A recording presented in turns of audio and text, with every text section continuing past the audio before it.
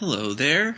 This is Jake Anderson, and I am the author of Those Who Dwell in the Dark, which is the book that I am going to be reading. This is technically an audiobook, and it's not strictly that. I wanted to make something that was sort of an alternative to reading this. The book, I published it through Amazon, and it wasn't very successful, and a lot of people just sort of prefer listening to audiobooks. And so I figured, since I've got time on my hands, and a lot of other people have time on their hands, given that I am recording this during the COVID-19 outbreak, that maybe perhaps it could reach some people that it otherwise wouldn't, and I could sort of provide a director commentary of the book, which is unconventional, and I'm probably not going to do that a lot just for the sake of brevity. It's a long book. It's 170,000 words. All 5 volumes. But just, maybe if I had like an interesting tidbit to mention or whatnot, I could say that. But yeah, I just wanted to do this. Hopefully it won't be terrible. I'm trying to record this in the best quality that I can. And I'll probably be putting this on YouTube for free. And it would mean the world to me if you could support me by, I'll probably include a link in the description, and buying one of the volumes or the collection or whatever. But if you can't, that's fine. I know things are tough for a lot of people, and not everybody has spare change to drop $6 or $7 on a volume, or $20 or so on the package. But if you're gonna buy all of them, please buy the complete collection, which I'm going to be reading from here, because it's cheaper.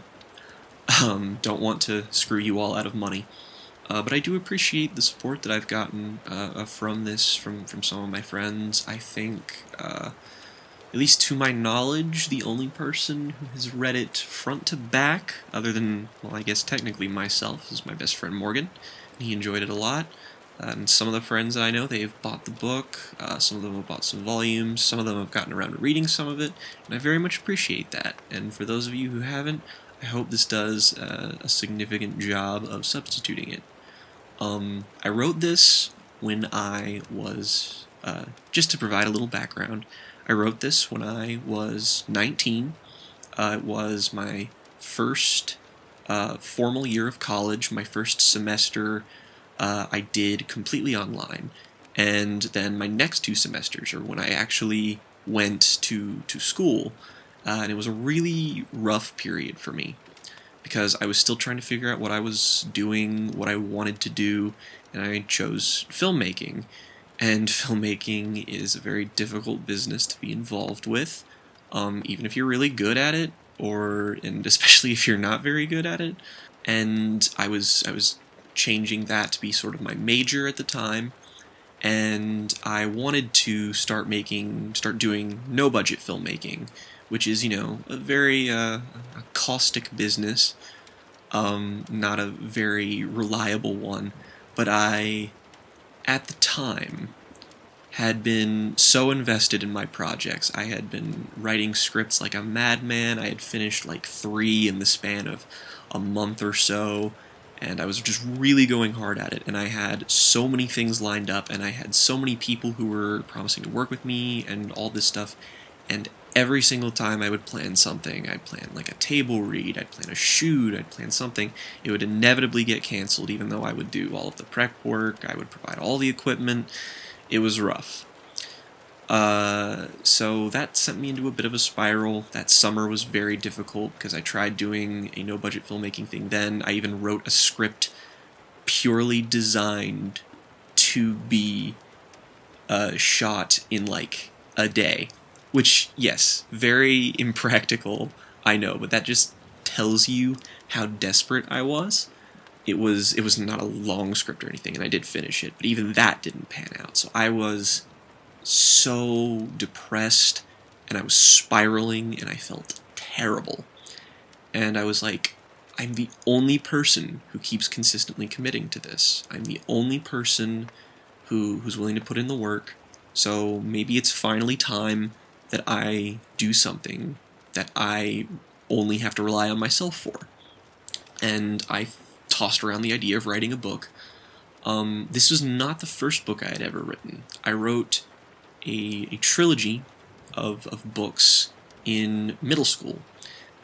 They were 100,000 words apiece, and naturally, since I wrote them in middle school, they were terrible.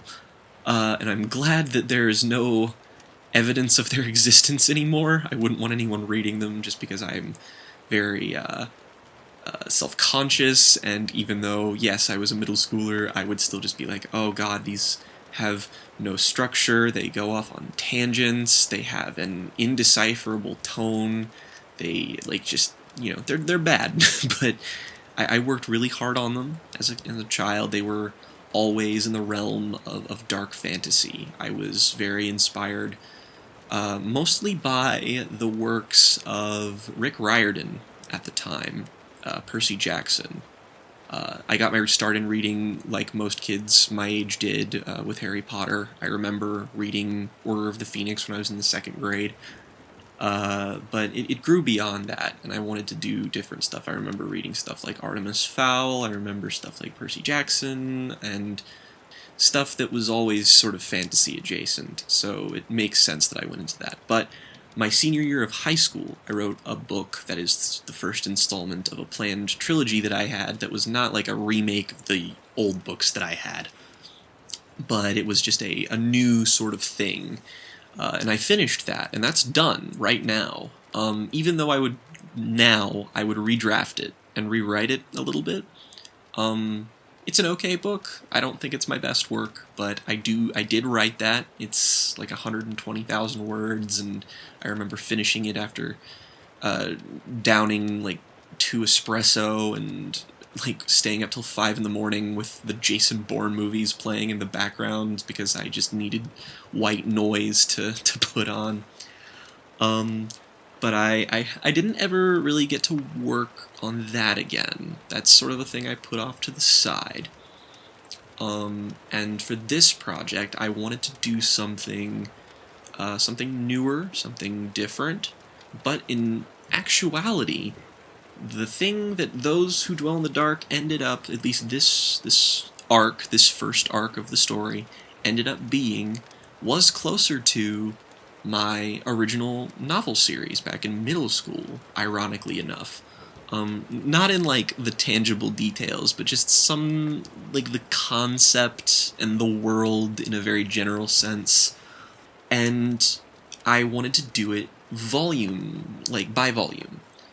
Sort of a light novel kind of way, and I was like, okay, I can do this by volume, and I can structure it in such a way that it's easy. I can do 8 chapters in a volume, where one chapter takes place from a omniscient third-person point of view, and the other 7 chapters are from the first-person perspective of 7 different characters who are all involved in the story. Because I like writing in first person. That was my initial, I wrote everything I had written up until this point had been in first person. I hadn't written in third person until this year, just because I like that sort of method acting way of writing. I like getting inside my characters' heads.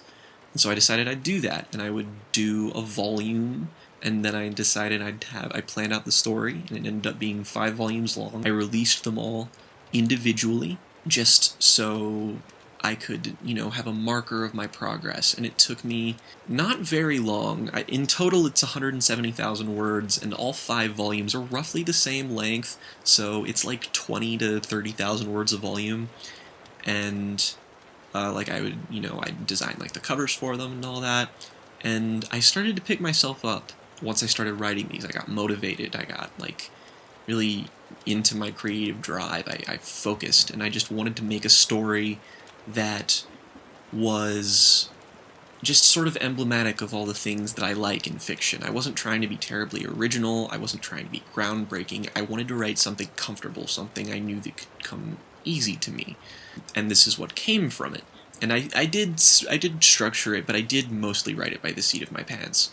And I didn't intend for it to end up being so personal, but as I loosely based the characters off of my friends, and as well as there's an obvious self-insert character, as is the case with a lot of things that I make, there's just a point where it became a lot more personal, and I just sort of plan on making it this pulpy, action horror fantasy series.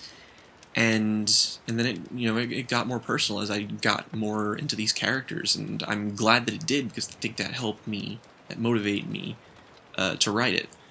And right at the third volume, things in the story get progressively, tonally, a lot darker. And I had sort of planned for it to be that way, but not maybe as mean-spirited as it ended up being. To paraphrase George Lucas, I may have gone a bit too far in a few places. But it all came from a place of honesty, I think. All of the experiences that I write from with these characters are in some way tangentially connected to my own experience, sometimes very directly, sometimes a bit more indirectly. But I wanted to be honest to them. But when I started writing the third volume, like right as it started, I had entered a relationship with a girl that I had known for a really long time, actually, since high school. And we were in like a lot of the same classes and programs and interested in the same things, but we never really talked. But in college, she met me because she was a graphic designer, and she saw what I was doing on Instagram and was like, hey, what if I helped design covers for your stuff? I was like, wow. And then we sort of started talking together, and we eventually started seeing each other. And then she dumped me, and for me at least, it very much came out of nowhere. It was very sudden, and I grow attached to people very easily. I have manic depression and bipolar disorder, which means I react very strongly, emotionally, in all ways, both bad and good. And that sudden severing of that connection of somebody important in my life suddenly not being there when I was on such a good creative streak really hindered me. It broke me in a way. I remember it all vividly. From the day she texted me. She lived in Ohio at the time, and we hadn't gotten to see each other until the day before, when we got to go on our first technical real date, just because we had been mostly doing it long distance. And I got to meet her family, I got to meet her parents, and then the next day she broke up with me. And I don't, regardless of whatever your reasons for doing that, it's always going to leave you thinking that, maybe you did something wrong, which, of course, I did think that I did something wrong, despite assurances that I didn't, and I'm getting off topic. But it broke me in a way that I have only been broken once since, and that caused my writing to become considerably darker. And there are parts of it that I would offer this to be sort of a disclaimer on. Once I get to the third volume of this and start reading it, things get hairy. There is mention of physical abuse, there is mention of self-harm, there is mention of mental problems and depression, and generally a lot of themes about death, things that I delved far deeper into than I planned on doing. But the circumstances just sort of aligned for me in a way that it made writing it very cathartic. It made, and some of it I do look back on and think I probably should have reined myself in a bit. There's one chapter specifically that I'll get to, and I think that perhaps I was a bit too sadistic, and I care about these characters so much to the point where it really bothers me. But I finished the fifth volume and released the collection a couple months after I had started writing it, and It's weird just because it's very messy. I had to edit it myself, which means it's, overrun with typos because, it's long, it's inevitable, and I just wanted to get something out there, something creative, something structured, and something whole. And I planned, this is the first arc of the story. I've sort of structured it like anime. But I have this entire second arc planned. In fact, I actually started writing the second book, but that was a while ago. But I plan on continuing it because it's a series that I've thought about and planned and is very dear to my heart, but it's an undeniably messy start, is what I'm saying. And I think that, if I wrote it again now, it would undoubtedly be a bit more polished, just because I've grown as a writer since. Just for an example of where I'm at right now, I started my official, second novel.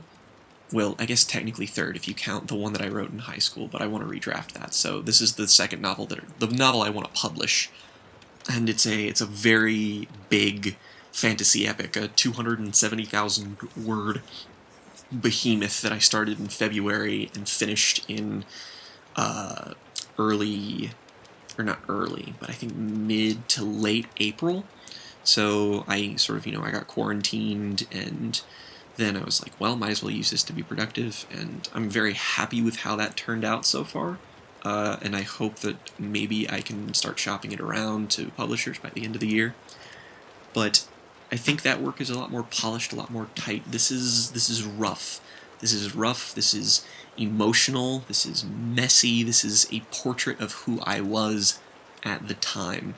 And as such, it causes me to look back on it more critically. And I hate that I am forced to do that, because this book still means a lot to me. And the whole reason I'm doing this intro is because I feel like that emotional context is important in a lot of ways. For understanding the book as a whole, it gives you a more complete portrait of what I was doing. And the inspirations for which creatively are fairly obvious. I'm the world's biggest Stephen King fan. I'm recording this in my room, and I can see his name 1, 2, 3, 4, 5, 6, 7, 8, 9, 10 times just by looking up. Stephen King, Neil Gaiman, even some Gillian Flynn. I remember that I had first read Gone Girl not too long ago from that, and I wanted to incorporate just some of the ways that she writes characters appealed to me. But this is mainly inspired by Stephen King, but it's also inspired by things like anime, things like, conceptually, it's a lot like Bleach overall, which is strange. But I also take a lot of my work just from Hiromu Arakawa, just because Fullmetal Alchemist Brotherhood's my favorite thing ever, so everything that I make is undoubtedly going to be tinged by that. Things like the Persona game series that's sort of inspired this conceptually. I guess it'll be more easy to pin down when I do that. But yeah, I'm gonna do this now. I won't read the preface just because it explains some of what I just told you, and this is already almost 20 minutes long, which I did not intend, and I hope doesn't dissuade you from listening further. But yeah, let's start this. This is Those Who Dwell in the Dark, the complete Baron's Hollow omnibus. That's the name of the arc of the story, Baron's Hollow, which is the location of where the story takes place.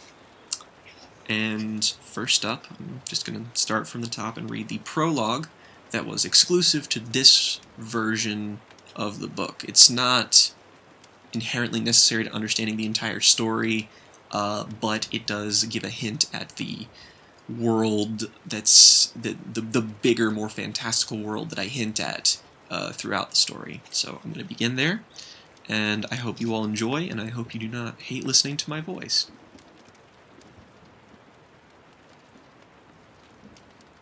Prologue, May 25th. A lesser being would have panicked, but Victoria was not a lesser being. She walked side by side with her partner towards their commanding officer's office, both of them standing up straight, ready to receive orders. They both walked steadfastly down the dimly lit hallway, the lanterns casting a dim green glow on the dark brown wood of the building. Lights were something that served an opposite purpose in Twilight City than they did in the real world. Light was more of a resource down there, so the more one encountered, the more nervous one would typically become. Down there, darkness meant security. Light meant power, authority, intent, strength. They lived in a realm of darkness, one where all light, on some level, was artificial, mainly because it was. The normal world at least had the faint glow of the moon most nights. In a land of eternal darkness, there were no stars, just the roaring luminescence of an aurora borealis, which cast very little visible light, and the origin of which was entirely unknown. Therefore, light had to be created. Fire was an outdated and ineffective technique, and because of the atmosphere, the more complex electrical circuitry of the normal world simply couldn't function properly down there. Since the discovery of creating artificial light, the various luminous sources gave an otherworldly quality to the city. The green lighting in their captain's office building, it gave it a bioluminescent quality. At the end of the hallway stood the door to their destination, a large iron door that was a bland and featureless slab save for the doorknob, which had recently been polished from the looks of it. The hunter insignia, a serpent Ouroboros, was crudely branded onto it. Victoria eyed it for a moment, wondering exactly what the point was in branding something as pointless as a doorknob. She turned to her partner, Stephen, who looked a bit more obviously panicked. She wasn't used to seeing him like this. It was more in character for her to be emotionally conflicted. The thought that this was getting so out of hand that Stephen was visibly upset was disconcerting, to say the least. They were but a foot away from the door. Neither one of them stepped forward to turn the knob and open it. "Nervous?" she asked uneasily. He nodded. "Because something is wrong, or because you think we're about to get in trouble?" He looked at her, pausing momentarily. "Yes," he said clumsily. She smirked. "Oh boy, here we go." As far as she was concerned, there was nothing either of them could be in trouble for. Any time they had previously been called into question, it was more for mistakes than genuine wrongdoing. Both were respected hunters, esteemed to some degree. There had been talks of something happening behind the scenes recently. An investigation had been launched. Everyone knew that. But as to what it concerned, no one had any idea. She bit the bullet and leaned in to grab the doorknob, turning it and opening it as the metal whined when she pulled it backward. The office was small, bookshelves lining the right wall, maps and diagrams plastered on the left. In the center was a large mahogany desk with tools, writing utensils, inkwells, several stacks of paper, and books that had been strewn about. The captain had been an infamous multitasker, known for reading multiple books simultaneously, hence the constant clutter and disarray of her workstation. There was no real incentive to stay clean once you were that high up on the ladder, but she thrived under the freedom to be a bit messy, a luxury not many hunters had. The lack of space was almost suffocating, unusually so, mainly because there were 2 sets of eyes in the office instead of just one that Victoria had anticipated. Waiting on them, as expected, was their captain. Fiona was not a charmer by any means, even amongst those who were as highly ranked as she was. She wore her usual slightly mopey-looking facial expression and her captain's uniform, a black waistcoat that covered a gray set of light armor, specifically tailored for her, giving it more of a sleek appearance than your average hunter attire. She propped up her head, both hands, elbows rested on the desk in front of her, slightly hunched over. This alone was off-putting. Victoria had been to this office a number of times, and without fail, Fiona would have her legs propped up on the desk and have her nose in a book, and would speak reverently about whatever reason any given person would have to be there. She was not most personal of people, so seeing her look grumpy was a bit disconcerting. However, the real cause for alarm was the other set of eyes, belonging to Anna, the matriarch. Anna wasn't at the top of the pyramid, she was the top of the pyramid. Fiercely intelligent and ruthless, her gaze alone was enough to see why they called her the Ice Queen. She'd be seen around by practically everyone, so the sight of her was hardly significant, but she was the type of person who, if you found yourself in a small room with, you'd panic without much a reason to. Curly brown locks that didn't go below her jawline, skin tone only lighter than tree bark, eyes that were as brown as autumn leaves. She had no identifiable facial expression when the two walked in, but managed to somehow ooze elegance. Victoria felt her heart began to beat faster. As the two hunters entered, both of them looked at their leader, frozen for a brief moment, unsure if they should bow or not. Stephen dipped his head a bit, but Anna held up her hand before he could complete the gesture. "Please, no formalities," she said with the faintest hint of a smile. "You can wipe the fear off your faces, though. You're not in trouble." Victoria lowered her shoulders a bit, easing up on her posture. Stephen let out a full-blown sigh of relief. Fiona let out a small, appreciative chuckle that was so brief Stephen thought she was coughing. The gazes in the room shifted back and forth from person to person. It seemed no one really knew where to begin. Anna cleared her throat. "So I'm sure you're both curious as to why we both called you in, she asked, her slightly deeper voice adding a bit of melody to her words. "A bit, yes," Victoria managed to get out. Fiona sighed and blew a strand of her dark brown hair out from her face that landed exactly where it had been previously. "We've got a situation," she said, tone as dry as ever. "A bad one. One we need contained."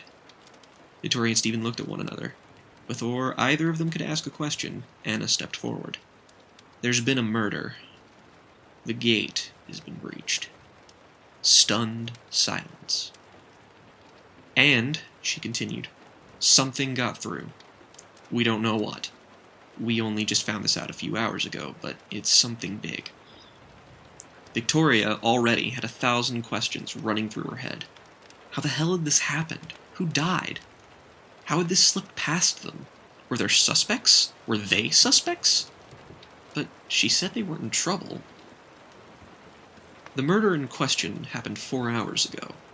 We've launched an investigation, one that feeds into our previous one already, and that news doesn't need to leave this room, especially since the other investigation we have is still already going underway. However, that is not why we're here. Fiona threw out a lackadaisical point towards the two hunters with her forefinger. "You two are good hunters, good students. You're both on your way up the ladder. Anna asked me who my first 2 picks for this job would be, and I selected you two," she said without the slightest bit of enthusiasm. Victoria had to trust that she wasn't blowing smoke up their asses just to pass off whatever this problem was. "Job?" Stephen asked. Anna cleared her throat. This was strange. Neither of the hunters had ever seen her display some sort of weakness, even if it was minor nervous coping mechanisms. She spoke with the slightest bit of detectable unease. Whatever this thing was, in order to get to the gate, it had to have help. So we've got our hands tied trying to fix this and keep panic to a minimum. We don't have any big leads, but whatever this was, it made it through. We had a guy on the outside who thankfully was stationed nearby, but his signal went out. He could be dead, but we're not sure. And we can't risk an outbreak. And we can't risk this thing potentially doing any more damage. Stephen swallowed. "So you need us to clean up, make sure everything remains status quo?" he asked, trying to remain as professional-sounding as humanly possible. The two women nodded in unison. "Yes. You're both good for the job, and I know you can do it quickly," Anna said, finishing abruptly like she had more to say. Victoria wasn't sure what to think. This was obviously good news for her and Stephen, a great opportunity to prove themselves competent for the higher-ups. But all of this meant that things in Twilight City were about to become incredibly complicated. Fiona looked at Anna for a moment until they made eye contact. "You gonna tell him, or should I?" she asked. Anna just sighed. "We also came to a mutual agreement when discussing selecting you for this," she said. Victoria wanted to ask that she elaborate, but her face said all she needed without a single word. Fiona looked like she was a bit genuinely disappointed now. Worried, even, which did not help Victoria's skepticism. "The place where our man went off the grid, where this thing escaped to, I've come to understand you're familiar with a place called Baron's Hollow. She could practically feel Stephen crumple up on the inside like parchment in a blaze. She knew the place. They both did. She almost felt nauseous, slowly realizing what this could have meant. Of all the places in the world it could have happened, this was where it had to go wrong. She thought that next time she'd be there, that maybe it would be with good reason, or at least a reason that didn't include such a wave of misery, anxiety, and worry. No matter how successful they may have been, how easily this could have been cleaned up, there was no way this was going to end well for anyone. It was time to go back. And that is the prologue. It takes place before the events of the book. Just a quick note, I'm trying to maintain a steady flow, so I'm sorry if I accidentally have to go back and read something over, or if maybe I say something accidentally, if something's awkwardly worded. Reading is hard. Audiobooks in general are difficult. I can't imagine how it must take to do professional ones, so, bear with me, I'm doing my best.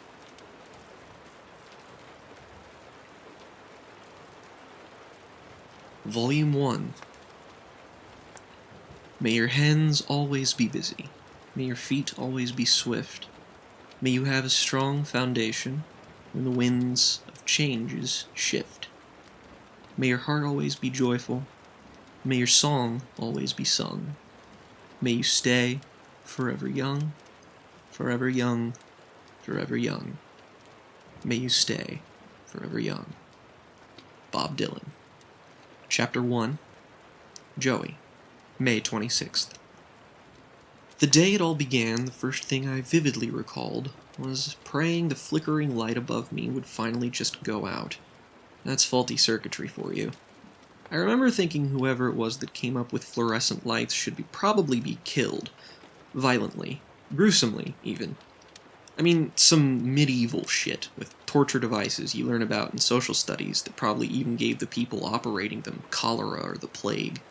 They were garish, made a low electric droning noise, and instantly made me sleepy whenever I saw them.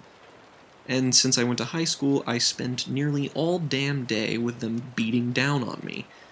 And where, you ask, was it the worst? Why, I'll tell you. It was the worst in the room you went to for detention. It had that old government building look about it. One half 1950s horror film set and one half abandoned hospital. Off-white paint that made the walls unbearably ugly and covered with Lord knows how many scuffs and stains for over decades of not being repainted. There were no windows, save for a small rectangular opening all of the school doors had. Overall, it contained desks of all shapes, sizes, and ages, a blackboard, a larger desk, and a bunch of school policies taped onto the wall for what I can only assume were decorative reasons. Up until that fateful May afternoon, I had never seen this room. I knew kids who spent nearly half the school week here just because they didn't much care about, well, anything, to be frank. And I understood that. I just never subscribed to it all myself. However, if the school wanted me to use this room as a deterrence for juvenile delinquents to actually buckle down and get some shit done, well, mission accomplished. How anyone would choose to pick being in that room for 4 hours every day of school was beyond me. Thank God school was almost out. So how did I end up there? Well, I had been caught skipping class. It was never something that, in theory, I saw myself doing. I always imagined it was something that potheads and future dropouts were working on. However, the last few months of my life had been a cavalcade of bullshit, the likes of which I could never mentally prepare for. I won't go into exhaustive details, but more of an overview.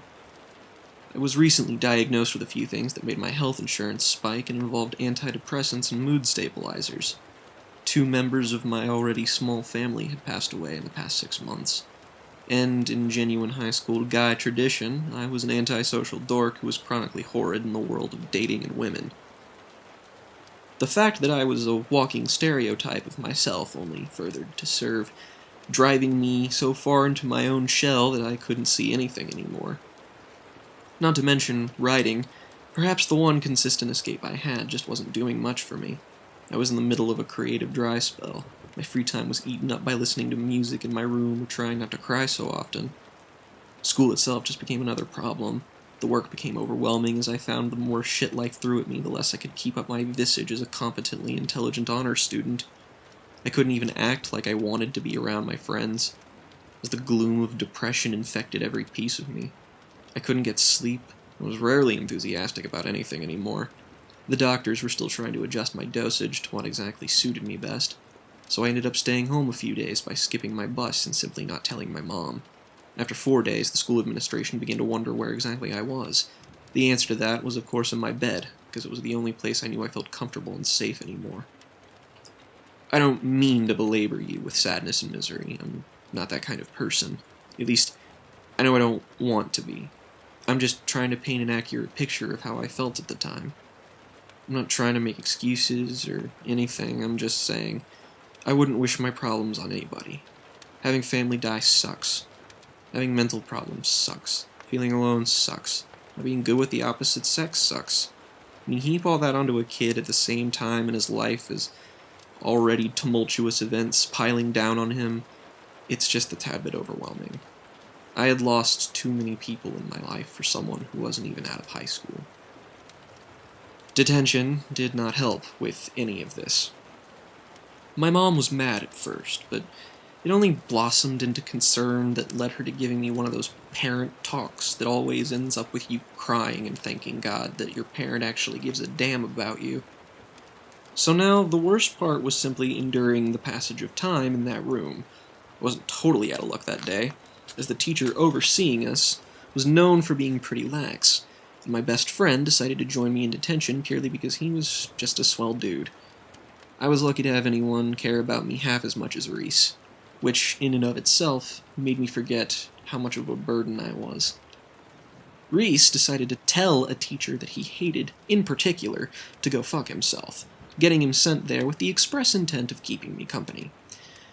You always have that one friend who's your friend purely because of how much you have in common, to the point where you're almost the same person, and Reese was that for me and then some. Granted, I didn't have the balls to tell off a teacher like him, but that was because he was a bit more hardened than me. If I had issues, then Reese had them just the same, and occasionally even worse. We both had the same luck with women, our own brand of taxing mental problems, self-esteem problems, you name it. It was present in at least one of us. He was a decent student, but in the past year or so he began to care less and less. He dealt with failure far better than I did. I was easily discouraged and quit before things even started. Reese would fail, dwell on it a bit, and then move on. I truly envied that quality in him. He was resilient as all hell. But most people didn't know that. He was both the most emotionally fragile and emotionally stalwart person that I knew. We were pretty much the only people we truly confided in. I casually told him stuff I would hesitate to tell anybody else. Everyone in the room, all 7 people, were slouched over, heads on their desks.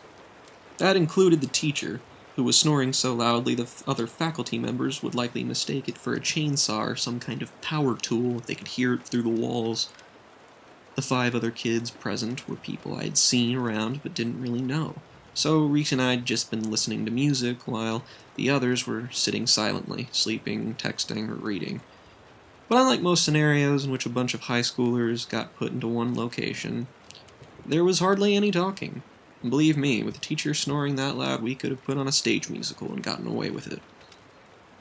Everyone was suspiciously normal looking. I had classes with some of them, but didn't even know them by name. Unsurprisingly, I wasn't exactly a social butterfly. Most of my pals had been that way for a really long time. I hadn't met a lot of people actually in high school that ended up being legit friends, more just friendly, casual acquaintances. I prefer just having a few really good friends, though. Felt more genuine than trying to spread myself too thin. Everyone else currently occupying the room, though, they looked out of place. Nobody resembled a delinquent, and briefly I considered my idea of bad kids was a stereotype that my brain had invented from seeing way too many movies. It's not like I expected every kid in detention to look like Judd Hirsch in The Breakfast Club, but it was usually that in high school, what you see is what you get. Then I remembered I didn't talk to a whole lot of people, and considered that my idea of people as a whole was a bit off base and out of touch. If anyone there looked like my idea of a troublemaker, it was Reese, clad in his typical black jacket and messy hair. Guess I had simply grown used to it. However, Reese did wear glasses that distracted from any intimidation factor that he had. There were 3 girls, 3 guys, myself included. Too young to be seniors, but not young enough to be freshmen. The people I didn't have class with I didn't recognize, and made me call into question how closely I even paid attention to any given person I didn't regularly speak to. Was it that way with everybody? Was I just aloof? I didn't mean to be. Most people probably thought I was a prick. The honest-to-God truth was that I was just a nervous wreck who spoke primarily in movie quotes. Better to be silent and weird than the guy who opens his mouth and sees everybody groan. My phone was low on battery, so I presently was sharing one earbud from Reese's headphones, playing Tom Sawyer by Rush. As soon as the middle of the song kicked into gear, Coach Preston, our layabout teacher for the day, let out an enormous snore that sounded like his insides were currently in the middle of an industrial-era civil war. There was a solid 15 seconds where it didn't even sound like the music was playing. Interrupting Geddy Lee should be a crime punishable by death, Reese said. Was that Lee? I asked. He gave me a stare that usually preceded him chastising me. I loved music, but nobody loved it more than he did. And no one knew more about it either. Yes, it's Lee. The hell else would it be? I gave a small shrug. I don't know, didn't Rush go through like a billion different people at first? Well, sure, yeah, but Lee's always been in the band. He joined it when they first started in like 68, he said, tone as harsh as Reese was capable of. I thought that was Neil Peart. No, Peart didn't join until 74. Damn, can't remember all that. Shit's like Fleetwood Mac, man. Love everything they've made, but if you asked me to tell you who was in the band beyond Stevie Nicks, I couldn't tell you. He responded with a condescending smile. You're fucking with me, right? Lindsey Buckingham? I mean, you say the name and I recognize it, but I totally forget he was in the band. He closed his eyes, presumably attempting to swallow the physical manifestation of disappointment I conjured up in him. Sometimes I would do it simply to provoke him because of how deliriously entertaining he was when annoyed. Okay, meet me in the middle here, and tell me that you at least know Mick Fleetwood. I genuinely thought he was fucking with me. Mick Fleetwood? Are you making that up? He was overcome with a look of shock that was rarely seen in most human beings. Am I making that up? Mick Fleetwood. The guy the band is named after. Jesus, tap dancing Christ, Joey. I laughed a bit. Okay, it just sounds made up. Like you wanted to trick me. It's like if you told me Pink Floyd was formed by a guy named Floyd. He rolled his eyes. Sometimes I wonder why I have you around, he said, now peering back at his phone, changing the song. I chuckled. Sometimes I wonder that too. Right as I heard the opening chords to Mother by Pink Floyd play in the single earbud I had, the guy sitting directly next to us peered over. Previously, he had simply buried his head in his arm, and now, from what I could tell, was staring right at both of us. It wasn't anybody I had seen before, so I simply avoided making eye contact. You know, the main character in The Wall is named Pink, right? Reese asked. I turned to him. Say what now? Yeah. Not quite as dumb as being named Floyd, but the guy in the Wall movie. He's named Pink. You sure about that? I genuinely asked. Very sure. Need to see that. You'd like it, I said assuredly. Yeah, I know, just never got around to it. Cute name, though. The 80s were one hell of a decade. Movie characters could be named Pink, and it was par for the course as far as media was concerned. Everything from that particular moment in time was my jam. Music, movies, even the garish and often ugly aesthetic was something I enjoyed. I felt kind of guilty about it, too. Every insufferable, artistically inclined douche my age talked about how they were born in the wrong decade, and it made me roll my eyes, even though, in actuality, I really wasn't all that different. I felt a tug on my sleeve and turned to see the guy who stared at me earlier attempting to grab my attention. He still wasn't anyone I recognized. Tall and lanky, light brown hair. And even though we were in detention and he didn't know me, he had a strange, almost infectious amount of enthusiasm in his expression and voice. "Hey, you guys like music?" he asked. Reese answered for me. If I'd actually ever had sex, I'd say I'd like it more than sex. Hyperbolically. At least, I hope. The guy chuckled and smiled. Looked like an 8-year-old had possessed a teenager. "Really? You guys like metal?" he asked. I nodded. Reese nodded with a measure of interest. The guy grabbed a hold of his shirt, showing it to us. Metallica. "Metallica's sick," I said. Reese interjected before anyone had the chance to even think about saying anything else. Wait, depends on the Metallica that you're talking about. Black Album Metallica, Saint Anger Metallica, Ride the Lightning Metallica, Master of Puppets Metallica. The new guy's enthusiasm began to match even Reese's. Dude, Master of Puppets is like my favorite album ever. Ride the Lightning is great too. Black Album's fine. Saint Anger blows. I was a decent metalhead and liked a fair bit of Metallica, but it was more Reese's area of expertise. I was more of a prog rock guy. "There is not an answer you could have given that would make me like you more," Reese said, and then extended out his hand. "Reese Darrow." His hand was met and shook violently. "Chris Oliver, you got good taste." Chris had to have been the cheeriest sounding metalhead I ever met. I almost anticipated him being sarcastic or mocking because I was far too used to people being, well, kind of assholes. It was too good to be true, and if it looked that way, it most often was. "How have I never met you?" Reese asked. "Not sure. I'm a junior," Chris responded, and explains that I'm still a sophomore. Reese mimicked a gun with his hand gesture, and pointed it at his own head. Him being younger than me by a year was always an unfortunate subject. Poor bastard felt like he had to endure an extra year of high school simply because I'd be in college when he was a senior. I didn't blame him.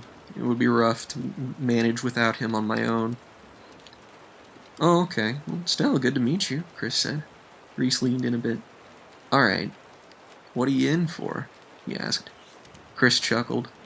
"Well, I may or may not have helped some of my senior friends spray paint Mr. O'Leary's desk last night." "Well, shit," Reese said, half laughing. "So how'd they catch you?"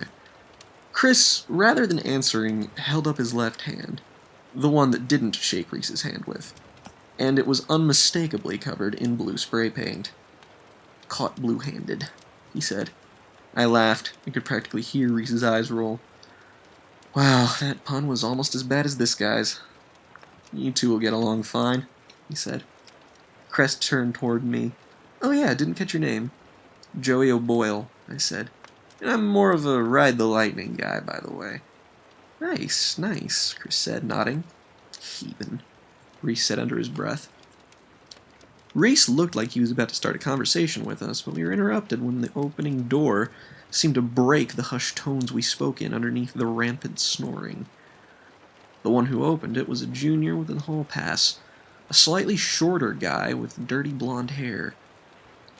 He was skinnier than a rail and wore a button-up shirt that was bought at Goodwill, and, from the looks, a shirt that served to be some kind of ironic hipster statement because it was bright sherbet orange.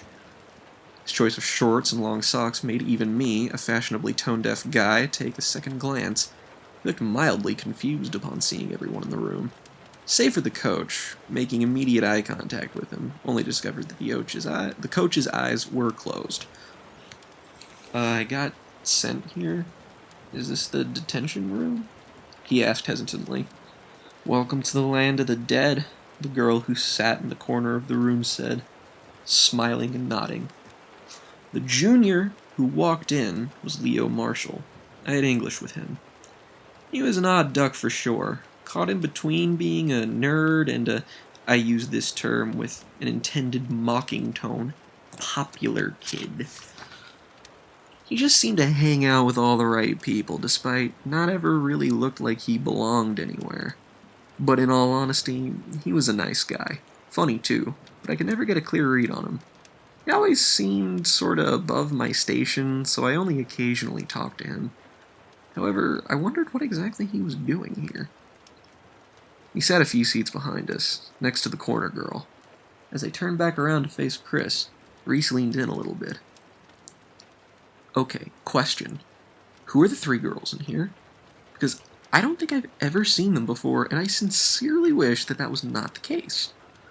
I briefly scanned the room. 3 girls were the girl in the corner, and the 2 sitting in the row in front of Chris. Corner girl I didn't recognize. She was darker complected, had the darkest brown hair I'd ever seen, with a purple stripe down the left side. She had full lips and eyes that were so big and brown she resembled a Disney princess more than a human being. She wore a jean jacket and a skirt, and I certainly understood Reese's comment regarding her. She was gorgeous. The other 2 had their heads down, but I could still get a solid read on what they looked like. One girl had a pixie-cut short raven hair and wore jeans and a plain blue t-shirt. I admired the simplicity, as I was a guy who put less thought into his wardrobe than he did virtually anything else. The other girl was small, tiny even, and had her blonde hair tied in a bun. Her I instantly recognized, Mary Sayer, the girl I went to elementary school with. She was quiet in her younger days, but now she was a social butterfly who I saw with practically everybody. Everyone seemed to enjoy her. She was always a permanent ray of sunshine. The pixie-cut girl I didn't recognize, but again, Reese was right. They were all very pretty. This newfound knowledge, of course, put me on a bit on edge. I felt the nervousness rise up from my stomach, and I attempted to gulp it back down. If any of them spoke to me, I probably would have gargled out an assembly of nonsense syllables. Well, damn, wouldn't have figured you for such a ladies' man, Chris said. Reese scoffed. That's because I'm not. I'm just keenly aware of attractive girls. It's like a radar. I maintain my ability to detect them was gained through my sacrifice of my ability to converse with them. A dilemma I understood all too well. Oh, you'd probably do fine. Why don't you talk to one of them? Chris asked, trying to whisper a bit more, but still be heard. I'll pass on that. I've been having a mostly decent day, and I'd rather not fuck it up halfway through, he answered. Well, you'll never get better at talking to them or flirting if you don't try it, man.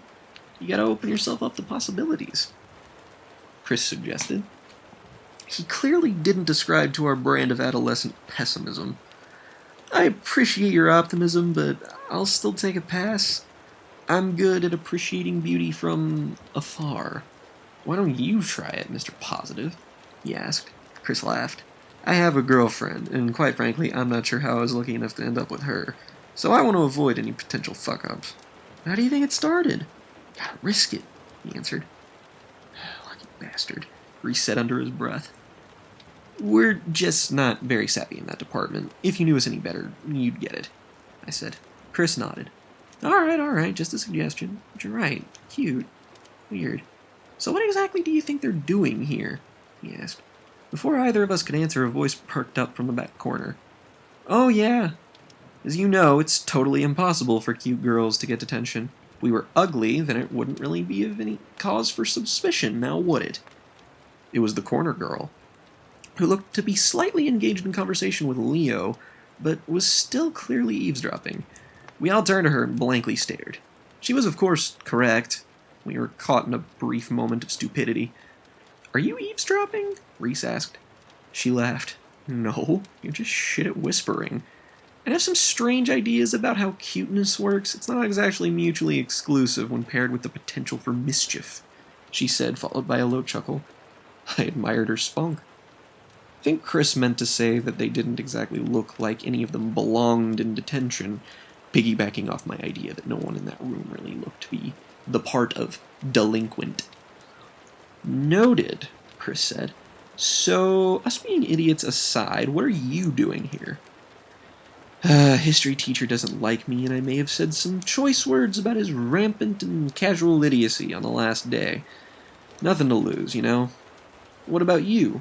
Or, wait, sorry, are you too cute to be here? She followed that up with a wink. I was a fan of the coy attitude. Why, yes, in fact, I believe I am too cute to be here. Thank you for noticing, Chris said, attempting to deflect her earlier comment. She smiled, obviously. Name's Nadia, by the way. She turned towards the silent bodies furthest from her. How about you two? Izzy, what the hell did you do to get in here? And you too, tiny one. You in here 25 to life?" Two girls simultaneously turned around, both looking a bit on the sleepy side. Mary was the first to respond. "I punched her boyfriend in the face," she said, casually, pointing her thumb at the girl next to her, who Nadia had labeled Izzy. Izzy did a half-scoff laugh. "Ex-boyfriend, and I also punched him in the face." Chris stifled back howling laughter. Nadia looked shocked. "Holy shit, that's amazing. So did you just, team up on him and curb stomp him?" Chris asked, trying to form a coherent sentence amidst his own laughter. "No, but we should have," she began. "He still escaped with his balls intact. Cheating prick got away with 2 black eyes, and we're stuck in here in detention." I couldn't for the life of me imagine Mary, at least the Mary that I knew, punching anybody, but her bruised knuckles told me otherwise. That was kind of badass. Izzy girl, conversely, looked like she frequently beat the shit out of people. As I sit here and recount this, to the best of my memory, I can't remember how or why I thought this, but in the moment I felt like us meeting wasn't a coincidence. Or if it were a coincidence, it was an insanely fortuitous one. I must sound off, but suddenly the room that had felt like a fluorescent prison a few minutes ago had become an unexpected retreat from the mundanity of typical schoolwork, which they still plagued us with, even though it was the last day. At the time, I didn't even know if I was going to see any of them ever again, let alone even speak to them. Figured I at least had made a new friend out of Chris, perhaps. It felt almost dreamlike. I was so used to days of silence. I was a chronic victim of awful nightmares. It comes with the territory of being me, I guess. Every once in a while, I'd manage to get an uneventful, pleasant dream. Over time, I learned to really appreciate them instead of my normal fever dream caliber shenanigans. Today was starting to feel like one of those dreams. Everyone around me had continued brief snippets of conversation. Now that everybody was talking, the room was more lively. For some reason, my mind drifted away briefly. Time began to lose its meaning as I saw everyone gradually start to form connections with one another. Leo and Nadia talked casually like they had known each other for a while. As far as I was concerned, they could have. Chris and Reese had gotten into a heated discussion that I'm sure involved music in one way or another. Seemed like the other girl and Mary were comparing bruises on their knuckles like war wounds. It all blended together in this tapestry of simple chit-chat I usually wasn't privy to.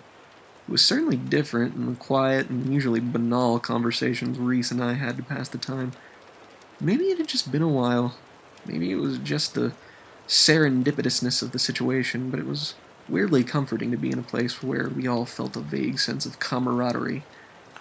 But me being the spacey loon that I am, I was out of tune, and barely paid attention to what was being said, more absorbing the experience from a distance. They probably thought I was just weird or quiet, but I didn't mind. It was just nice to see people talk to each other like actual human beings, I guess. I'd maybe overselling this, especially considering I wasn't genuinely listening or taking part, but I did finally hear one single sentence. One that would pave the way for all of us to have one of the most interesting summer breaks that I bet anyone has ever had. You know, I can totally score us some drinks. You guys want to get out of here? Well, that was chapter 1.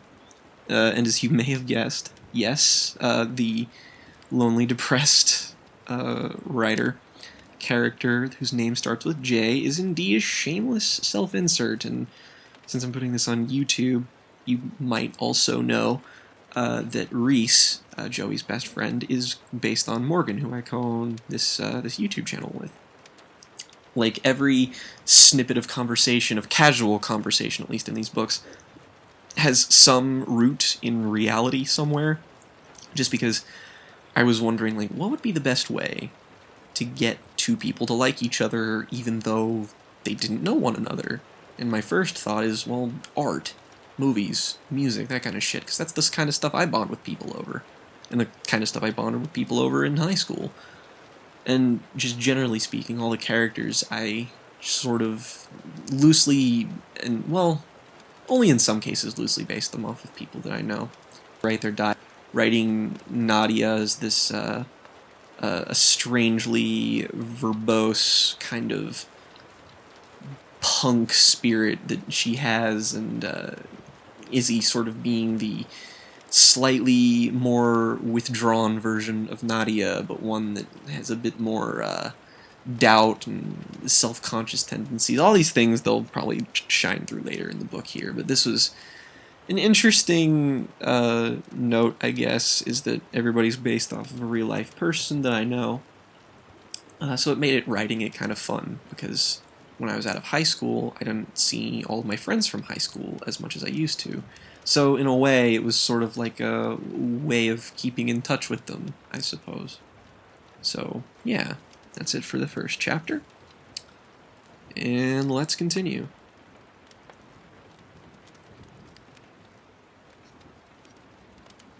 Chapter 2. Nadia, May 26th. I was already going to be in deep shit with my dad for getting detention, so I figured breaking a few rules before I got yelled at wouldn't be the worst thing ever. Better to ask forgiveness than permission, though I wasn't all too keen on either. I really just needed to cut loose. Sneaking out of school was easier than one might think.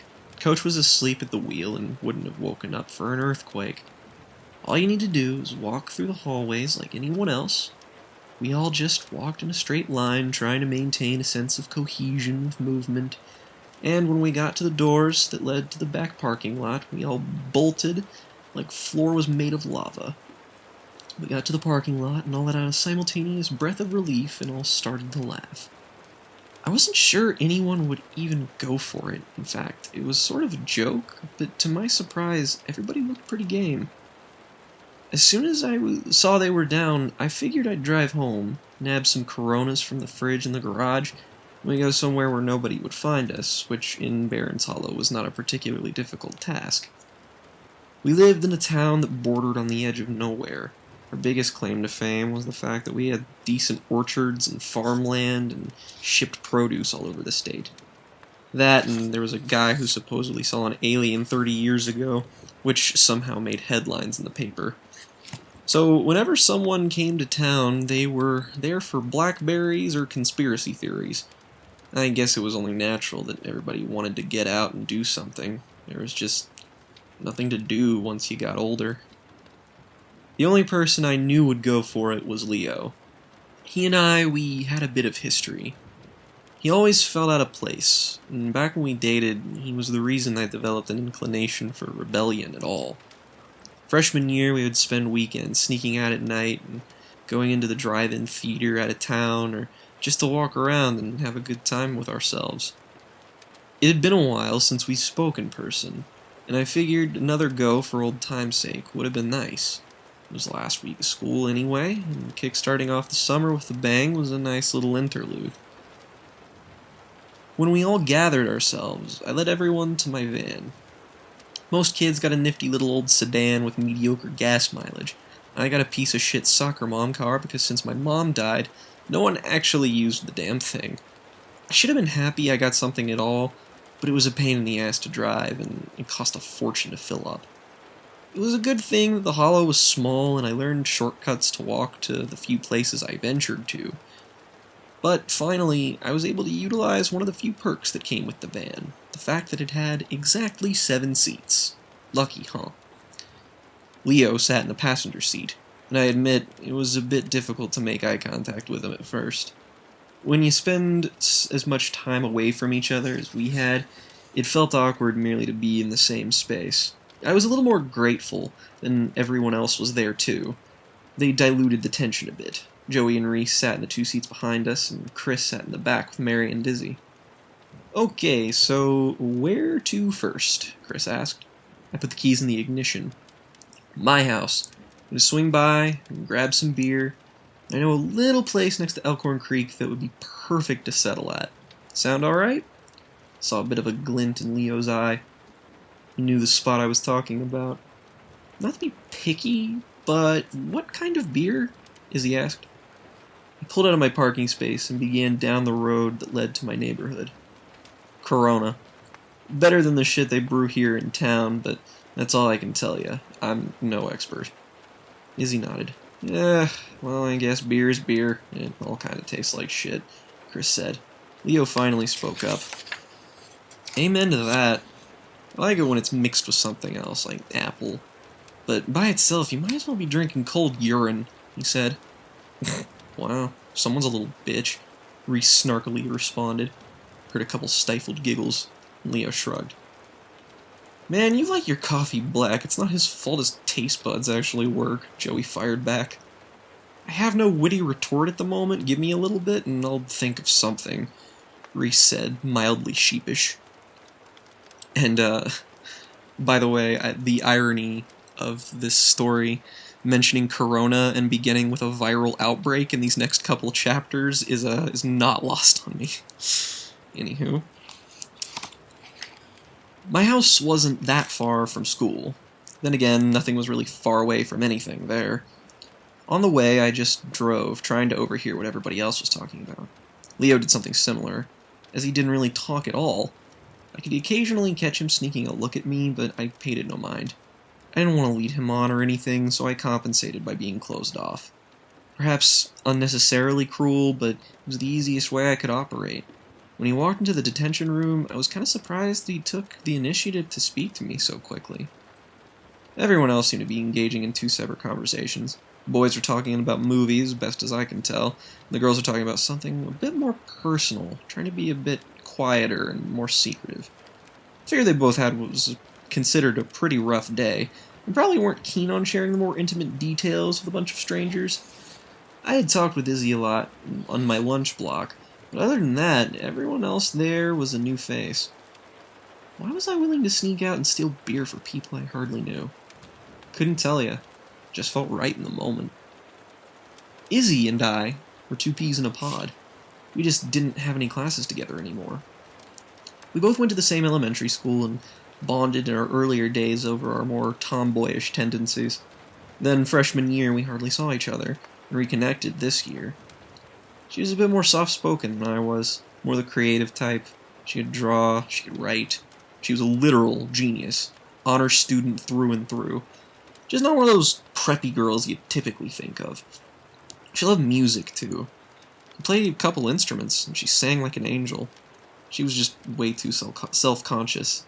So, she never showed anyone anything. Luckily, when we were younger, I was one of the few people to get a glimpse of the more hidden side she had, and got to see some of her artwork and hear her music. Truth be told, at the tail end of middle school, I had a bit of a crush on her. I just never acted on it. I didn't know if she felt similarly, and I was terrified of ruining a good friendship. Not to mention, I wasn't sure if she was into girls. Not to mention, it was 8th grade. I never really came to the conclusion either.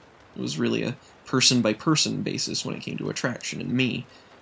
Leo came along freshman year and sort of fulfilled the void I had when Izzy and I hardly saw each other. And I think that was what led to us splitting up. I was with him to fill a void. And when I realized that, I felt like a horrible person. But there he was, still smiling that goofy smile after all that had happened. I broke that boy's heart. He should have hated me. But he didn't, and I couldn't figure out why. I tried to find a silver lining, though. It meant Leo wasn't bitter, and I managed to still be friends with Izzy. It wasn't ideal on either end, but it was better than having a bunch of people who you loved now hate you. But having Leo be a bit more ambiguous as to his feelings made me feel uneasy. To distract myself from wandering thoughts, I tried to zero in on the people I didn't know very well. Chris, I was vaguely familiar with. I knew he was in a band with a couple of his friends, and I knew he was a big metalhead. I was too, so I was never entirely sure why I didn't talk to him. He was always super friendly, and I don't think I ever saw him upset. His girlfriend was pretty nice, too. I briefly considered the possibility that he seemed too nice, and could have had something seriously wrong with him, because in my experience, people usually followed that formula. The less fucked up that they seemed, the more fucked up they were. But still, he was nice. Reese, on the other hand, I didn't know much about at all. That was because I don't think anyone did, save for Joey. Reese had always been quiet, and he was a year younger than me, so I never really saw him. Whenever he was in the halls, he was listening to music and usually had a look of distant sadness superimposed on his face. Whenever he was with Joey, though, he lit up a bit more and actually talked. Joey really wasn't all that different, though he definitely interacted with other people more. But in a way, he was a little distant too. He never seemed like he formed a connection with people when talking to them. He always looked normal, but as opposed to Reese, his eyes were the only part of him that looked sad. He just had a way of inciting pity in you, without really knowing why. Mary was one I hadn't seen a lot of. She was always sunny and happy, had a tinge of cynicism in her, and she usually hung out with people who I didn't know, but she was a pretty popular girl in every sense. She was a small girl, but really, really pretty, so she was popular with guys. Though I imagine now that she had punched some poor loser, that reputation may have been put to the test. I didn't know she had it in her, so I had a bit more respect for her than before. What did confuse me, however, was that Izzy apparently had a boyfriend. We may have been longtime pals, but we weren't as close as we used to be. I was just surprised she didn't mention it to me. I had no clue she was involved with anyone. In fact, I knew for sure that relationships scared her due to her cripplingly low self-esteem. I wasn't hurt or anything, I was just a bit taken aback that she had never mentioned it. It didn't matter now, though, because that boy, whoever he was, had 2 black eyes and the whole school knowing that a girl who probably weighed less than 100 pounds gave him one of them. I'm glad they already gave him what was coming to him, because if I found out first, I would have kicked his ass for them. I pulled into my driveway. My house is just like every other one in the neighborhood. Single level, medium-sized, 3 bedrooms, 2 bathrooms, right in front of a heavily wooded area where a creek ran through not too far back. It was an okay home. Certainly better than some other places in town, but it was a place that felt more alien and strange to me every day. My dad hardly did anything to make it feel more homely. The house was rarely ever clean. Anything regarding housekeeping wouldn't get done unless I did it. And the reason I was able to steal beer was that we had so much that there was really no way he could notice. He wasn't a bad guy, he was just a shell of who he used to be. And for that, I couldn't really blame him. He could have been one of those alcoholics that beat their kid and didn't get a job. He was functioning, he still had a job. He barely felt like a person. The only times when he showed any real emotions were when he got angry with me, but it never lasted long, and he liked that it never happened afterward. Secretly felt relieved when he yelled at me occasionally, because it was a sign that he was still in there, somehow. Even that happened less and less. If he found out about its attention, then I would have been worried somewhat, but even if he yelled, there wouldn't be a lasting consequence. That morning, he had decided to stay home. He didn't even get out of bed, so I didn't bug him. Could have been a hangover, could have been a cold. Either way, he wasn't going to hear the garage door open. Put the car in park and turned to everybody. I'll be back in a sec. Leo eagerly looked at me. Need any help? He asked. I smiled, showing that I appreciated the attempt to help rather than be slightly annoyed. It sounds bad, but I just wasn't sure I wanted to be alone with him out of fear for what he might say. No, I'm good. Thank you, though. I took the keys out of the ignition and closed the door. I walked up to the garage door, hit the combination on the pin pad, and slipped under the door quickly as it opened. I stood in the middle of the garage and took a breath. Today had been really weird, I thought. Nothing beyond that, nothing complicated, it just felt weird. I wasn't even entirely sure I wasn't dreaming one of those vivid dreams that always ends up with you jolting awake all of a sudden. I walked over to the fridge we had in the garage, and when I opened the door, all I could think of was Leo's goofy smile. He was a good guy. A funny guy. A guy who made up for what he lacked in brains with legitimate heart. He was goofy, he was outspoken. He was a colorful persona that hid probably the most genuinely nice human being that had ever walked the earth.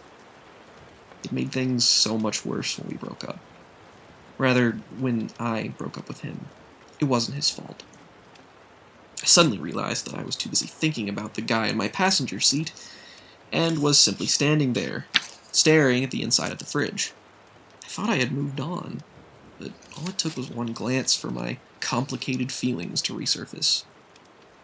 Go drink, go talk, just get over yourself. I had to genuinely motivate myself for a second, but I reached in and grabbed the 6-pack of Corona. There were other people, They would make it less awkward, clearly.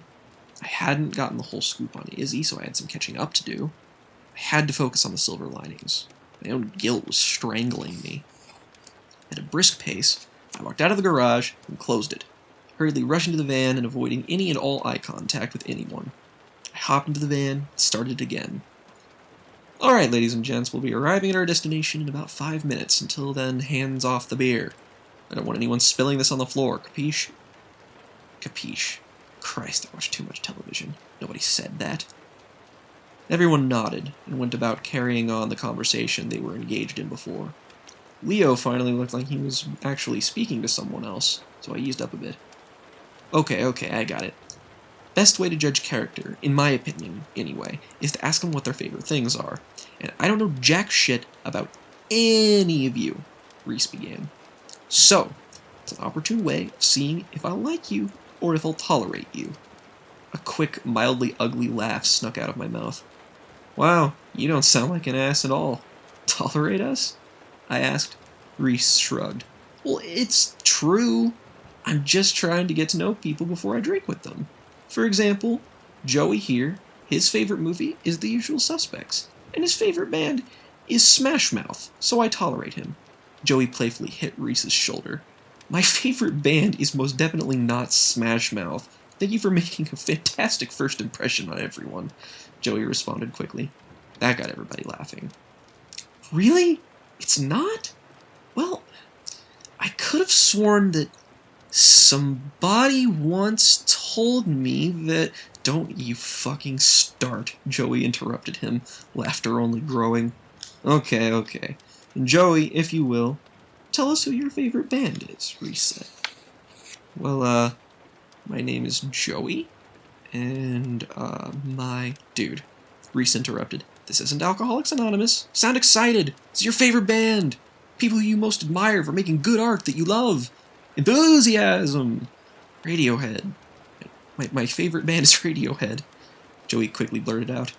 Reese then clapped for him and began to speak in a voice that I could only assume was meant to imitate a stereotypical Jewish mother. All right, now that we know about you, how about you, Chris, dear? Chris cleared his throat. Well, yeah, I'm Chris, and my favorite movie is Star Wars, and my favorite band is Metallica, he said. Izzy was about to say something, but Reese spoke up rather quickly. Whoa, my friend. Star Wars? Important question. Which Star Wars? He said, sounding deadly serious. Man, I just like Star Wars. Picking is too tough. Come on, man. If your house caught fire, and you could only save one Star Wars movie, which one? Reese hastily inquired. Chris thought on it for a few seconds. Return of the Jedi. Probably. Reese nodded with understanding. Huh. Bold choice. I knew I liked you. Usually people go Empire. You get brownie points for being different. Chris nodded back and smirked, and then turned towards Izzy. Your turn, since I very rudely interrupted you. My bad, he said, a vague hint at attempted chivalry could be heard in the back of his voice. Well, I'm Izzy, and I think my favorite band is The Clash. Favorite movie is, I guess Eternal Sunshine of the Spotless Mind. Don't ask me how I know, but I think somehow I heard Reese's eyes widen. Wow, punk music and a fantastic indie movie. Reese turned over to Joey. I think she's my favorite. You got some catching up to do, he said. Well, I guess I knew this would happen someday. Woe is me, Joey said, sarcastically raising his arm to his forehead. What about you, Bruised Knuckles? Reese asked. This was the first time I legitimately heard Mary speak. Well, I'm Mary, and my favorite band is Queen, and my favorite movie is Edward Scissorhands. Reese nodded with a bit of a slow clap. Well, hot damn, I think we're 4 for 4 so far. He turned around. All right, Leo, your turn. It was Nightmare Before Christmas and Ghost. Well, for movie, it's gotta be Nightmare Before Christmas. Band, I'm more of a rap guy in general, but if I had to go a band, I'll say Ghost, Leo answered. Holy shit, another Ghost fan. You win. Game over. Everyone else, you put up a good fight, but he simply outdid you, Reese proclaimed. Well, you gotta give me a chance first, I butted in. Suddenly, I realized I said that without actually thinking what I would say. I knew my favorite movies, but I listened to so much music it was hard to pick one off the top of my head. Well, for movies, it's a tie. Pulp Fiction and Labyrinth. Band, shit. Probably Black Sabbath? And don't count me out for being a huge dork for Ghost. I love them too, I said. As the words left my mouth, I suddenly felt a pang of fear out of being judged. Labyrinth? I love that movie, Mary said, surprising everyone simply by speaking. Yeah, you're up there with Leo, then. Anybody who likes Bowie in any capacity is a friend of mine, Reese said. That small bit of approval made me feel kind of nice, though I'd never admit it to him. Oh, hell yeah, I remember Bowie in that. Pretty sure that that movie and he were responsible for my sexual awakening, Izzy said. I hear ya. I would have danced any magic dance if he was involved, I responded. And it had Jennifer Connelly in it. Something for everybody to enjoy, Reese said with an almost dreamy tone of voice. Understandable. She was also hot. Not Bowie hot, but hot. Well, all things considered, I think I've gotten all the data that I need. You are all fantastic people, and I love you all. Be prepared to be on the receiving end of my hatred whenever we disagree on something, Reese said. It's a really good thing I know you're being self-aware and not being a vicious asshole, Joey responded. Before any banter continued, we came up into the wooded clearing I was headed towards. It was early afternoon, and as soon as the water came into view, seeing a creek was a legitimate sight for sore eyes. It wasn't cold and dry like the school, and it wasn't the same old drab scenery in my house. The water was pretty clear, and the sun reflected onto it. And that way it made it look beyond ideal. This was a place that Leo and I would often go to just to get away, and it was nice that it didn't lose its luster. Well, everyone, we have officially arrived. There are no roads, no huge landmarks, and we can just sit on the edge of the forest and enjoy the fact that we aren't at school, I said, trying my best airline stewardess impression. I pulled into the clearing that was almost perfectly van-sized and put us in park. We were about 20 feet from the creek, but the trees gave us some nice shade to keep away from the sun. It was hot as hell.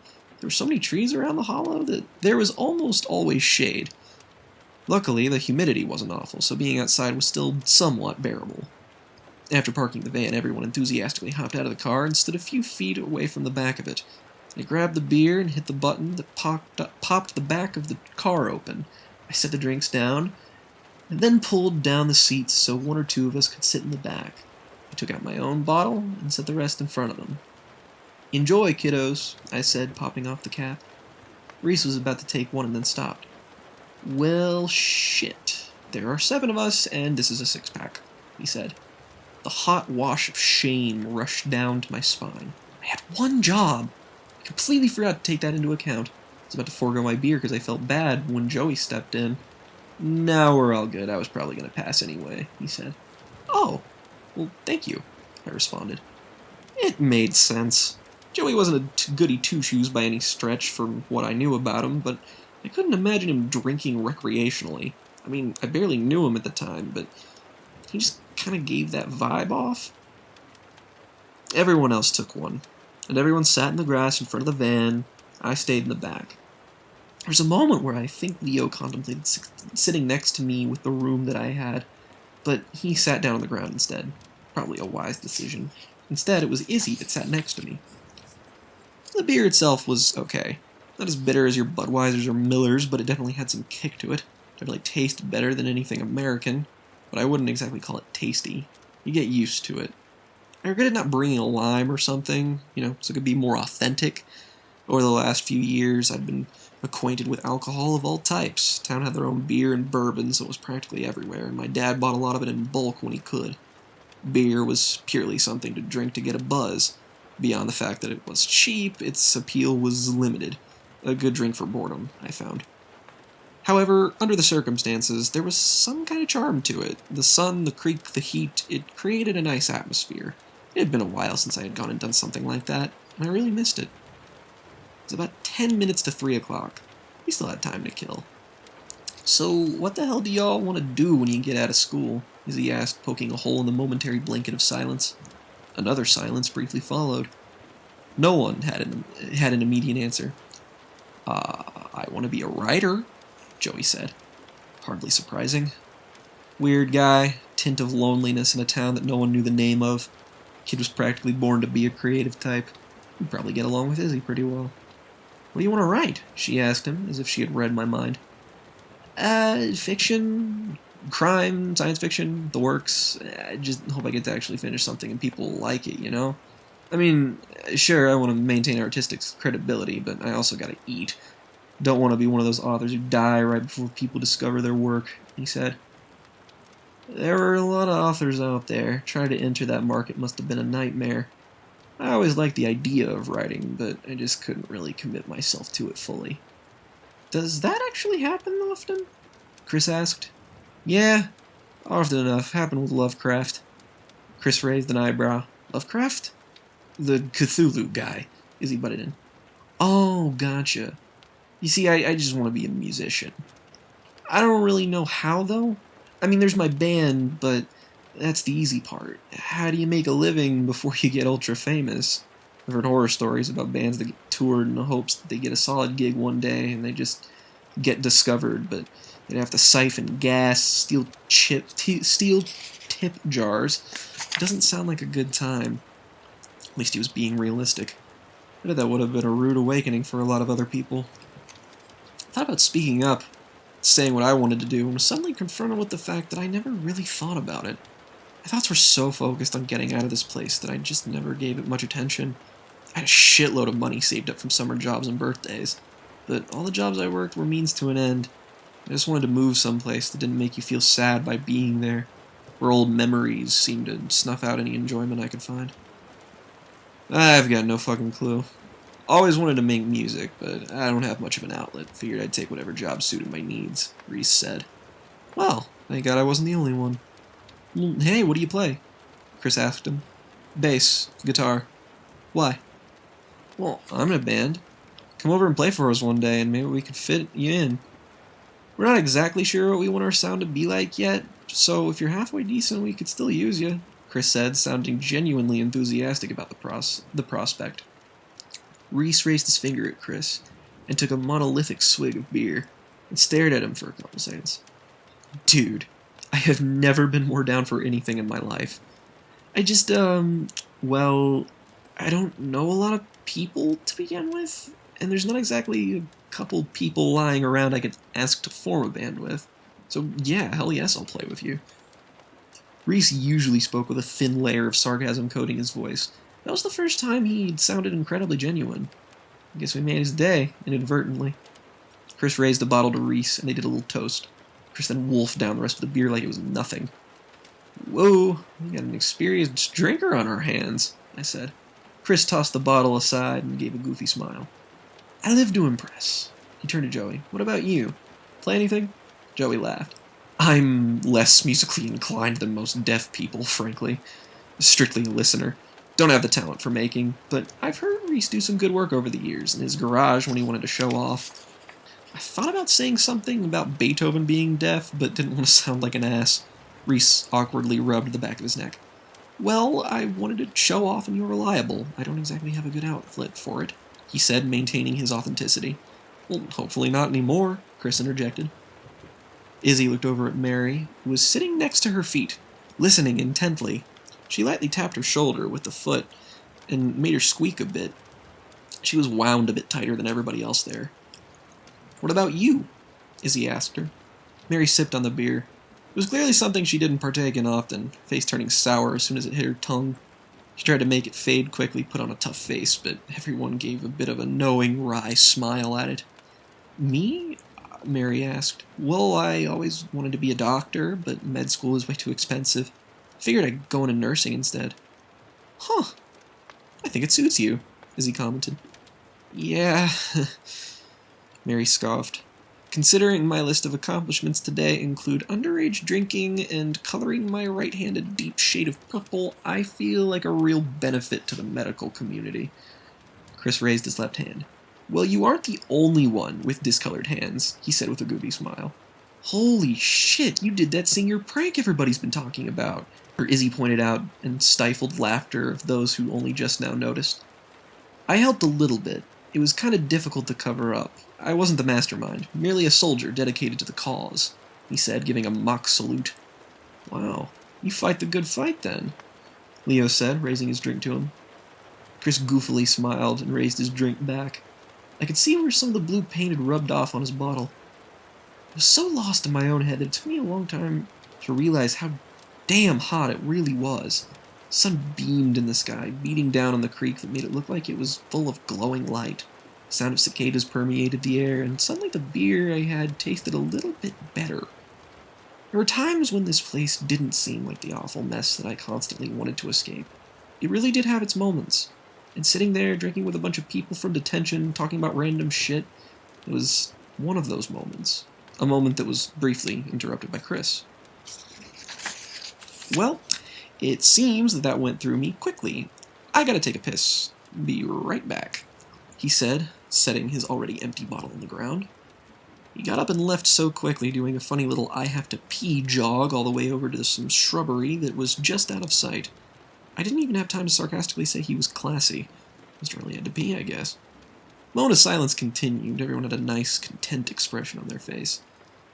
The same gloomy faces that were buried under their arms or staring aimlessly back at school. I remembered thinking that exact moment, I think I made a decent decision today.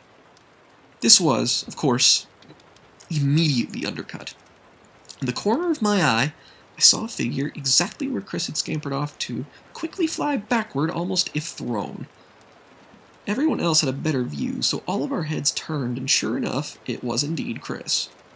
Holy shit, holy shit, he exclaimed, staring into the space he leaped from. We all immediately got up and ran over to him, everyone dropping their bottles. There was a sense of urgency in his tone of voice that I don't think any of us had been subject to yet. His face, even when we ran over to him, didn't change at all. He stared, completely unblinking. We all stood there next to him and at first saw absolutely nothing. Just a bush and some trees next to a clearing in the heavily wooded area. Chris, are you okay? What's the matter? Asking him with the care and intonation of a nun or a lovely grandmother. He did nothing but point to the bushes, his hand shaking violently. We all looked at each other, everyone looked confused, so I decided to cut the confusion short. I took a few careful, deliberate steps forward. I didn't know if he had seen a wild animal or not, but I had to be cautious. But if it was an animal, he probably wouldn't have let us come over or be so quiet. But that begged the question, what exactly would elicit such a response? My heart was pounding out of my chest. It felt like an old sedan and max volume blasting a song with a lot of bass. I could feel the adrenaline you get from those sudden fight-or-flight moments when your brain can't decide if it's ready to run or fight for your life. I approached it briefly and turned around. No one had moved.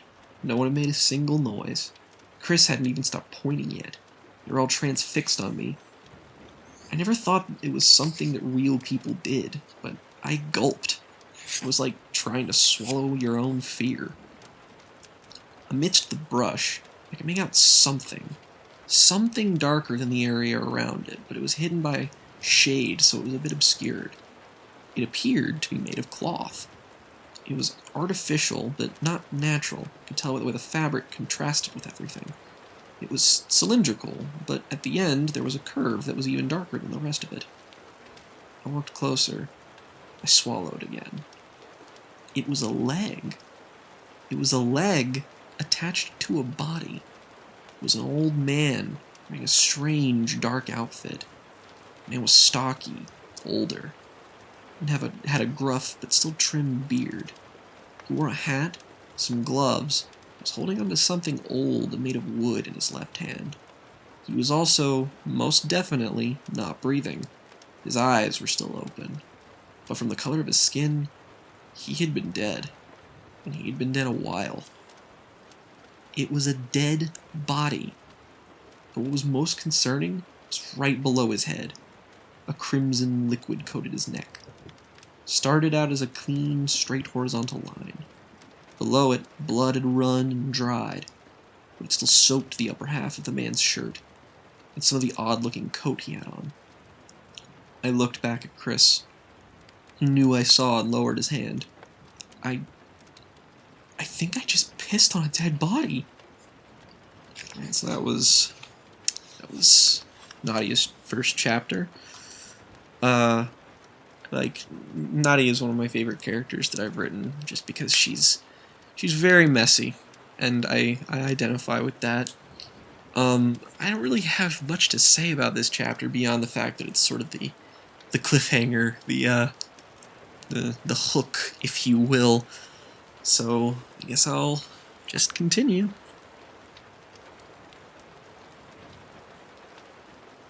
Chapter 3, Reese, May 26th.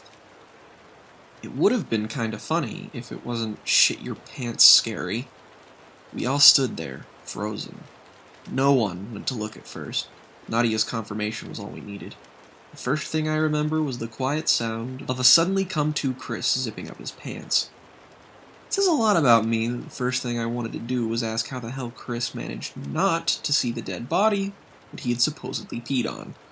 But before that question left my mouth, I kept it to myself because it didn't matter. The body was there. He peed on it. Case closed. The real question was, of course, what do we do? I don't even remember us all collectively moving up to see what it was we were dealing with. I just remember standing in a hovering circle with everyone, looking at a dead guy. Some Bram Stoker-looking motherfucker that looked like he worked at a Renaissance fair. Beard, check. Long face, check. Boots that have only shady-ass guys who mumble all their words wear. Yep. I turned my head to the left and right, intently studying the body. Even Chris had gotten up and peeped in.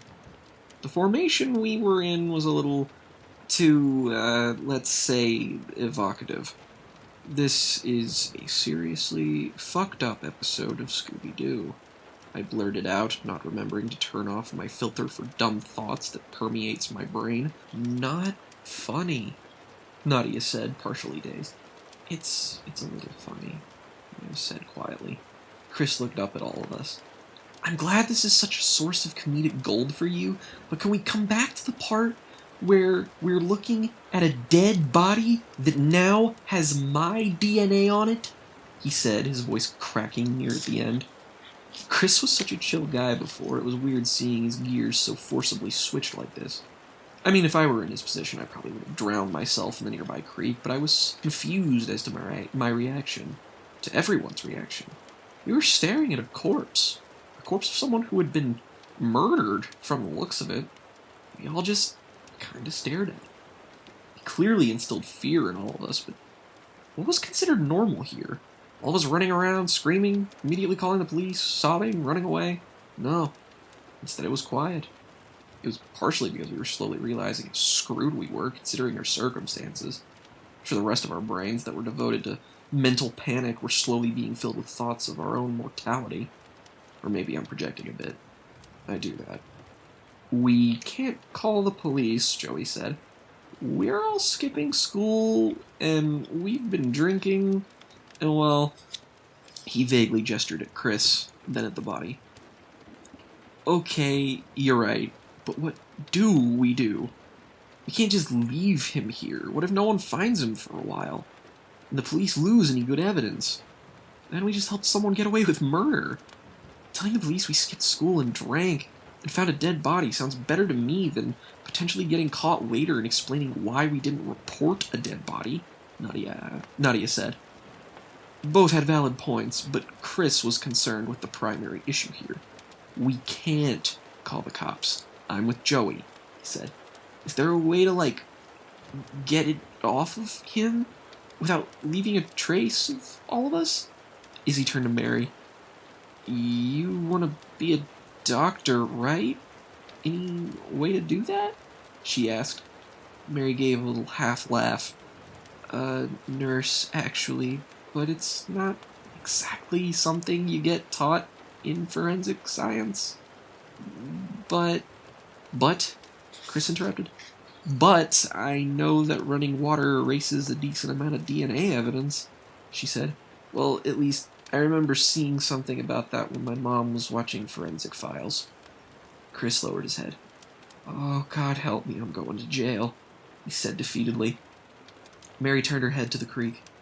So, what part of him did you, where's the incriminating evidence here? she asked. He began. His right pant leg? I think that's it. Noticed it pretty quickly. Mary nodded. We could probably put half of him in the water. It would wash it away. Probably. Keep the top half of him dry so any evidence can be unaltered. And save the blood from washing away, she said. I'm not sure I want to risk further involvement with this guy over a probably, Chris responded. Is the blood even important? Nadia asked. Mary's expression changed, the muscles in her face contorting as if her thought process was trying to escape her face and manifest visually. I dunno, I think so, she said meekly. We couldn't just touch the body with our bare hands, that would defeat the purpose of our intended goal. Unfortunately, I don't think carrying gloves at the tail end of May is particularly common amongst anyone outside maybe those who live in the North Pole. Wait, are there any magnolia trees nearby?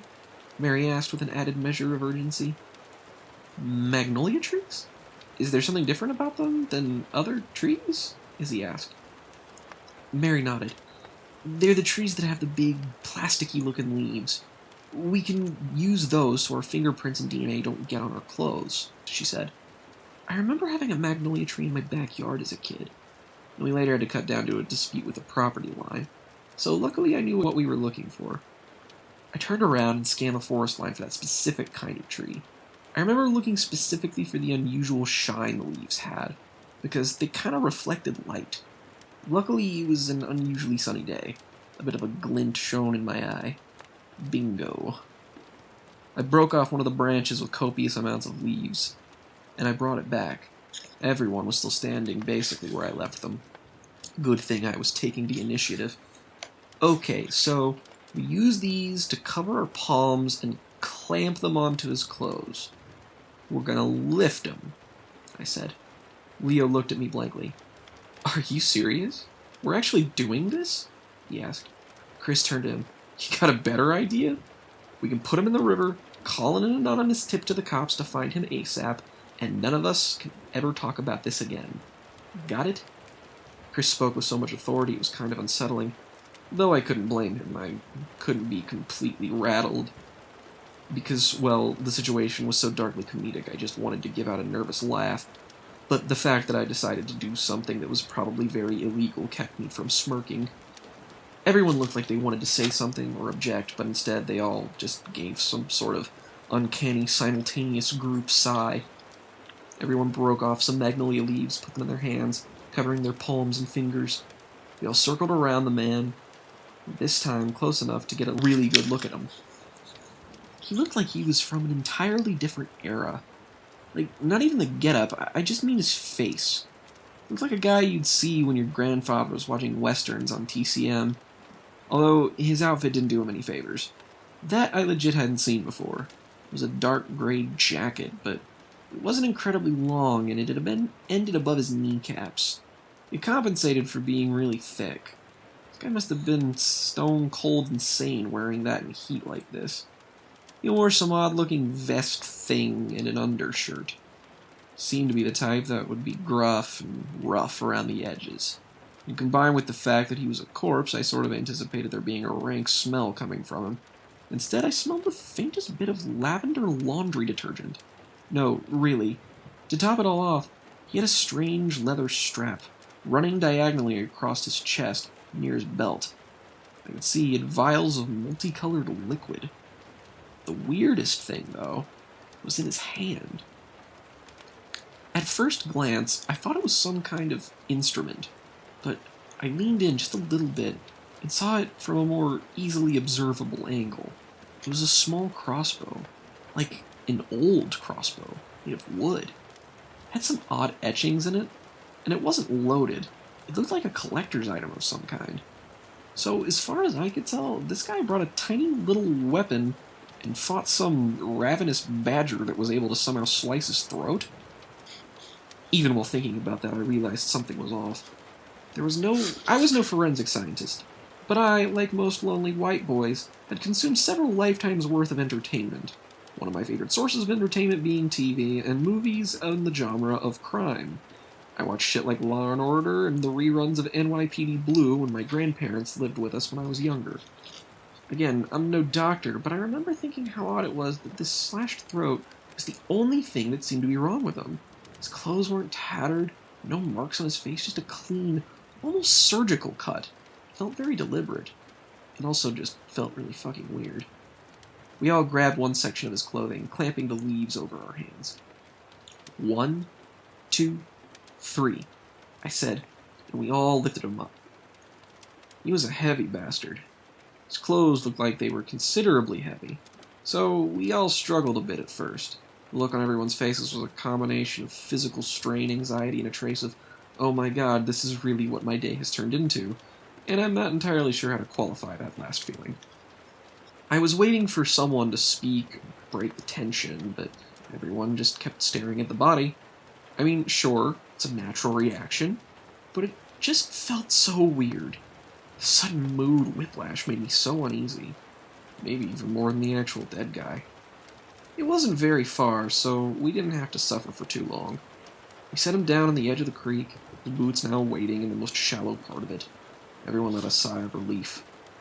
Chris, rather than joining the harmony of expelled air, inched him closer and closer to the water. I assumed it was because, after all, he was the only guy who knew where he peed. Luckily, he was able to keep him dry for the most part. No one really had anything to say. I guess there wasn't much to comment on. However, I felt like I was missing something. A tiny crossbow. I turned around and headed back in the original location. The small device had fallen out of his hand when we picked him up. I bent down to pick it up. Upon holding it, it felt weird. It was heavy, but definitely made out of some kind of wood. It was dense and had some ornate design on the grip. It was so small it couldn't have shot something much larger than a dart. Clearly, someone was after this guy. It couldn't have been an animal, not with a cut that clean and specific. Be attempting to fight back with this little wooden thing you could mistake for a children's toy? I at least knew why he bit the bullet. I turned around to rejoin with everyone, all 6 of them just standing there, not doing a single thing. They were all still. May as well not have been breathing. Did he have anything else on him? I asked.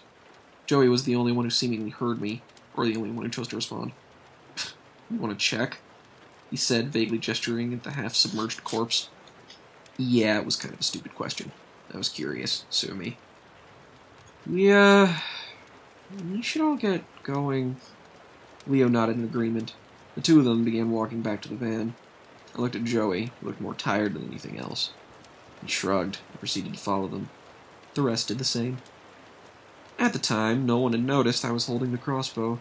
I briefly contemplated what the correct course of action was here.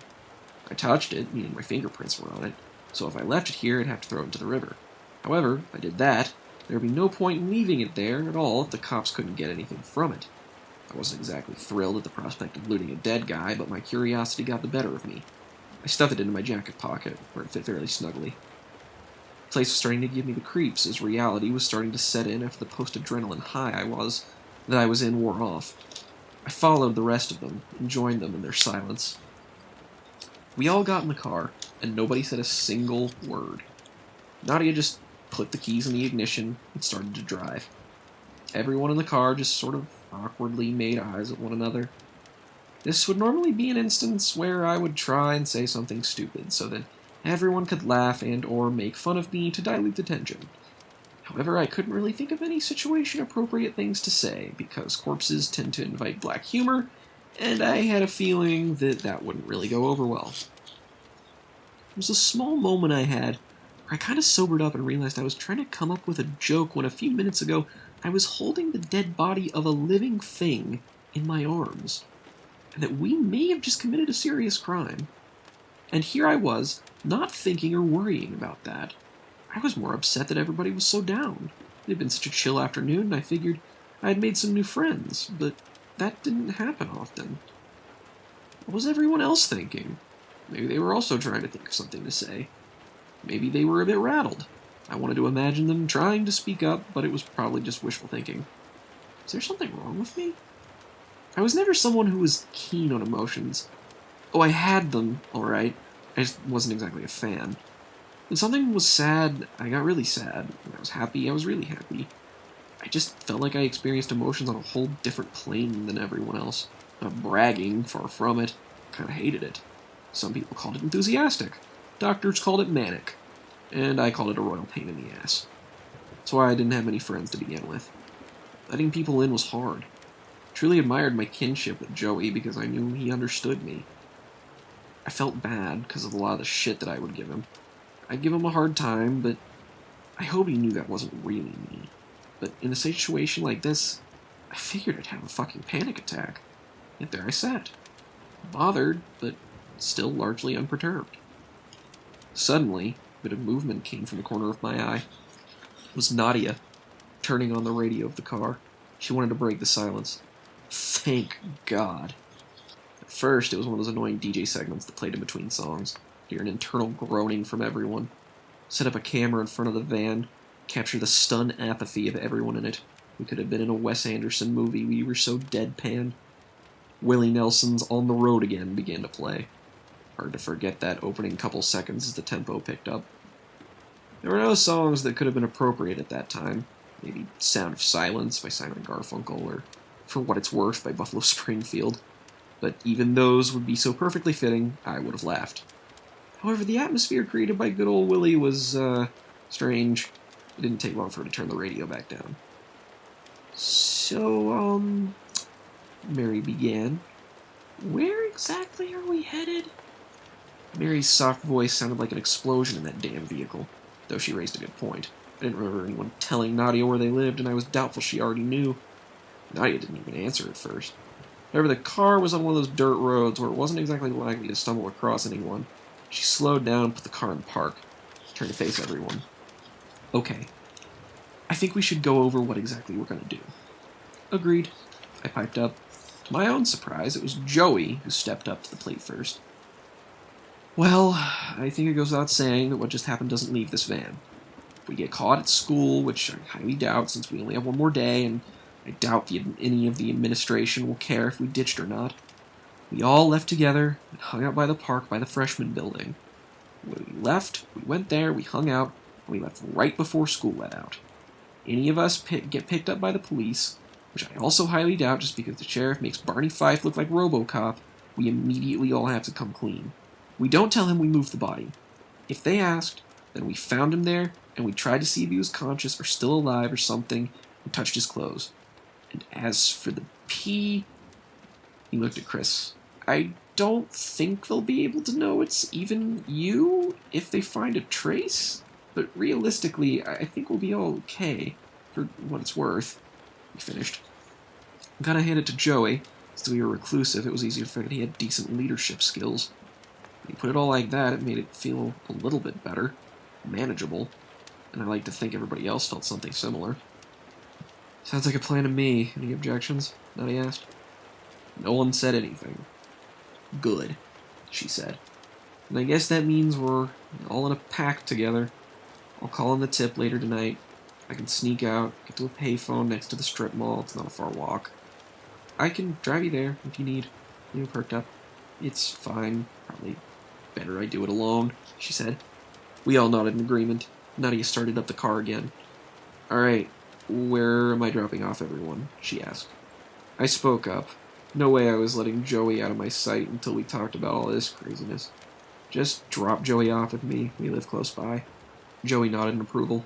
Thank God he was on the same wavelength. Everyone rattled off addresses. Naturally, none of us were really lucky enough to live in the same general neighborhood as someone else. A place this small, that was a real rarity. Seeing as we had just the final day of school, I was definitely curious as to what would happen to all of us. I was assuming that Chris still wanted to hear me play, partly because he didn't say anything about it since asking me, and partly because I still really wanted to. Wishful thinking? Yeah, sure, but I wanted to play in a band more than practically anything. My excess of free time was about to be way more apparent due to the summer. I wondered if it would be weird while hanging out with Chris, both of us having to remember today being the inception of our friendship. Hope it didn't color it too much or make it seem strange. I was doing it again. Reading about myself when I probably should have been thinking about the dead guy. But that was it. What was there to think about? We couldn't have helped him. He was clearly dead long before we got there. We couldn't bear any responsibility. Crimes beyond petty theft or Random innocuous drug use just didn't happen around here. From the looks of it, the guy wasn't from around here. There were 7 of us, and none of us recognized him. In a town with a population of under 3,000, it was a bit out there. It was a mishap for sure, and yeah, seeing a dead guy is a trifle bit unsettling. Okay, well, it's very unsettling. Perhaps I'm not doing it justice, since I've seen my fair share since that time. So it's a bit difficult for me to connect with the way I was back then. I've always had issues with priorities, so sue me. I hated that the day had been so ruined and everyone was so down. After all this blew over, I'd make sure we all get together and hang out properly. Less alcohol, less dead bodies, just to play it safe. Then again, there was always the possibility that we were hanging out purely through circumstance.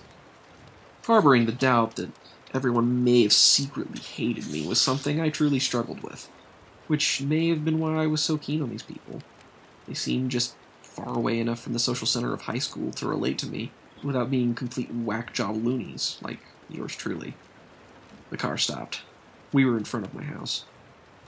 I lived in a neighborhood that looked like any neighborhood you've ever seen.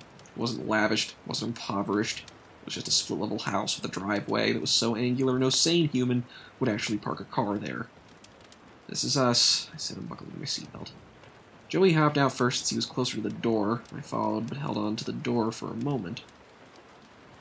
I wanted to be somewhat personal and say goodbye, but what exactly does someone say in a situation like that? "Hey, had a great time up until Chris urinated on the corpse of a murdered guy. See you soon." In retrospect, that would have been better. "Had a nice time," I awkwardly belted out. Everyone just sort of looked at me and nodded. I closed the door, and even through the tinted window I saw Nadia take a deep breath before she put the car in drive. I turned to Joey, who looked like he was midway through an excruciating wince. Usually that was my shtick. "Had a nice time, huh?" he asked. I thought about being witty today, but truly, it was not my day. "Yeah, I could have done that better," I said, hanging my head. Joey and I walked up the steps, and I took out my key to unlock the door. I heard my dogs, Molly and Rogue, barking from inside. I opened the door, and both of them were just as eager as ever. I never understood cat people. Dogs had this boundless enthusiasm and loyalty, and always looked happy to see you. But people, you're usually lucky if they smiled at you. I kneeled down to pet them, calm them, which never took long. They could go from 0 to 50 instantly, and vice versa. Something did feel a little strange. All the lights were turned off. There was still light shining through the blinds so we could see, but usually my dad was watching TV or my mom was sitting in her room reading. The entranceway led to the basement, and up to the living room on the right, kitchen in the center, hallway with bedrooms on the left. I could faintly hear the TV on, but after going up the steps and standing at the tail end of the hallway, I didn't hear anything. Joey looked back at me and I shrugged. He went ahead into my room as I peeked into my parents' room. They were both fast asleep. Not exactly a common thing. My parents and I were all mutual night owls. I didn't remember them saying anything about not feeling well that morning. In fact, I was pretty sure they didn't say much at all. By the time I shrugged it off, I had bigger fish to fry. So I slowly shut their door, all the way closed. I entered my room. Joey was already sitting down on the floor, back kept up on the side of the bed. My room wasn't messy. It was, busy. I had movie posters plastered all over the walls. Various gaming systems were stacked up underneath the small TV I had mounted on my wall. My desk took up one corner. My collection of various comics and Blu-rays took up another. It was a nice, cozy little cave to escape after school that had worn you down. I sat in my chair next to my desk and looked at Joey. We both stayed silent for a minute. I wasn't sure if we were both completely unable to speak, or simply had too much to comment on. The buzz from the beer had officially worn off, and I was just simply worn out. Joey must have felt worse. "Well," he finally said, "that was one hell of a day." I took a breath. "Yep, it sure as hell was." Both of us sat there in silence for, well, honestly, I don't know how long. Felt like forever. Adrift in a limbo of what the hell. It felt more awkward for reasons that are a bit more personal, really. Joey and I, well, as close as we may have been, we had our reservations about opening up to one another about anything intensely personal. We had a past that involved dealing with some stuff that was too painful to even think about, let alone discuss, even if we knew the other person understood us. It was almost telepathic, but that just could have been me, since again, we didn't talk about this stuff. To make a long story short, Joey and I didn't deal well with losing people. There was just that one specific area of our lives that remained largely unspoken, but that afternoon, we found another thing that we really couldn't talk about, at least not at first. I remember thinking one clear, coherent thought amidst all the random tangents my brain was going through. There's no way in hell I will have a day weirder than this, as long as I live. And to make another long story short, I wasn't even kind of right. That was chapter 3, that was Reese's chapter. I mentioned earlier about characters being based on people I know, and maybe a few keen-eyed viewers or listeners will notice that Reese is based off of Morgan, and Joey and Reese both have a very similar friendship dynamic as me and Morgan. Very obvious real-life self-inserts, and I find our dynamic is very, in real life, is very, I feel like Morgan and I exist in a sitcom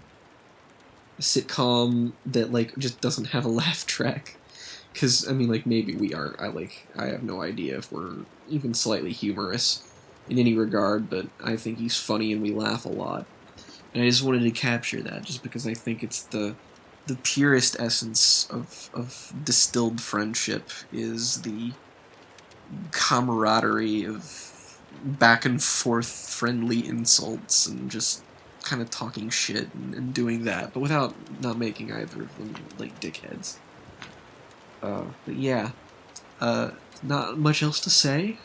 I'm tired, you'll have to excuse me. I'm currently recording at least this one section at 1:17 in the morning. I've done the entirety, up until this point, this has been the first session that I've been reading this in. It's going to have to be multiple ones, because clearly, I mean, all things considered, this book has 42 chapters, if you include the epilogue and the prologue, and I have only done 4, I think? Yeah, I've only done 4, so yeah, this is going to have to be done in bursts. But yeah, I'm excited. I'm glad I'm doing this. I'm not gonna be like trying to do voices or accents for people, just because I know when I read audiobooks and somebody can't do like a girly voice or an accent, it just kind of just gets under my nerves. I'm just gonna read my normal voice, so I try to emote a little bit just to make it better for your sake. But yeah, let's move on to chapter 4.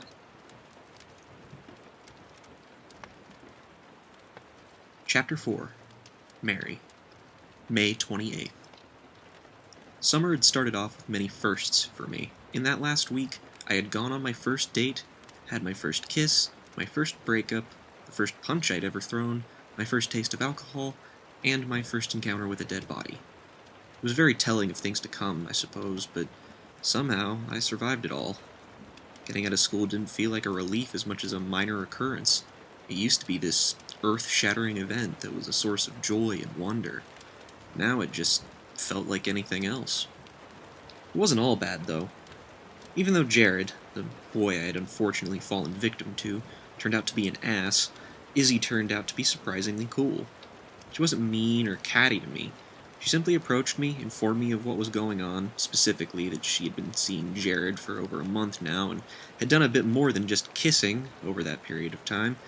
After the shock wore off and the anger set in, and then she appealed to my shockingly violent first instinct. So I'm gonna walk up to him at lunch, in front of everyone, and punch him in the face. You want in? I remember finding myself nodding in agreement, but my brain was screaming, "No, don't do it! What's wrong with you?" So I just sort of went with it anyway. I forgot that I had a pretty perfect school record, that the administration there was fond of me, and that a bunch of friends and acquaintances would undoubtedly be there and see me do it. Not to mention I was small. I'd run track and even joined the dance team freshman year. But it's not like I'd even be able to hit him hard. I was always kind of tiny and bony. The bruise from my misadventure lasted a long time after the initial pain, but I won't lie, it may have been the most cathartic thing I've ever done. Even if it was just for a moment. Getting to feel that wild rush of adrenaline and satisfaction in the moment was intoxicating. I got to pretend, even if just for a minute, that I was as badass as someone like Izzy. All my honors classes, my extracurriculars, the expectations people had on me, none of that mattered. I just got to release years of pent-up aggression. I finally let my guard down for one guy and he ends up cheating on me? Of course. The one time figures. Sorry, I'm prattling on. My bad. The elephant in the room regarding that whole experience was the body. I was barely even prepared to drink that day, let alone what followed. Truth be told, I did it mainly to impress Izzy and not seem like a buzzkill. Guess something else did that for me. It wasn't peer pressure either. I was just caught up in the high of acting out of character. Everyone there was nice, and even though I knew about 3 of them, it still felt like I was in uncharted waters. You live your life trying to be the best, and told you can do everything and anything, and you do above and beyond what's expected. But everyone just assumed that that was who I was, rather than what I did. I got good grades because my parents wanted me to. Tried to be nice and inviting at all times, despite how I actually felt. Not in an insincere way, mind you. At least, I hope it doesn't come off that way. That was why I thought I'd give Jared a shot. He put on this facade that he knew I was more than the sum of my parts. Instead, he was just more than likely trying to get in some notoriously preppy girl's pants. Asshole.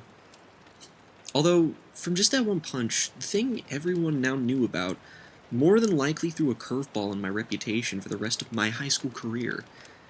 And at first, it felt overwhelming and kind of scary. The principal called my parents, told them what happened, and to my surprise, they were kind of nice about it. I was worrying about the fallout from their daughter finally doing something wrong would make them furious, but instead, they just talked to me. They said they knew it wasn't something that would continue, and it was just a one-time thing that happened because of some stupid boy.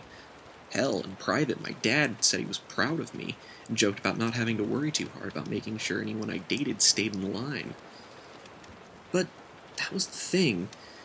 Maybe I didn't want it to be a one-time thing. Speaking out, meeting new people, getting away from everyone who thought that they had you pegged despite not ever talking to you or knowing you, it was incredible.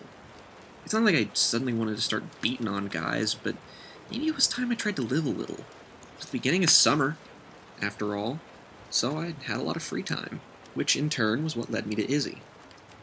In order to let all the craziness from the last days fade a bit, I ended up texting her right after we got out of school. She said she couldn't hang out that day, but she could the next day. I played it slightly aloof because I didn't want her to know how actually excited I was to be hanging out with her. It sounds really weird and attention-starved, but that was just it. I didn't have any real friends, despite the fact that I was surrounded by people that I talked to on a regular basis. Joey was always a loner, even before high school, but he always had 1 or 2 really close friends you'd see him with. It may have been a grass-is-always-greener situation, but I envied him.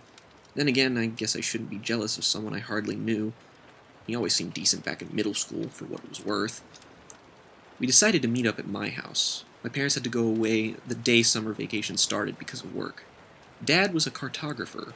Mom was a photojournalist. They actually met each other in college in Barcelona because they were in 2 separate programs that got put together and they got to go different places around the world. My younger brother and sister, as well as myself, were the reason they stayed for the school year. Every summer they'd go off to some place, take pictures, draw maps, come back with tons of stuff for us. The room that was their office was a giant mess of huge canvassed photos and maps and glass frames. When I was really little, Dad would tell me about all the places that they went to and fill me in about the photographs. Now they just kind of did the same to my siblings, not so much to me anymore. I think they figured out I outgrew their theatricality in stories. I would just sort of stand there in the door awkwardly, trying to get all the information secondhand. So, naturally, it was just me and my sister, Kara, and my brother, Danny. I was relegated to being the summer-long babysitter, though it would be different this year as Danny was 14 and Kara was 10. We were all fairly independent. Kara could even cook for herself, so luckily I wasn't entirely housebound. Danny was probably more capable than most adults, at times even more than me. I remember that day pretty well. It was raining, which at first was a good thing because we were in desperate need of it. The storm had started the night before, and had only gotten worse since. Early afternoon there was thunder and lightning that would have made you think it was April. I had the TV on, broadcasting the Weather Channel so I could be sure if there were any warnings and what have you. Kara was reading in her room and Danny was on the computer. I was glued to the TV, eating a bagel. My mom always joked that I was an old soul because I watched local news and weather with the enthusiasm of most senior citizens. It was more out of compulsion than paranoia. I was like a gun-shy dog. Weather made me nervous. Despite the constant rattling of thunder, the knock on the door kind of scared me. I was a bit worried about Izzy coming here in such disastrous conditions, but she didn't even mention it. I got up off the couch and ran to my door to let her in. I opened it up and was greeted by her looking way more soaked than I would have expected. She wore galoshes, a yellow raincoat, and her usually slightly punk getup, purple shirt, black skirt, striped leggings. She hurried inside. "Holy shit, did you walk here?" I asked, looking outside for a car. She pointed to my driveway. A bicycle was turned over on its side, sadly laying there, being coated in rain. "Wow, seriously? You probably should have stayed home," I exclaimed. She hung her coat on one of the hooks next to the door and took off her boots, and she shrugged. "I was bored, and I'm not going to let a little rain stop me. Nice place." She looked around the house as she walked up the stairs to the top level. It was a decently sized house. 2 levels, 4 bedrooms, 3 bathrooms. And since we lived on the edge of some old farmland, we got it for relatively cheap. Because of my parents' exploits and appreciation for old stuff, it was basically a modern house with a rustic kitsch scattered about all over the place. She shook some of the rain off of her clothes and followed me up the steps. "You want anything to eat or drink? I'm making soup," I offered. "Yeah," she responded. "I'll take you up on that. I'm good as far as drinks go. Think I've had enough water for today." She went over and sat down on the couch in the living room. I'd almost forgotten I was even making soup. Good thing I offered her some. I hurried over to the kitchen, which was luckily connected to the living room, and checked the stovetop. Nothing had gone wrong yet, but I stirred it anyway, just to be safe. "So, your parents are gone?" she asked. "Yeah," I answered. "Won't be back till a week before summer ends. Luckily the little ones can look after themselves, and if I feel too bad about having to leave, I can just get a neighbor or friend to watch them for me." She nodded. "Nice. So other than house watch, what exactly do you like to do in your free time?" she asked. There it was. Didn't think she'd ask so quickly. Well, I read a lot, and, yeah, that's kinda it," I meekly answered. She chuckled. I wasn't sure if she thought I was a total bore or genuinely found that amusing. "Huh, neat. What do you read?" she inquired. I had to take a second to think what authors would be a good answer. I didn't know her too well, so I wanted to sound well-read, but nothing risky that would color her opinion of me. Lots of stuff," I said, stirring the soup, trying to appear like I wasn't rifling through my own head like a filing cabinet.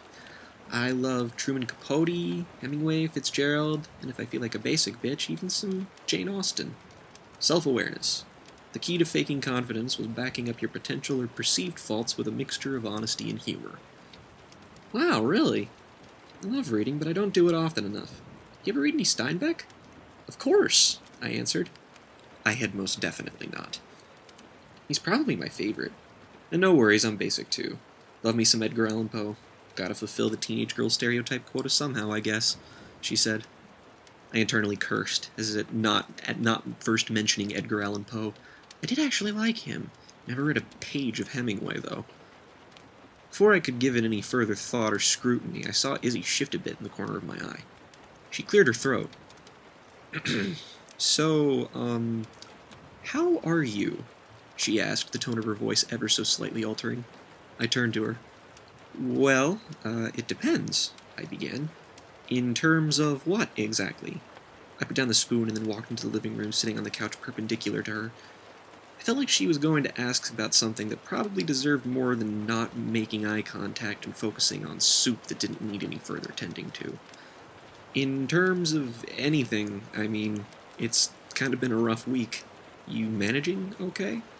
Her tone of voice almost made it sound like a completely different person. Like she was letting down a wall or something. Her concern was actually kind of touching. Asking me about it was enough, but the look in her eye was that of someone who genuinely gave a damn. I'm as okay as I can be. Hand still hurts. I'm over the whole Jared thing now. I never really got the chance to formally thank you for that, by the way, so yeah, thank you. You had a pretty good reason to be pretty awful to me, but you were so nice about it, I said.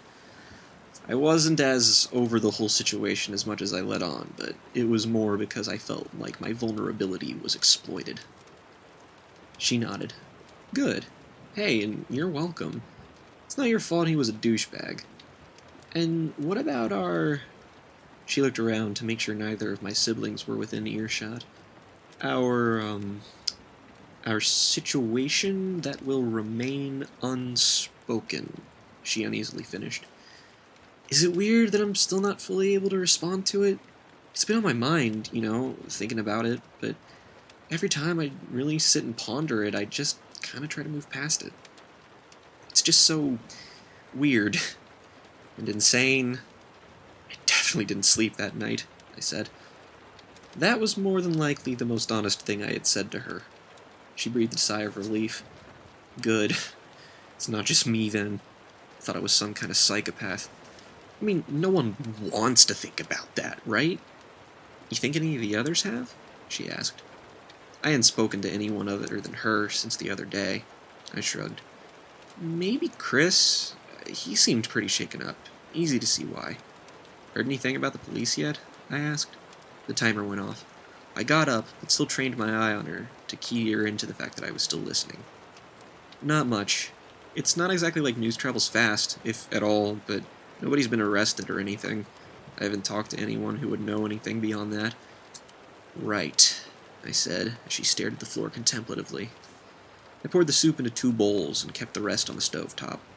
She looked up at me and I gestured toward her with a bowl, and she nodded.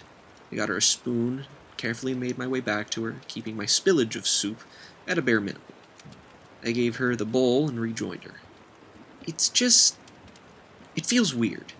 Not even in the way you'd think. Something feels wrong, I definitely had felt off in the past couple days, but it was likely just because things were so shaken up. I wasn't sure if the world was crazy or if I was, or maybe both. Either way, I was too compromised to provide a solid, rational opinion. I don't know, definitely hasn't been normal, though. I'll give you that, I said before tasting a bit of the soup. She tried some as well, the color coming back to her face a little bit. Oh wow, this kicks ass. You do something to it? She asked. Secret family recipe. And I'm a badass cook, I said with a wink. The whole fake it till you make it philosophy when it came to confidence always sounded stupid, but now I was drunk on it. Every time I tried to sound cool, I felt like I got better and better at pulling it off, even if I actually didn't. Granted, I had no clue if this was all true, at least when it came to Izzy, but she didn't outright laugh at me, so I had to be doing something right. Well, damn. I look forward to coming here more often then. We definitely need to get you out of the house, though. We should go see a movie soon or go to the Peddler's Mall. The only 2 things that one does here to have fun. Holy shit, she actually wanted to do stuff with me. I was in. In what, exactly? No idea, but I was in. Yeah, of course. Hopefully when the weather lightens up a bit. If it ever does, I responded. I turned my head slightly and took a look outside through the kitchen window, but the blinds were closed. The rain was still going, just as hard as before, but something was a little different. I could faintly see the glow of blue and red lights creeping in through one of the spaces between the blinds. Between the rain and the thunder, it was hard to tell at first, but I heard a distinct sound. A whine. Sirens. Izzy put her soup down on the coffee table in front of her. We both looked at the window for a bit longer to see if the sound went away or if the lights moved past us, but they didn't. They were close by, and they weren't moving. What the hell is going on out there? She asked. Rather than answer with a no clue, I got up and walked to the window. The dull gray suburbia had suddenly been filled with an uncharacteristic amount of color, blue and red accenting whatever object the spinning lights shined on. There were 2 police cars. One pulled into the driveway of the house directly across the street from mine. and one car then pulling up, just then. An ambulance closely followed the second car.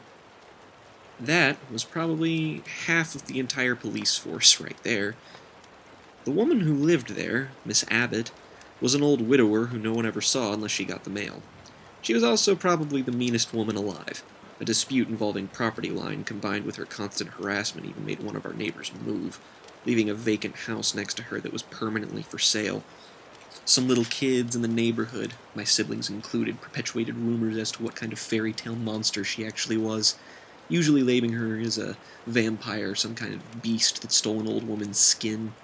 At first, I figured she finally croaked due to old age, but that didn't explain the 2 police cars, especially considering she lived alone. "What's going on?" Izzy asked from the couch. I was still staring outside. The second cop got out of his vehicle along with the EMT. The cop who had gotten there first ran out onto the porch before they got there and bent over, holding onto one of the support beams on the porch for balance. He looked like he was out of breath, but I couldn't make out exactly what was going on due to the constant lights and rain. The other 2 approached him, but he held out his hand, preventing them from going inside. He talked to them for a moment and let his hand down. As he did this, he turned around away from the other 2 and violently vomited.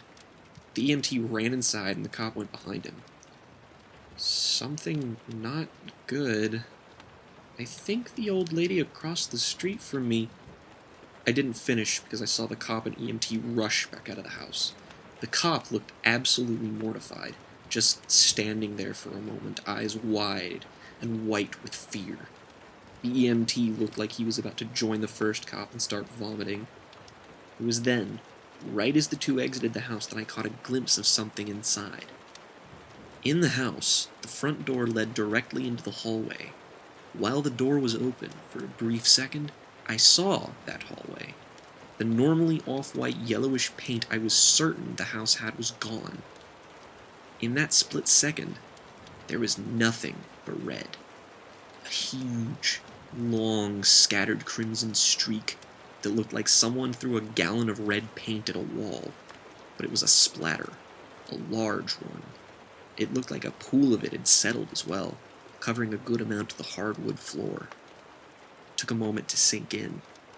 That was blood. Unlike with the dead body I had previously seen prior, I felt immediately horrified.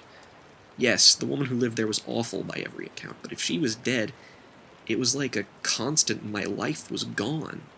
The sky was blue, the grass was green, and Mrs. Abbott was a nasty old woman who yelled at people when they walked too close to her grass. I hadn't seen a body either, but I certainly understood the implication. That was not a slit throat. With that much blood? At the time, I hadn't the slightest idea what would cause that much bleeding. By that time, another vehicle showed up. It was an unmarked police cruiser. A local news van followed close behind. Izzy was now right next to me, but neither of us said a word. We just let the situation in front of us unfold. We stood there for nearly an hour that day. The rain never stopped. They had set up crime scene tape. It was like something out of a TV show. What confused me, and Izzy, I'm sure, was that as we watched this unfold, as we saw the reporter stand there in front of the house despite the weather, as we saw the other neighbors begin to come outside and crowd around the area until they went back inside, as more people showed up to take pictures of the scene and pick up evidence and come outside, one by one with various different bloodied items, was that the EMT didn't go inside again. He didn't take out the stretcher from the back of the ambulance, he didn't get in his vehicle and drive away, he just sat on the edge of the porch, staring at the pavement. We were clueless as to why exactly he didn't get the body.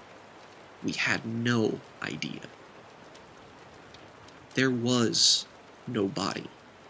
Or rather, there was no body left from what happened. As we saw in the local news later that night, whatever happened to Miss Abbott had reduced her to something that couldn't even been identified as human. She had been torn to pieces, and the vast majority of her remains had been unaccounted for, or only partially found throughout her living room. The news encouraged everyone to stay in their homes while the police hunted for a group of criminals or wild animals. as they determined no one person could have possibly done that much damage to a human body. Suddenly, the body we had found felt way more relevant than we wanted it to be.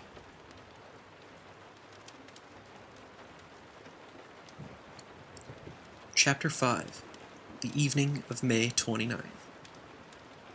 The night covered Barron's Hollow like a blanket on a sick child.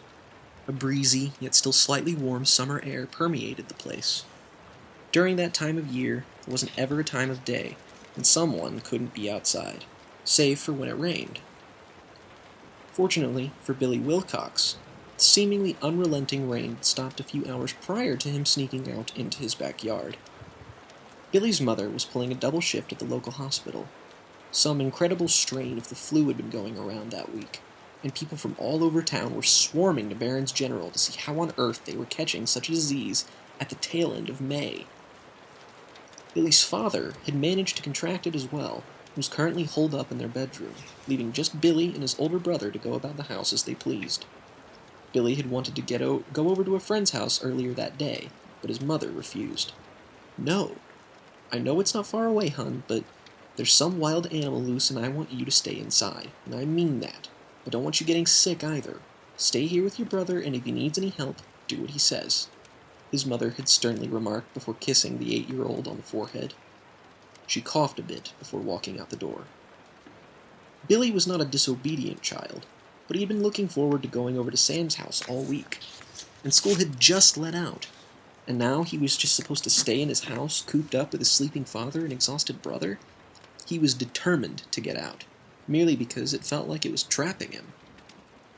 He waited until his brother had passed out asleep on the couch. It went without saying that his father wouldn't hear him sneak out. He snored like a freight train. How his mother has slept at his side for 10 years of marriage was beyond either of the Wilcox boys. He grabbed his plastic toy lightsaber, for protection, of course, along with some goldfish in a small Ziploc bag. And to finish up his nightly gear, a tinfoil hat his older brother had made for him after heating up hash browns that morning. His brother asked if he would play video games with him, but the older Wilcox boy said that he was too busy, and half-heartedly fashioned him a quick tinfoil hat from the now-used sheet. It still smelled a bit of cooking spray. If there was no one around, he couldn't get sick, and he wasn't afraid of a wild animal, especially now that he was adequately armed. He slipped through the back patio door with ease, sliding it closed, making sure he didn't lock himself out. The night air was so refreshing, as his house smelled of whatever his mother had put into the humidifier and that Vapo rub you put on your chest when you were sick. Now it was just the western Kentucky air that filled his lungs. Even if, by some horrible accident, he came across the supposed wild animal where he was going, he'd be more than safe. It wasn't as if a bobcat or a wolf could get him in his treehouse. The treehouse sat up in a tall oak tree that was a decent way away from the back porch of their house. Billy's dad didn't want to have to worry about the tree possibly coming down during a storm. The treehouse was solidly built, so it probably would have put a sizable dent in their modest home. Billy approached the invisible line between the edge of the backyard and the wooded area that led into the forest. He stopped. He wasn't afraid. He would be fine. So why did he hesitate? He took a deep breath. He was 8 years old now. He had to act like it. His brother's constant chidings telling him to grow up served as a challenge now. He took a step, clutching his lightsaber tightly, not seeing the need to fully draw it yet. He was now there. No going back. But he had survived. He took a step into the woods and an animal didn't immediately attack him. His parents weren't there to stop him. He had done it. Finally.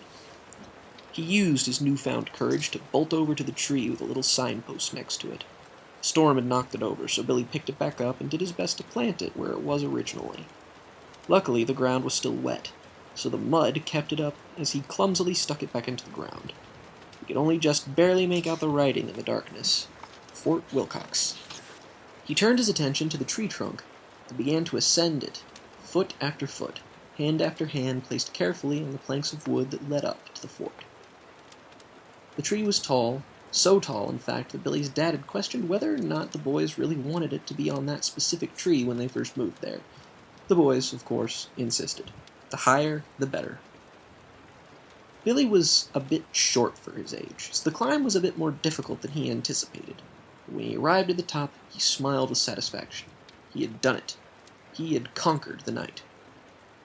He entered the small wooden room and happily sat cross-legged next to the window, laying his lightsaber at the side.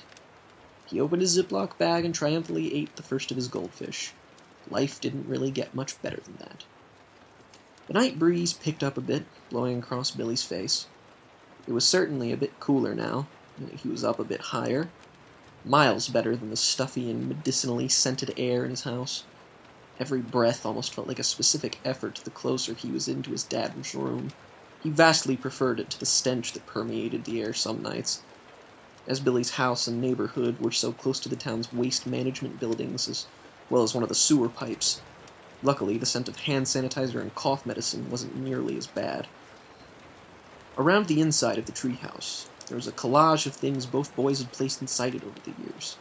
Pictures that both of them had drawn in school depicting them on various adventures. As he looked in his room from left to right, there began to be fewer and fewer pictures from his brother. As he had gotten older, he began hanging out more with friends his age rather than Billy. He was now the same age his older brother was when they had moved into that house. He certainly didn't feel like he had changed all that much. If he had a younger brother, he would have been far nicer and still would have played with him for sure. He couldn't help but fear getting older. He didn't want to stop being the way he was. After all, he was perfectly content. His tinfoil hat was getting a bit uncomfortable. He removed it in order to cease the sensation of the scratchy metal sheet rubbing against the back of his head. He wasn't exactly paying close attention, so when he tossed it to the side, it went directly through the hole in the treehouse and dropped to the bottom of the ladder. He looked down to see it slowly drop and eventually hit the soft ground beneath him. It wasn't as if he needed it, so he left it be. As he scooped up a few more goldfish, he began to realize that his plan to escape wasn't very well thought out. Sure, he enjoyed being away, however briefly, but there really wasn't much to do, at least not by yourself. All the associated memories that led him to so fondly view the treehouse were with his brother. Being completely alone felt different. He had the less eclectic imagination, so usually he relied on his older sibling for ideas as to what they'd actually do. As of then, he was simply eating a late-night snack at a more opportune place. He took another handful of goldfish and greedily stuffed them into his mouth. It was out now. Billy briefly thought about going back inside, but it felt like such a waste. He'd stayed awake so late, and it simply wasn't paying off. He let out a yawn. Now he was simply too tired to return. It wasn't the epitome of comfort by any means, but he could have fallen asleep there. And he figured that was a decent compromise. He could at least sleep in the treehouse since he wasn't doing anything else. His family probably wouldn't even notice his absence come morning. Billy laid on his side, resting his head on his hands. The wood was still a bit damp from the rain, and it smelled a bit funny, but his sleep came for him. He was quickly whisked away into unconsciousness, despite the plethora of outdoor stimuli that would keep one awake at a place like that. But then, he heard something. He jolted awake. He didn't know how long he had drifted off for. It could have been 3 minutes or 3 hours, but either way, something had stirred him. His mind instantly went to one of his parents, or even his brother, out looking for him. But it was still nighttime. None of them would be there, so naturally he jumped to the next conclusion. Was it some kind of animal? His mother had warned him about it, which he found odd because she wouldn't let him watch the news when the program covered the case of the wild animal attack. But in thinking about it, what are the odds that such a thing would know exactly where he was? Barron's Hollow was full of wildlife. His father had to regularly scare off possums and raccoons from the back porch with a broom. That was probably it, but he had to make sure. He peered down the square opening that led downward. He didn't see anything, which at first was relieving, but he realized he should have seen something. His hat. It may have been dark outside, but he was certain he was able to clearly see where it dropped. The faintest light that came from his house and the street lamps had just slightly reflected on it, so that he could make out a bit of a shimmer. Perhaps a raccoon had stolen it. Even if it was something small, he didn't like the idea of being stuck outside with an animal. He began to miss the comfort and security of his own bed. His nightly plan hadn't been too well thought out anyway. He looked out the window on the side wall and looked around. There was nothing he could immediately see, but it wasn't exactly easy to see anything at all to begin with. The more he waited, the more he grew anxious. He gripped his lightsaber once again, for the sake of security. He was at least confident in his ability to hit something like a raccoon, so that it would be injured enough to not pursue him. In a rush, he began to descend the ladder, and did it so quickly he skipped a couple wooden planks. Halfway down he panicked and simply jumped, landing crouched over, most of the pressure absorbed in his knees. This prevented him from immediately running back to his porch. He stood up as quickly as he could, and looked all around him. There wasn't much he could see on every side that wasn't toward the neighborhood, but he was seemingly alone. The sound of the light wind had since disappeared. Instead, it was replaced with a steady, low breeze. It wasn't quite as strong. It seemed a bit warmer, too. It looked like it came in second-by-second intervals. Billy turned to his house and took a few steps. It was halted by a sound that seemed impossibly loud. It was a low, guttural growl. It was long, too. After it ceased, all he could hear was the wind again. But Billy made a key mistake that night. For a brief moment, he turned around. What he felt was wind wasn't a steady breeze at all. It was the quiet breaths of something that was close. Too close. And it was large, too. Billy couldn't see it.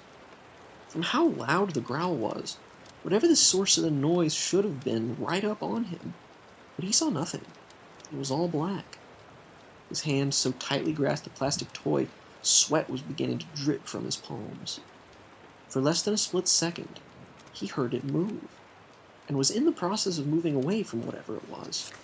But it was closer than he thought, and far faster than he could have predicted. He was so close to pivoting and turning around, but the beast was quicker. He was caught, stuck in the middle of his own movement. At first he couldn't understand why he wasn't moving. He wanted to. His brain was telling his legs to get out. But nothing happened. Instead, he felt a white, hot pain in the center of his chest. A pain that no 8-year-old boy had ever felt. A pain so large and intense that all sound but his own heartbeat had been drowned out of his head. He couldn't even hear the satisfactory growl come from his attacker. He felt it. The warm, iron-scented liquid pour from his chest. The pain had ceased. Billy's ears began to ring. All sound had cut out. The beast removed its arm from the boy, and Billy slumped over like a bag of bricks. He didn't feel his body hit the ground. Everything went white. His consciousness left him. His life was soon to follow. It was better that way. Billy died before he fully grasped the terror of his situation. If he had been conscious any longer, all he would have seen was the vague and almost formless shape of a monster. A being that had no discernible beginning or end, no color besides the black void of the night, or any sign that it was even remotely comparable to that which you would see in your deepest nightmares or darkest of dreams begin to hungrily consume him. But Billy was only a child, and a small one at that. There was hardly a piece of him left. It was still hungry.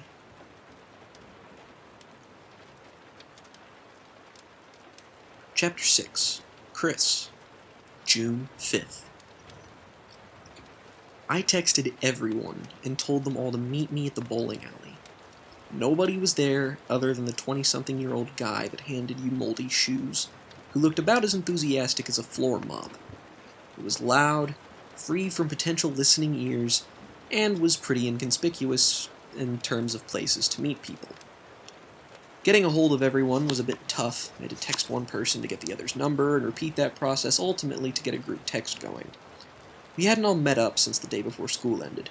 I figured it would take me rambling off my various reasons and trying extra hard to convince everyone that we all needed to get together and talk about it. But instead, they all just instantly agreed. We were all keenly aware that something needed to be done. Something was very, very wrong with Barron's Hollow. I had lived there my entire life. I had made it through my parents' ugly first divorce. I made it through taking care of my little brother and new little stepbrother when Mom remarried. I had watched two of my best friends since I was little move away before freshman year ended. The world outside that place hardly existed for me. You'd think I'd be comfortable there, right? But I had always felt like something was wrong. And leave it to a dead body to kickstart confirming all of my suspicions. There was now an issued curfew. 8 o'clock at night was the latest you were supposed to be out. It's not like it would really be enforced due to our minimal police force, but it was still issued. I was going to cancel band practice on Thursday because of what happened, but the world simply decided to just do that for me. We now had to worry about something killing people. They had no idea what it was. If remains were found, they were almost entirely unrecognizable. 3 confirmed victims: an old lady, a kid, and a guy in his 20s. There were currently 3 people who were filed missing. People never went missing around there. That wasn't even the worst part. It was like people had the plague. Nearly every adult in town had caught an awful strain of the flu or cold in that week. It made them all lazy and sickly. It had all your basic common cold systems, but accompanied with making everyone act like zombies. This wasn't typical sickness, laziness that I'm talking about here. People wouldn't move unless they were starving. They wouldn't talk or answer questions. They'd just sleep and stare blankly at stuff. There was a minor shutdown of the local power plant the day before. Some city workers from out of town were basically overseeing things until everyone got better. Municipal workers had to be replaced. Even some restaurants closed down because they were severely understaffed. Weird thing was that kids, at least younger people in general, didn't seem to catch it. A few odd ones here and there, but nothing as drastic. I knew I sounded paranoid. I was paranoid. How could I not have been? The body was already enough, but when juggling everything mentally, I just didn't get it. It all happened around the same time. It all came out of nowhere, and everything just seemed to spiral out of control. I pride myself on being a pretty chill guy, but that's because I don't surround myself with all this insane bullshit. Not willingly, anyway. I knew I couldn't handle it, but this was insane. I needed to talk to somebody about it. To vent and confirm that I wasn't insane. My girlfriend, Layla, under normal circumstances, would have been absolutely all over my case. Not in a needy way, in a genuinely concerned way. Luckily, she was preoccupied with taking care of her own parents, who had gotten sick in the first wave. I came and occasionally brought her something if she requested it, but said I should just talk to her via text because she didn't want to spread anything. So basically, that was the one thing I benefited from everything falling apart, and that benefit relied on me not seeing someone who actively made my life more pleasant. I needed a way to calm myself. I was never like this. I always had an outlet. Music, Layla, anything. But I slowly felt cut off from everything that could make me feel better. I wanted to know more, to find out more so it didn't seem like such a damn mystery. I had resources at my disposal. Unfortunately, it led to mostly just more questions. But I had a plan. You know, kinda. See, the guy who we found, I did some looking into him. I found his obituary in the newspaper after he was found. Some old guy who had been in town ever since before we were born. He kept to himself, had no known friends or family close by, just lived out in one of those old dirt roads in a house you could find just about anywhere. After a bit of digging, I found out precisely where he lived. I had a theory. A fucking absurd theory. But the more and more I thought about it, the more and more I felt it made sense. I'll be the first to admit, I'm not the brightest bulb in the box, and you'll never hear me say anything otherwise. But that's why I needed outside opinions. It felt weird that the only people I thought I could trust were people I hardly knew. It was nothing against them, and nothing against my other friends, but it just didn't feel the same. My other pals and bandmates went back with me a long time, but none of them had found a dead body with me. That's some Vietnam War shit. It's like we were in the trenches together. Did the Vietnam War have trenches? Anyway. Before I was able to worry anymore, I saw an out-of-breath Reese enter the bowling alley. I was in the lane furthest from the door, but he immediately saw me. I was the only one of them there, so it wasn't really that hard. He paid a couple bucks for the shoes, got them handed to him, but slung them over his shoulder by the shoelaces and came over to me. Something was oddly labored about his movements. "Hey, man," I said, giving a half-hearted wave. He nodded at me. "Hey." He looked incredibly tired. I was worried he might be sick, but upon closer inspection he just looked like he had run a marathon. He sat down next to me at the table, next to the bowling ball dispenser? I've got no fucking clue what they're called. "You, run here?" I asked nervously. He held up his finger, letting out several slow breaths before he's speaking. Walked. He started. "Actually, I walked here. From the other side of town." I felt kind of bad. I wasn't sure if he had a car or not, but I thought I'd at least managed to score a ride. The walk from his house must have been miles. "Well, thanks for showing up." I was interrupted when I saw Nadia come through the door, with everyone else behind her. Reese turned around and his mouth fell open. They all paid their fees and got their questionably smelling shoes and headed over to the lane. "How in the blue hell did I manage to walk here and get here before you all?" he asked. Nadia shrugged. "Carpool. Had to pick everyone up," she answered. His eyes darted over to Joey. "Oh, thanks for inviting me to the carpool then, guys. It's fine. I enjoy walking a countrywide distance for literally no reason." Joey smirked. "Check your phone, jackass." Reese took out his phone to find that Joey and the group chat as a whole had been blowing up his phone. He hung his head in shame. I was walking and listening to music. Anyone want to just take one of these bowling balls and kill me? It'd be doing me a favor. Really." Izzy chuckled. Joey put his hand on his shoulder playfully. Everyone sat down and expectantly looked at me. Suddenly I felt a sense of pressure overcome me. Each of their eyes felt like it was casting a spotlight. I knew I had to organize this little discussion. I just never liked being the leader. I didn't mind putting in the work, but having people rely on me, that scared me. I was hoping that after this, maybe Nadia would take the reins. Even Joey seemed like he could handle it. So I guess I won't really go into formalities. I think we all know why we're here. I started.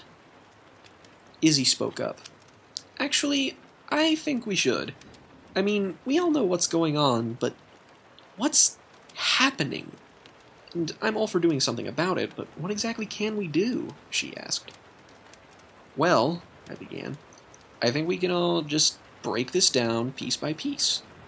We had our little encounter last week to start off, then people went missing, then people died, then people got sick. Then more people were gone. Normally, I'm not a conspiracy nut, but do you all think that this is all possibly connected? I wouldn't normally say something that crazy, but the timeline here is just really weird. Not to mention how weird everything is on its own. I know I'm coming off as paranoid, and I'm totally aware of that, but, yeah, as far as theories go, that's kind of what I got." "Did the police ever find out anything about the guy, other than his name and address?" Leo asked. "Apparently, me getting his address was kind of a waste of time. The cons of working alone." "Police haven't been doing much of anything," Izzy said. "One of the deputies lives on my street and his car hasn't left the driveway. Apparently half of them are already sick." "So, okay, I understand your sentiment here, but exactly what are you implying? I'm not discounting the possibility of a connection, I just would like an explanation. Or, an attempt at one," Joey said. I cleared my throat. "Well, I know we don't know all that much about each situation, but here's how I see it. Guy winds up dead. A bunch of horrible animal attacks start happening almost immediately after. People start getting sick pretty much as soon as this guy dies. I'm honestly not sure about the whole sickness thing, but what if this guy and the attacks specifically are connected? I hypothetically posed. Just saying it all felt weird. I might as well have been telling them I thought the Illuminati did it. That's... I don't know, man. Sounds kinda unlikely, Nadia said. Mary nodded in agreement. Well, if I can get my 2 cents in, Reese began, then actually, I'd say you were right on the money. These weren't normal everyday animal attacks. These people weren't bitten by a rabid raccoon. They were torn apart and nothing was left of them. By all accounts, this should be like national news, but the police are sick and no one gives a shit about some backwater town no one knows about.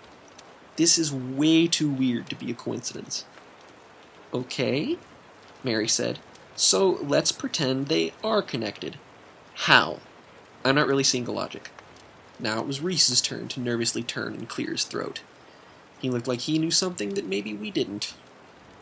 Well, I'd like to provide an addition to the hypothetical. But you gotta roll with me here.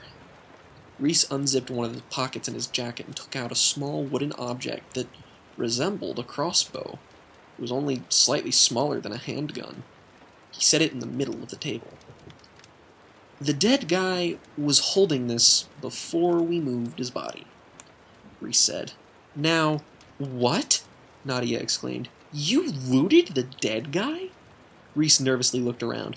Okay, I know that no one is here other than that Napoleon Dynamite-looking son of a bitch up at the counter, and the music is decently loud, but for the sake of my sanity, please be a little quieter when discussing the potential felonies we've committed in the past week. The guy at the counter did look suspiciously like he belonged in an indie movie. Nadia collected herself, but still had a stare that probably could have melted Reese's glasses right off of his face.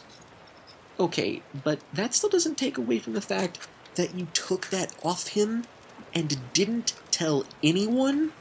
She asked in a bit more of a hushed tone. Reese threw up his hands.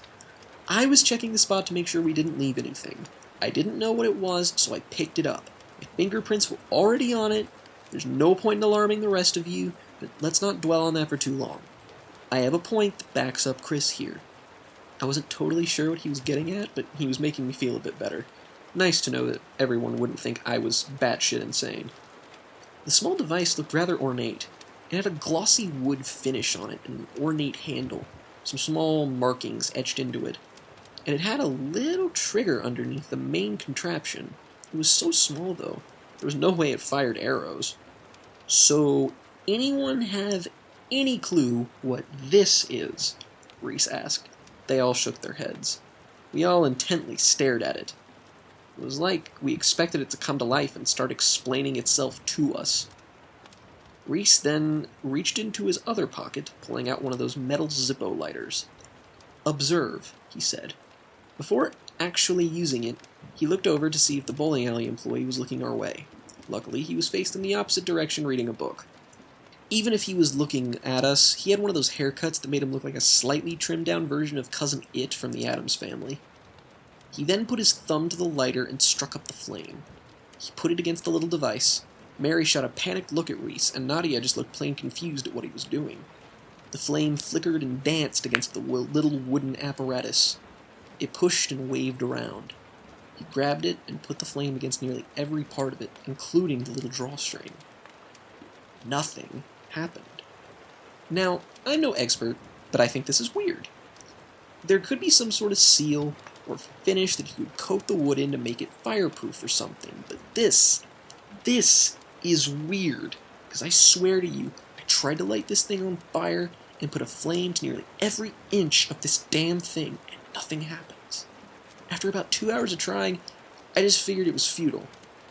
Alright, so our old guy was a weird hobbyist with an odd fashion sense and put some fire retardant on this thing. What does that add to? Nadia asked. Reese slid the device over to Nadia. Now, I may just be a weak piece of shit, but I had a rough go with that. But Nadia, you honestly look like you could kick my ass. Reese stopped mid-sentence and looked at everyone around him.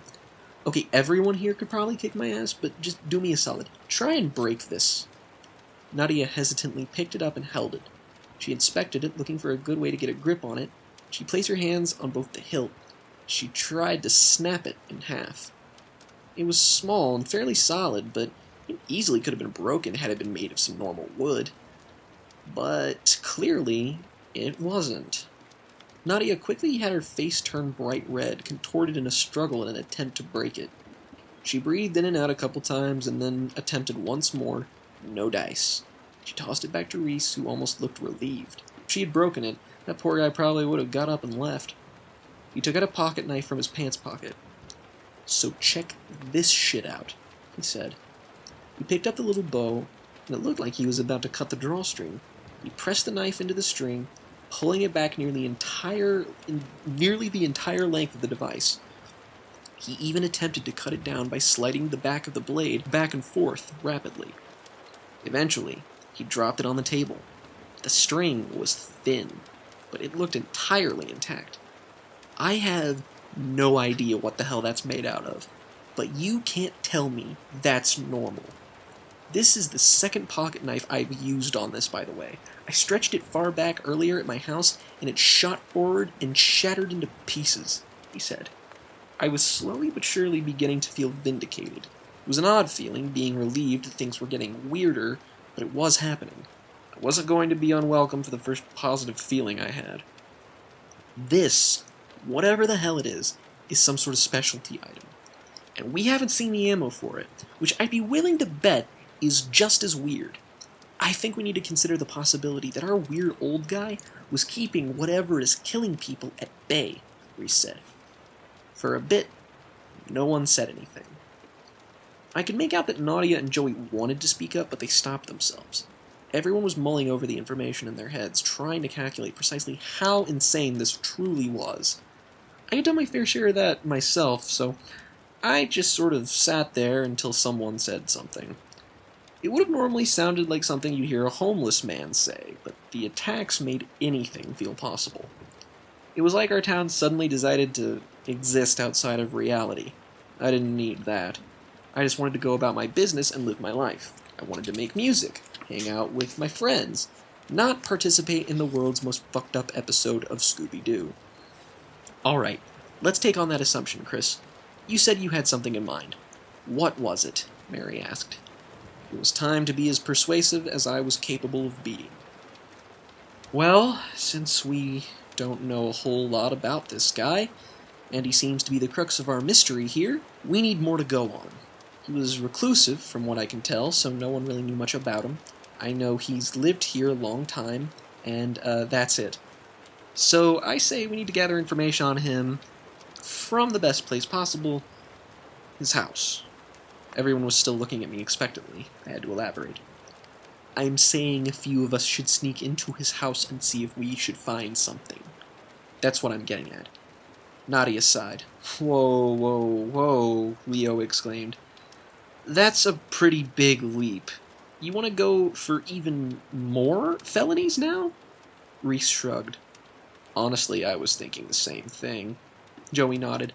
Well, it's not like we're stealing anything, we're observing. If we don't find anything, then we don't find anything. If we do, then we know more, he remarked. Why are you talking about this like we've already agreed to do it? Nadia asked. Well, Joey began, I don't think this is a bad idea. I'm curious. No one else around here is going to do anything.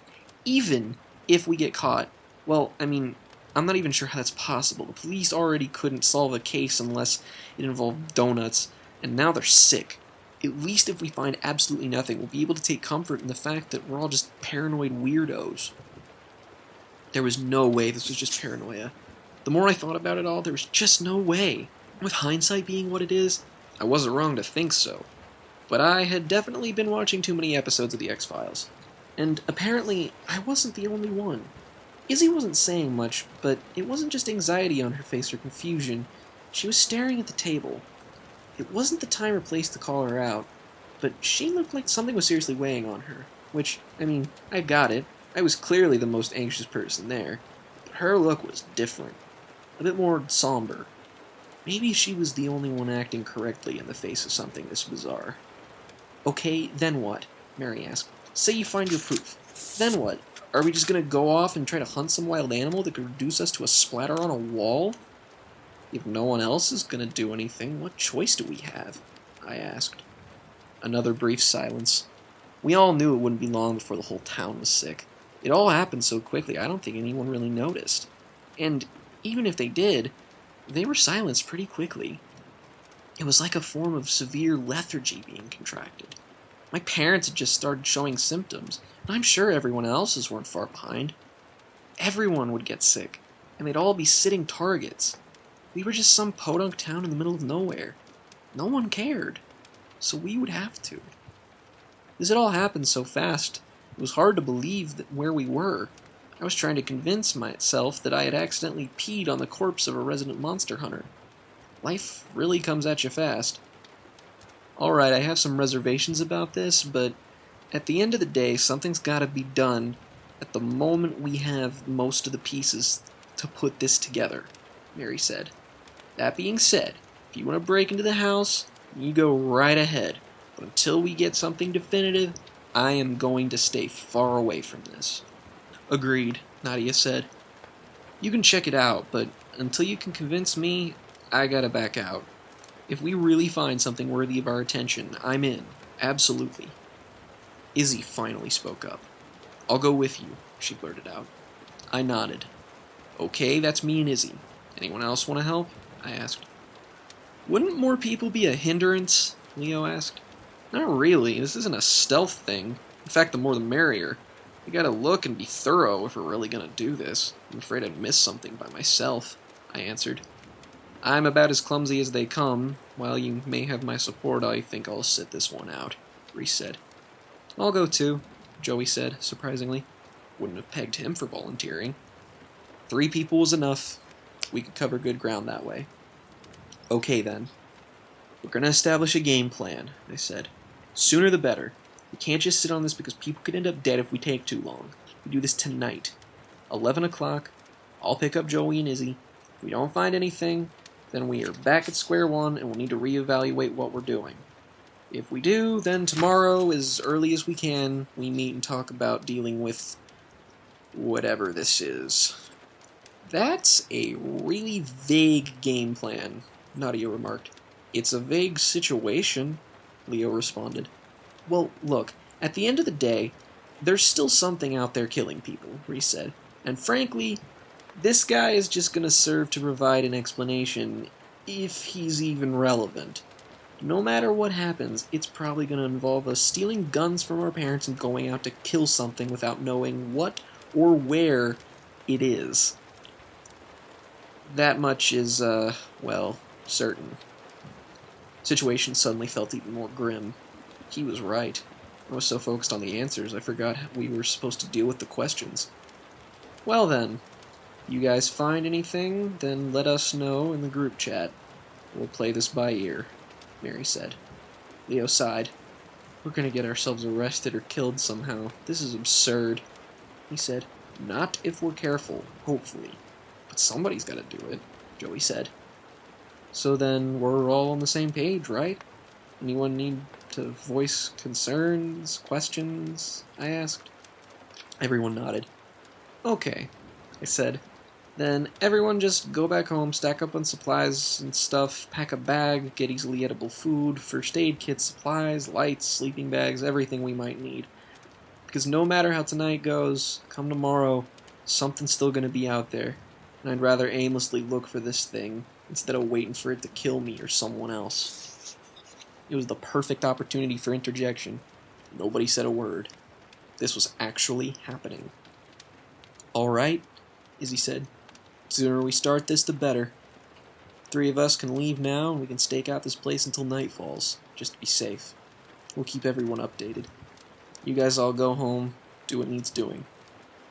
Okay, but I have a question, Nadia asked. Shoot, I told her. Our parents. Who's going to take care of them if we leave for however long we'll be looking for this thing? It's a small town, but this could take days. Not to mention, I know, Mary, you've got younger siblings, and so do you, Chris. What about them? They may not be sick, but they've got to be watched. A good question. One I wouldn't have thought of, admittedly. Well, it's not like we don't have other people. We can get our friends to watch them. I know everyone's parents will be sick, but I know a bunch of kids who are making people food, making sure everybody's taken care of. Just ask them. Everybody's trying to work together so that we can use that, Izzy answered. Another thing my paranoia made me totally overlook. Luckily, not everyone in this place was utterly incompetent. Yeah, I know there are a lot of senior classmates who are organizing care packages and checking up on people ever since everyone got sick. I can ask them, Mary said. Thank God for connections. What do we tell them? Joey asked. That we're, God, I have no clue. I say we keep it as vague as possible. Don't worry too much about it. They won't say no just because we don't really have a super justifiable reason, Reese said. Yeah, Nadia sighed. I guess this is the plan. Izzy was the first to stand up. Alright then, we don't have a lot of time to waste. Let's do this thing. Can grab a bite to eat on the way to the old guy's house, she said. Actually, we can't. Diner's closed and so is the Dairy Queen. Apparently they're understaffed. And that's pretty much all of our options, Joey commented. Nadia rolled her eyes. Of course. Well, then, let's go and starve. Everyone got up and began to walk to the exit. Everyone's face was a different kind of unsure now. Nadia looked confused, Izzy looked somber, Leo looked around blankly. Joey and Reese looked like they were standing in the middle of a busy intersection, about to get hit by a car. I'm not sure how I looked, but it was probably one of the above. We all handed our shoes back to the guy at the counter as we exited one by one. He looked at us a little funny, but he went right back to reading. Outside the bowling alley, it looked about as good as we felt. The weather lately had been off-kilter and weird. That day had manifested in the form of being a cloudy, gray, windy mess. A calm before the storm, I guess. Before, it had either been raining or unusually fog-laden, during a time of year that was typically obliterating you with how hot it was. Joey and Izzy followed me to my car. None of us bothered saying goodbye to anyone. We knew we'd see each other again soon. We all got in my sedan. Not fancy, but it got the job done. I looked up the address I found and put it into Google Maps. About a half hour away, which was weird.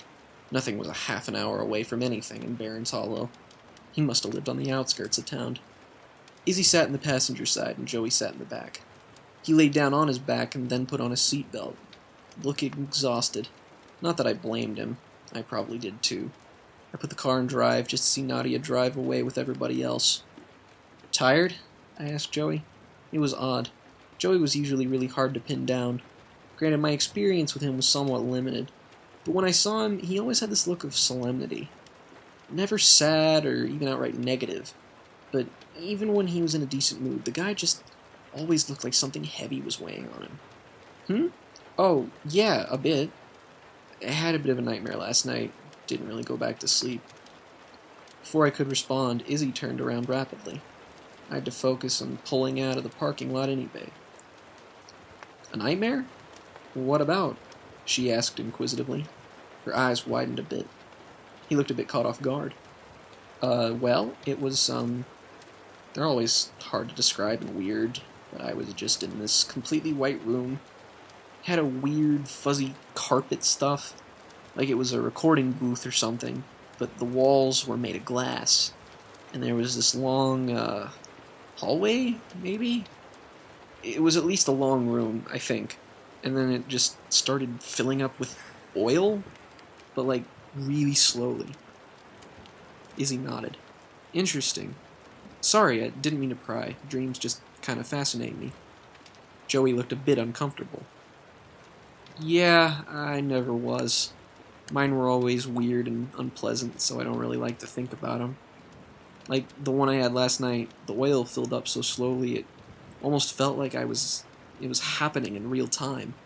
It felt real, and like I was there for hours, and I just woke up and felt weird. She nodded and settled back into her seat. I'd never seen the two of them really interact before. Not the worst icebreaker I'd ever heard of. It was odd having to constantly be reminded that we weren't like longtime childhood best pals. Sure, we were taking this more out of necessity, but if we genuinely disliked one another, we probably wouldn't be doing it. Izzy just always seemed like she was on a different planet. I didn't want to judge, but asking such a banal question in a weird circumstance just rubbed me the wrong way. I chalked it up to being aloof. I read that people who have dreams like that are supposed to be more in tune with their emotions. Or it could have been wishy-washy bullshit. It sounded nice, though, she said with a bit more detachment in her voice. Joey looked a little weirded out, but went back to staring at the hood of the car. Izzy looked noticeably better than she did in the bowling alley, and I still couldn't help but feel weird about that. I guess everyone processed something like this differently. There's no right way to feel, though I did appreciate both of them going with me. I was fully prepared to have everybody say I was wrong and have to do it myself, but now I felt like it was part of a team. Even Reese backed me up. I just wanted all this to be over. We all could have hung out under different circumstances, more normal pretenses than this. I took a turn onto a dirt road that was supposedly the last turn I had to make. It was just a really long one. If I was smart, I'd probably say something about that being a pretty suitable metaphor, or whatever.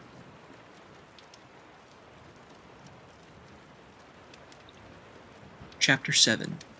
Izzy. June 5th. It didn't take a long time for it to get dark. It always felt like the night came early, especially recently. It was like the days were in such a hurry to be over because even they were scared of what was going on. Eventually, the lights on the dashboard that lit up Chris's radio were pretty much all we had. At the time, I remember distinctly feeling this constant mental tug plaguing me.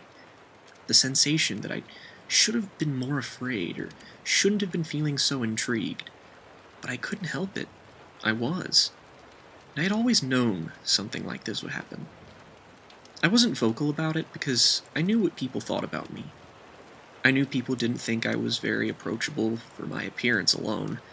I was a bit taller than most girls my age. Most girls down south weren't even super keen on hair dye, so my obsidian hair was a red flag to some, and I typically kept to myself. So naturally, I was the weird girl. If only they knew. I knew Baron's Hollow was messed up since I was little, and normally, I would be a little bit nervous to relay this information to anyone, but I think that my problems are far from the strangest thing you'll hear about this tale. When I was little, I saw things you typically wouldn't. People walking around houses who didn't live there. Patterns in the sky that felt like they were trying to tell me something. Voices from nowhere attempting to speak to me. It was a good thing I was really quiet as a kid. If I told an adult about it, I would probably been committed. When I was old enough to actually read and use the internet, I assumed I had some form of schizophrenia. It was a scary thought, but to me, not nearly as scary as if anybody actually knew. I kept it all to myself.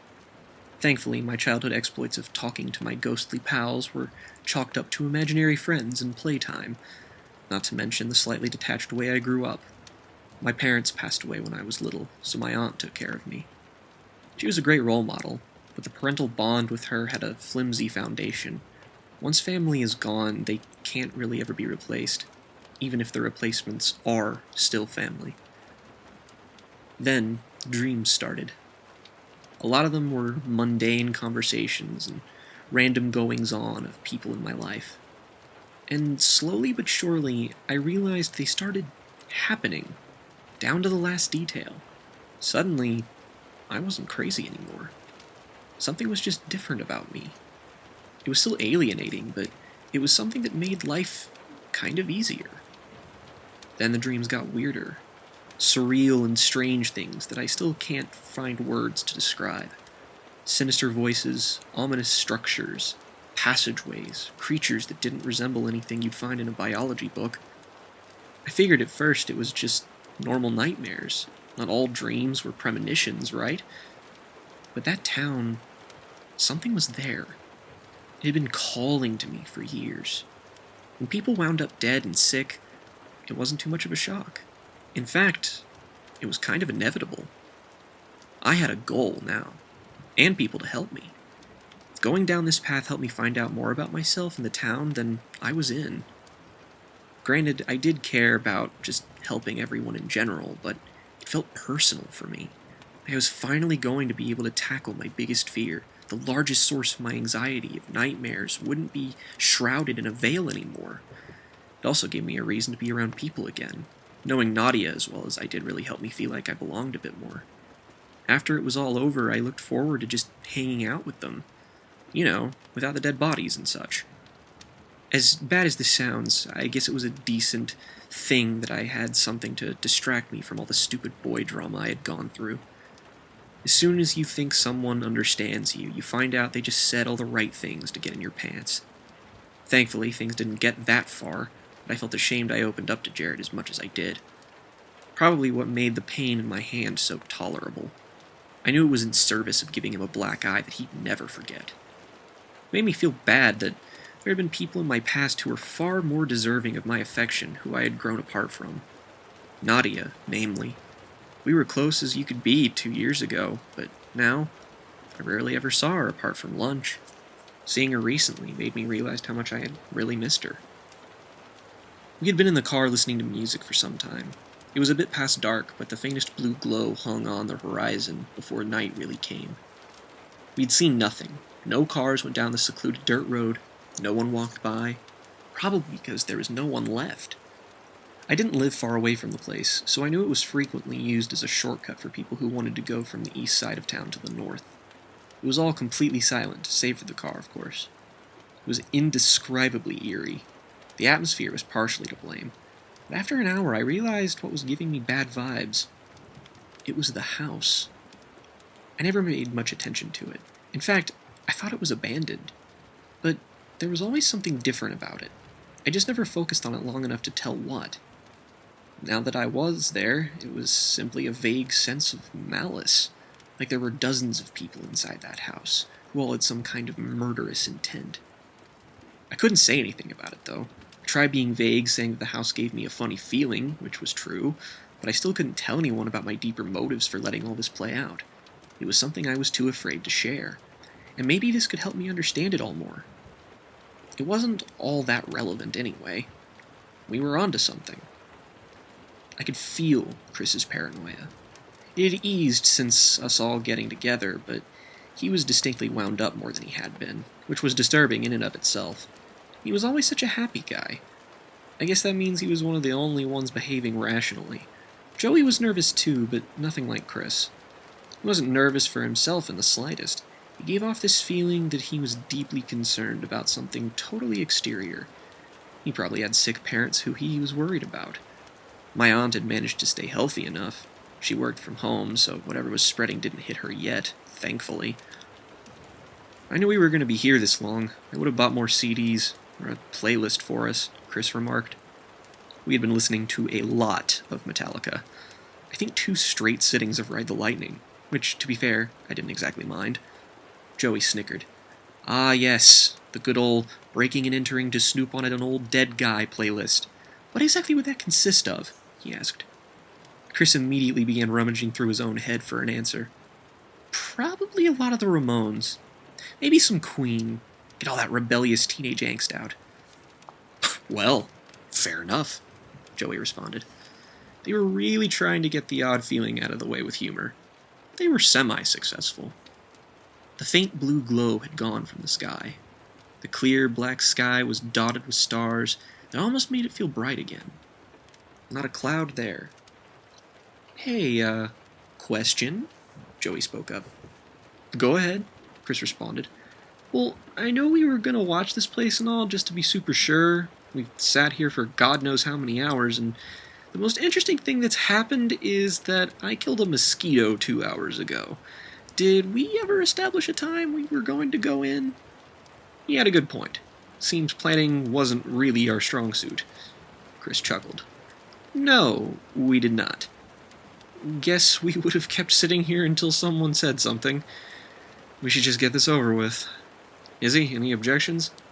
I shook my head. We had sat for a really long time, only sporadically speaking to one another, mostly about innocuous stuff. We may have had less of a dynamic without the others, or none of us really felt like talking about anything.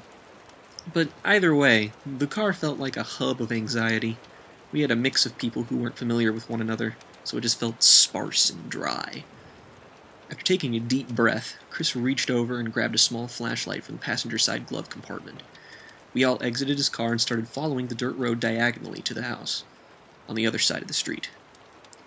Around us was nothing but acres of rolling hills on the opposite end, meaning this guy may have owned a large chunk of property.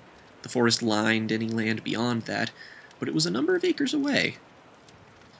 The other side was either sparsely grassy or covered with a fence to keep in farmland, which was full of tobacco.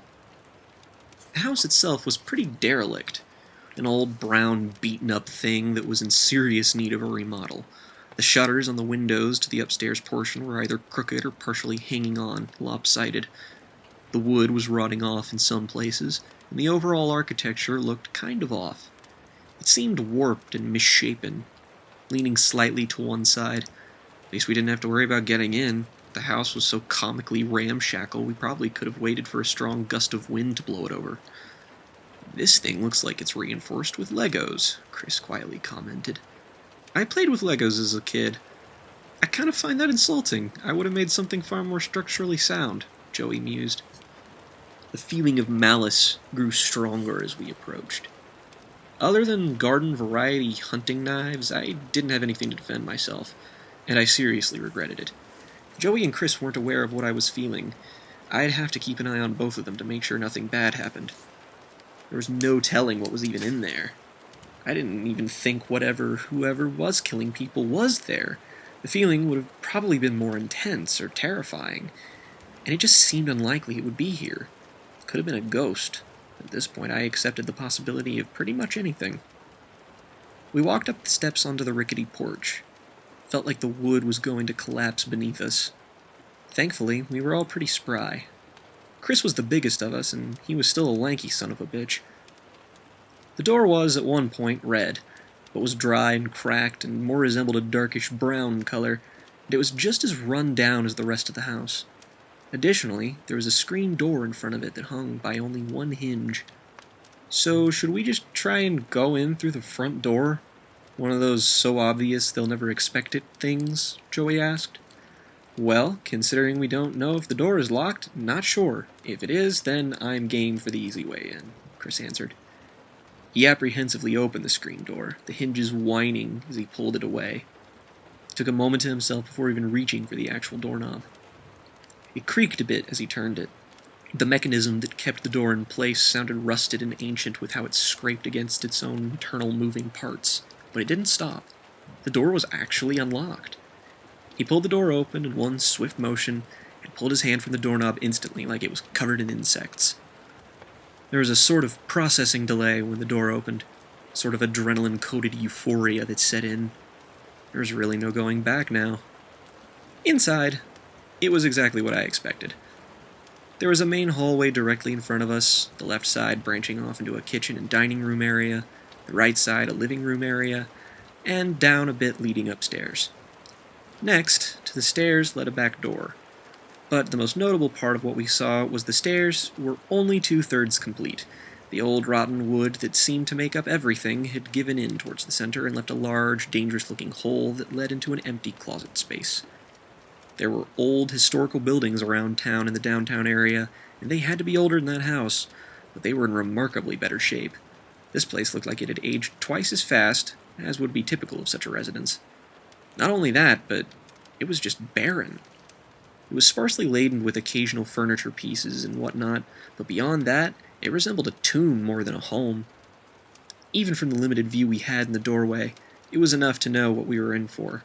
I was the one who stepped in first, the floorboards making us painfully aware of any time any of us took a step. Upon entering the hallway, I noticed Joey and Chris were still in the doorway. "You guys really gonna wuss out on me now? We can cover more ground if we all just look in different rooms. Get this done as soon as possible," I said. "Isn't splitting up, like, the worst possible thing to do in cases like this?" Chris asked. I scoffed. "This place isn't a mansion. I don't think we could be more than 15 feet from one another," I said, motioning for them to come inside. Joey shrugged and apprehensively followed in. Chris did the same. I walked into the living room area. The other two split up behind me. "Hey, what if something happens to one of us?" Chris asked. There was a pause. Yell? Joey answered. Couldn't have said it better myself. Yeah, real funny, but what if, we run into the thing that's killing people? Or, I don't know, a monster or something. How will we know? Should we use a code word? He asked skittishly. He was trying to be quieter so I couldn't hear him on the last one. Someone had a bit of a fragile ego problem. Joey laughed. Then yell, but with specificity, Joey pointedly answered. I could hear the awkward pause permeate the air. I felt for Chris. I knew he was easily the most shaken up out of everyone, as far as I could tell. But he would have been the least likely if I had to guess. I was far from being in a place where I could judge, though. The living room was about as dusty as a mausoleum.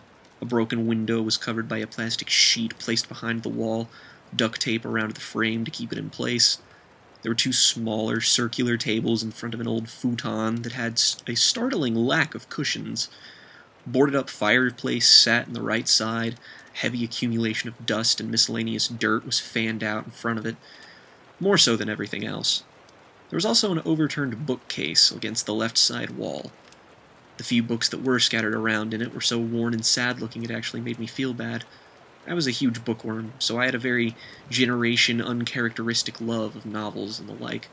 My aunt used to read to me at night back when I was first going to stay with her, so it was a source of comfort.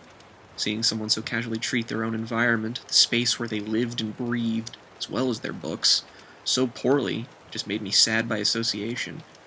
It would have been one thing if I had found anything of note to focus on, but instead, I just saw an old guy living in sad conditions. As I heard the other two rummaging through the cabinets and opening doors, I realized that maybe we had failed to consider that.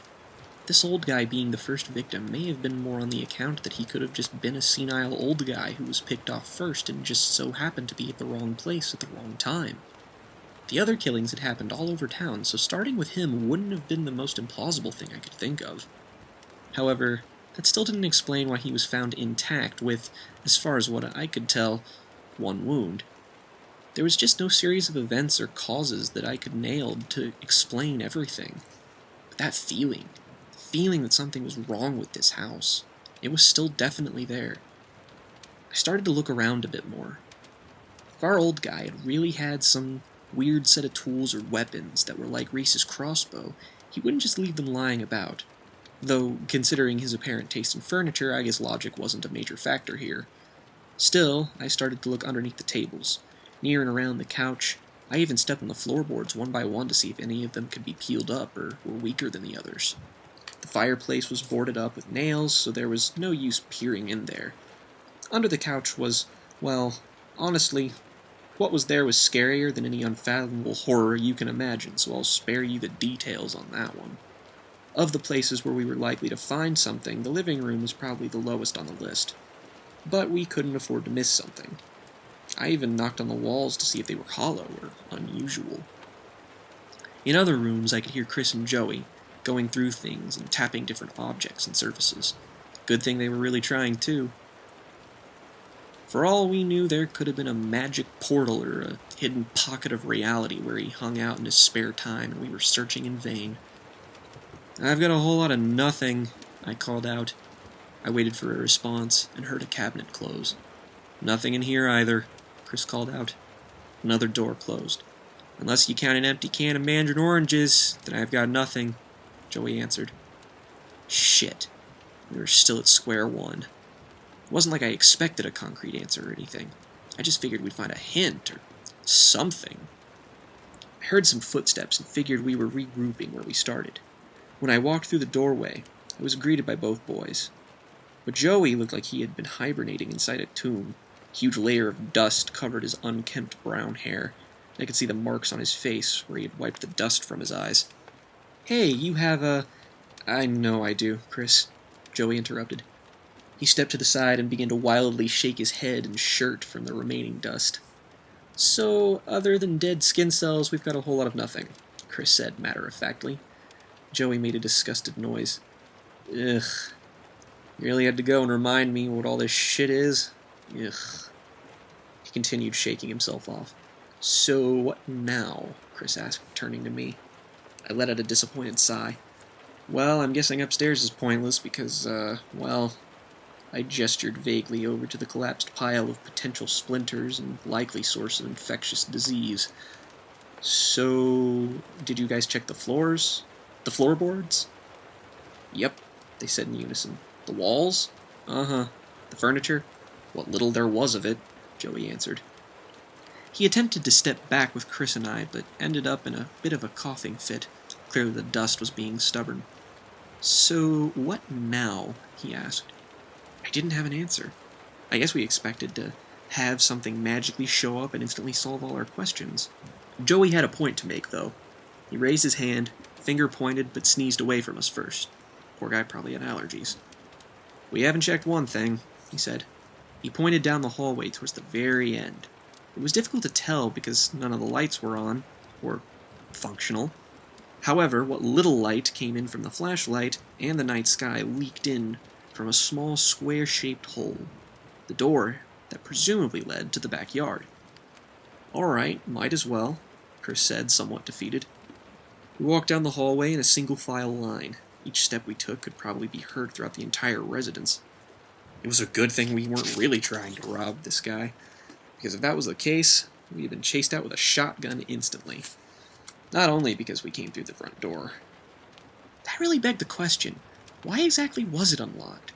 It was hard enough believing someone actually lived in this place, but combined with the apparent disregard for his own safety, it just felt wrong. Like we were looking at an intricate painting that relied on perspective from the wrong angle or something. When we approached the door, Chris took the lead once more and turned the doorknob. The noise that creeped out of it was identical to the one from the front door. It sounded like it was about to collapse in front of us. The hinges uttered a slow, metallic squeak as he swung the door open. It was seriously in need of some WD-40. The backyard was about what I expected. It was difficult to see, but it was a small back porch surrounded by slightly overgrown grass and weeds. A ramshackle wooden fence covered in plant life surrounded the perimeter. Behind that, the land stretched on, ultimately connecting with the woods behind it, some distance away. The only real thing of note was a large, rested metal shed. It had an odd door that faced the house, as it looked really solid, and was slightly curved down the middle, like it was an entrance to a trailer or a fallout shelter. The door had been bolted on somehow. The shed itself was of considerable size, and the door covered a solid third of it.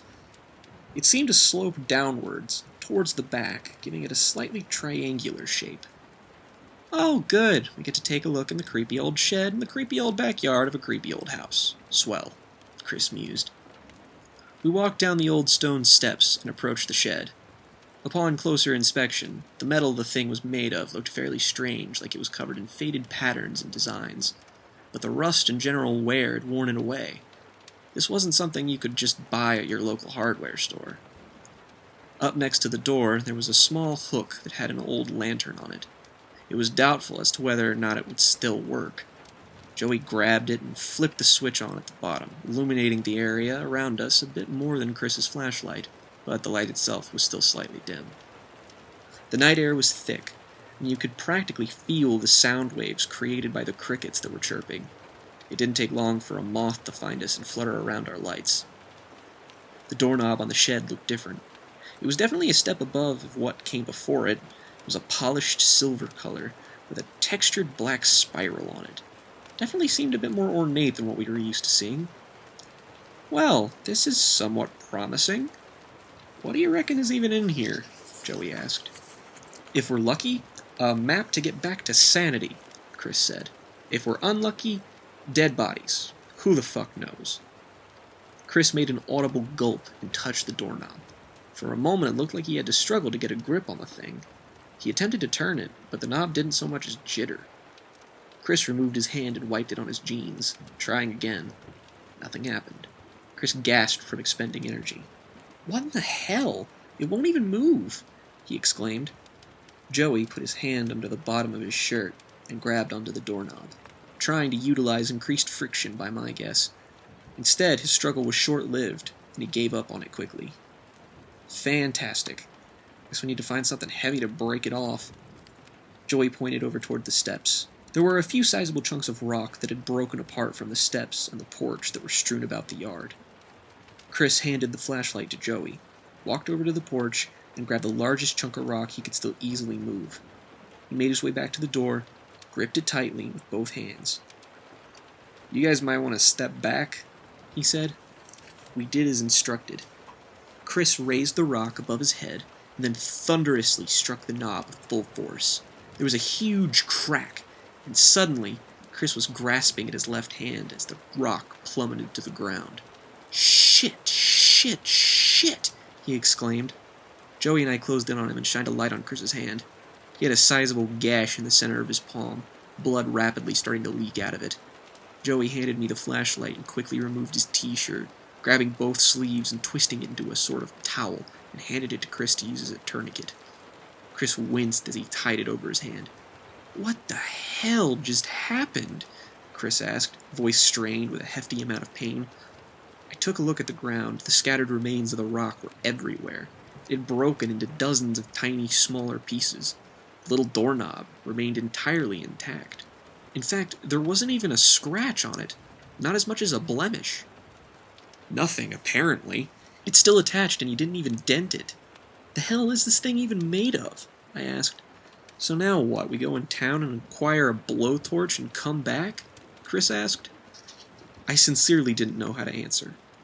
In the brief moment where it was silent, I felt like I could hear a faint humming noise, like something with electricity was on nearby, yet everything within sight was practically ancient save for the light. The noise itself seemed to be coming from behind the door. I still couldn't tell what the knob was made of, so I reached for it just to see what the texture of it felt like. I'm not even sure if I touched it directly. I was at least close when I felt a slight shock in my fingers. A jolt of electricity shuddered through my body. The black spiral on the doorknob, for the briefest of seconds, glowed a slight purplish color, and seemed to flow through the spiral and disappear into the door. A bunch of clicks and whirs started to erupt from the door, mechanisms locking and unlocking, and the door began to slide open on its own. Joey and Chris watched this all unfold, eyes widened. To this day, I swear I could hear Chris's heart beating out of his chest. "Whoa, what did you do?" Joey asked. I shrugged. At the time, I had as little of a clue as they did. I wasn't sure if they saw the purple spiral thing happen, but even if they did, I couldn't explain that. "No idea, I just touched it and..." I was cut off by the door abruptly stopping. The mechanical hum was now far more audible, and coming from inside. Where there had been nothing but space drenched in shadow, now there was a small light coming from within. I peered into the shed, and there was a faint glow deep inside it, the very end of a decently long set of steps. Somehow, it went underground about 10 to 15 feet, from my estimation. It was all made of concrete. We could only see a little bit of the floor from the top. There was definitely a good deal more down at the bottom. I pulled out my pocket knife. It felt appropriate. I pointed the flashlight downward and stepped into the doorway, hunching down a bit to fit as the space with the steps was a bit small. I didn't hear any steps behind me, so I turned around and shined my light on a completely stationary Joey and Chris. "You fellas coming?" I asked. Chris looked apprehensive. "Hey, we don't know what's..." he began, but Joey interrupted him, simply by tapping the back of his hand against his chest. Chris looked at him expectantly. Joey simply gestured toward me. Chris sighed, and they both began to follow. I took my first step downward. It was strange. As we began to descend down, I sort of smelled lavender. A smell that felt out of place until I remembered the body. There was a hint of something similar on the man, except now it was a bit stronger. I just didn't mention it when it happened because, well, why would I? Once we got to the bottom of the steps, we all stood for a moment in an attempt to process what it was that we saw, which was both extraordinary and oddly mundane. At the bottom of the steps, there seemed to be a bit of a bunker. It was a large room with a decent amount of open space, but it contained the furnishings you would have expected to find in the house. There was a bed towards the left. Well, it was less a bed and more of a stack of 2 mattresses with some blankets and pillows. Next to it sat a nightstand with some paper and a lamp. Behind that, there was a bookcase, absolutely stacked to the brim with books. On the right-hand side, there were still a couple of white cabinets and a countertop with a sink. A small refrigerator sat adjacent, along with a small stovetop, a toaster, and a blender, as well as a set of knives, as if someone stole half of a kitchen in a catalog and put it in a decent-looking prison cell. There was paper and parchment scattered everywhere. Some looked to be torn from books, some had scribbles, barely legible handwriting on it. In the back right corner there was even a dresser, and in the other corner, one of those small showers with a sliding door. But that wasn't even the most interesting part. The most interesting part was the back wall. In front of the back wall was a desk. A large desk with tons of drawers, papers strewn about, the top of it covered with several odd-looking power tools on the left and right sides. In the center was a large bowl roughly the size of a sink, filled with water. On the wall there was a brown board in which what looked like dozens upon dozens of weapons were hung upon. I'm not sure how long we stood there for. Could have been centuries. "Yes," Chris said with a modicum of enthusiasm. "I'm not crazy." He did a fist pump. It was so lame it was kind of adorable. "Well, holy shit," Joey said. "I think your theory may be spot on, Chris, 'cause, well, yeah. Damn straight I am. And, wow, there's a lot of stuff here." Joey whistled. "A lot of potentially useful stuff. Serves no real purpose being down here right now, don't you think?" he said with intent. We didn't need for him to spell it out any further. We all immediately got to work. Investigation and collection time.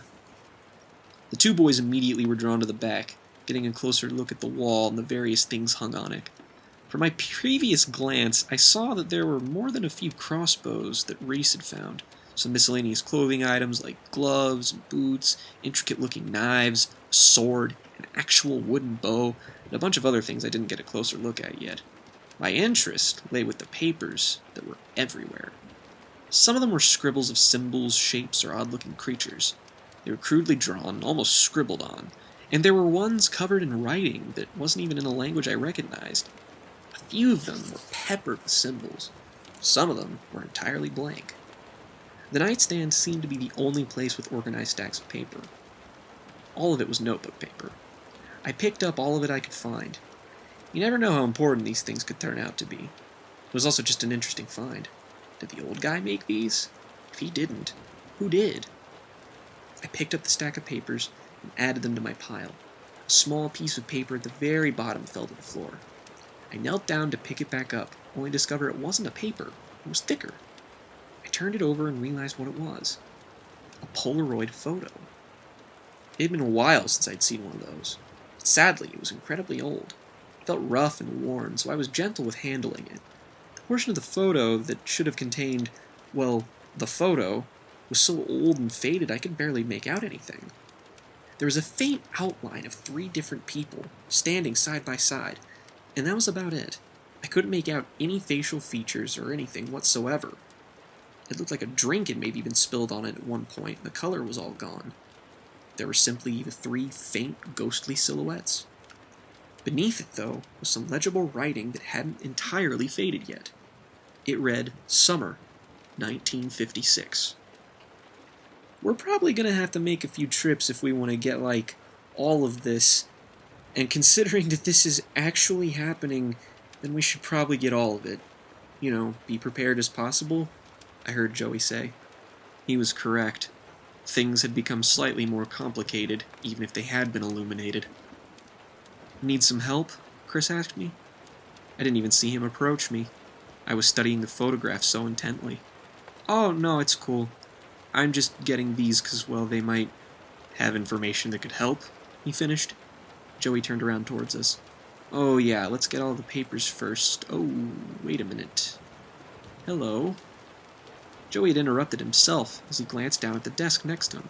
He looked at a piece of paper that was right next to the large bowl. "Yeah, you guys are going to want to see this," he said, intently studying it. I gathered all the papers I had and followed Chris over to the desk. Joey held it up in front of us. Look familiar? He asked.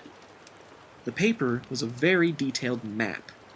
There were a few landmarks and buildings that I recognized, as well as a layout that looked all too familiar, especially in regards to street layout. Sections of the map were categorized by different landmarks and titles that were written neatly alongside them. The illustrations were almost intricate. They were so detailed. It was a map of Baron's Hollow. Occasionally there was a small X drawn on some of the various locations, or lines crossing out other titles, like someone had been ruling out sections or areas or going through them systematically. The strange thing, though, was around the outskirts of town, out in the forest, a large area was circled several times and labeled slightly more crudely than the other places. I squinted to see it better. Nest, ? It read. It had been circled over and over again. Whatever this was, it looked to be decently important. Scattered around it were several landmarks and labels I had never seen before. I hadn't been in that part of town because, well, no one went to that part of town. There was nothing there. But if this map was accurate, we were missing out on some stuff. I don't want to jump to any conclusions here, Chris began. That's kind of all we've been doing, man, Joey interrupted. Chris sighed. Yeah, okay, you're right. But I mean, come on. Nest? You thinking what I'm thinking? We didn't respond. We didn't need to. Our path remained pretty clear from that moment forward. Little pieces of this narrative were scattered about.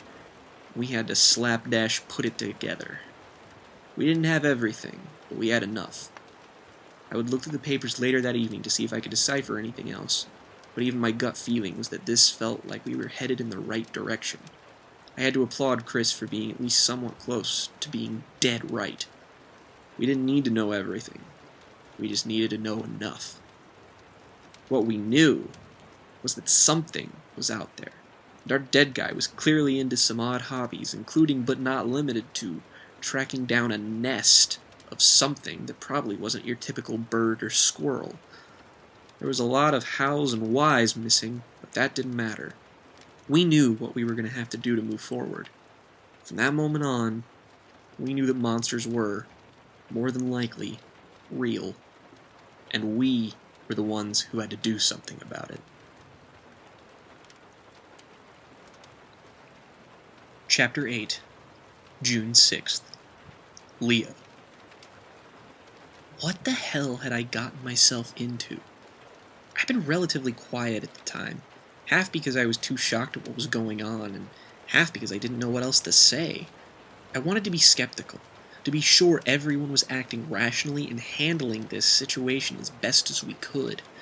We were all scared, but after seeing how strangely eager everyone was to go breaking into houses and hunting monsters, it just didn't seem like the logical leap. We all knew what was happening was beyond normal comprehension, to put it lightly, but I had to be sure we were doing the right thing, as well as the sane thing. I went to the police right after we talked with Chris. I know it was kind of wrong to go behind everyone's back like that. If there were lives at stake, I would be able to live with that. I was curious as to why exactly more people weren't being brought in. Why more cops or detectives weren't around asking people questions. Why people weren't out looking for those who were missing in search parties. Why did nothing seem to change? Baron's Hollow was a small town and was practically in a different realm of reality in terms of places in close proximity. Southeastern Kentucky was a place where hills, mountains, and hollers could separate anywhere from any place. But we were far from the smallest town, and hell, it was the 21st century, the age of the internet and cell phones and all kinds of insane bullshit that helped people communicate. It was impossible not to be connected to everything, yet here we were. I was in two schools of thought. Option A. There was a way to properly deal with all of this if we just get the right people involved. Or, option B. Something completely outside our grasp is happening. Even with the marvels of communication, proximity and isolation were our biggest enemies. If I had known what I was doing at the time would have proved ultimately fruitless, I would have been more keen on helping. But I didn't want to speak up. No one had done anything they couldn't go back from yet. And they may have been onto something, but I couldn't watch before exhausting every possibility. They were on the line. We were all on the line. And Nadia, she was too. It had been a while since she and I split. Well, We didn't split. She dumped me. I liked pretending that we were on a break, or that we just hit a rough patch, but no, she hadn't changed. And I didn't want to press her. But that's just it. When you connect with someone the way I connected with her, you take a piece of them everywhere you go. And as previously stated, it was a small town. It wasn't hard to run into each other. I loved her. Probably more than anyone. But I also knew she needed space, and that I should respect her choice, even if I thought the choice was a bit disproportionate to what actually happened between us. It's a long story for another day. But seeing her again, even just for a little bit, it just made me so happy. I tried not to come off like I cared as much as I did, but I still wanted to be helpful. Nadia wasn't just a girlfriend, she was a friend. She talked to me about everything. So now that we were split, I was worried about her. Me walking on eggshells was mostly due to me overthinking things. But it resulted in me being weirdly quiet and withdrawn. And in a group comprised of weirdly quiet people, somehow I managed to be the standout. I had never heard Joey talk much at all until that other day. Izzy I was familiar with because of Nadia. I had seen Mary at football games and at track team back in freshman year. Chris was chill, at least when he wasn't losing his cool. There I was, awkwardly standing about, watching everyone else make decisions. But if we were at risk, if we had to do something this stupid and outlandish, I needed assurance. I didn't want anyone getting hurt because of poor planning or misplaced enthusiasm. Call it cowardice all you want, but bravery is the slutty little cousin to brash and stupid behavior. I didn't want them to suffer, and I couldn't bear it if anything happened to Nadia. After Nadia dropped me off at my place, which she more than likely strategically picked first so we wouldn't be alone and awkward together, guess I couldn't blame her, I devised a plan. I had to go to the police before we all met again. I needed something more objective. Us being the inner circle of this little mystery could taint our perception. I started up my car after making sure my older brother was okay. I moved in with him when I was 16 because of what I'll call a difficult home life. He was my legal guardian now, despite being 6 years older. But sadly, he wasn't young enough to avoid whatever was going around. Something that only adults seem to be catching. And I'm not sure to this day how exactly their cutoff worked. He could manage without me while sick, but he wasn't himself. He was slow, he barely spoke, and slept almost the whole day.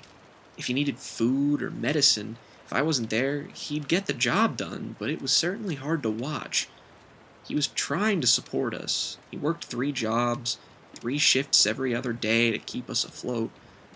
He was always a determined guy, and seeing him like that was awful. That was one thing that I did find myself drawing connections to, though. See, while I didn't know what was causing it, I knew a few things. Everyone who had this little flu would be rendered almost immobile, incapable of running away or fighting back. And if you're something that relies on the element of surprise, or you just want to make your job easy, this is a good way to go about it if you're trying to hunt people. Barron's Hollow was an unofficial slaughtering ground for whatever was out there. There were still a lot of questions regarding how it got started, or how it was spread, and what exactly kept us immune to it, but semantics were semantics. But to me, it felt like it made sense. We've been jumping to conclusions an awful lot lately. If you want to get shit done, sometimes you just gotta stand up and do it without asking a whole lot of questions. There was certainly more compelling evidence, but I would need a lot more proof than that. Arriving at the police station was a dreary experience. There was no traffic, hardly any cars, and the sky was a shade of gray that was so ominous that it felt like we were underneath a black hole. The cars I did see were people my age driving about, no doubt trying to offer aid to the sick and help out. I couldn't help but feel like an ass. Here I was trying to Sherlock Holmes it up with my pals while everyone else worked their ass off to make sure everybody was okay. It was nice to see that even in the face of something impossible, we were still capable of being helpful and taking charge when it was necessary, I guess. I was worried so much I wasn't even sure what I would say. I knew talking about the body was off limits. I couldn't sell out Chris and the others like that. And he had already been found, so that was hopefully water under the bridge. Sadly, I was a bit too focused on what I shouldn't say rather than what I should. Good thing that didn't matter. Upon getting to the police station, I already knew something was wrong. There were 2 old sedans and 1 squad car in the parking lot. I mean, our police station wasn't exactly top-notch by any standard, but this couldn't have been a good sign. The building resembled an old 50s diner more than it did a government building. I got out of my car and walked through the parking lot. The post-storm air hung heavy. On the outside, it was uncharacteristically quiet. Normally, you could hear the faint atmospheric lulls of traffic driving through rain puddles, or a random conversation happening between 2 people nearby, or maybe even the sound of someone playing music. Instead, it was just the wind. I opened the glass door and was immediately greeted with the smell of mildew and cheap air freshener. The white walls and blasé furniture were a bit of an eyesore. The whole building looked like I was in an overexposed photograph. The reception desk was dead center. The left-hand side led over to the holding cells. The right, I assumed, to the more office-like parts of the building.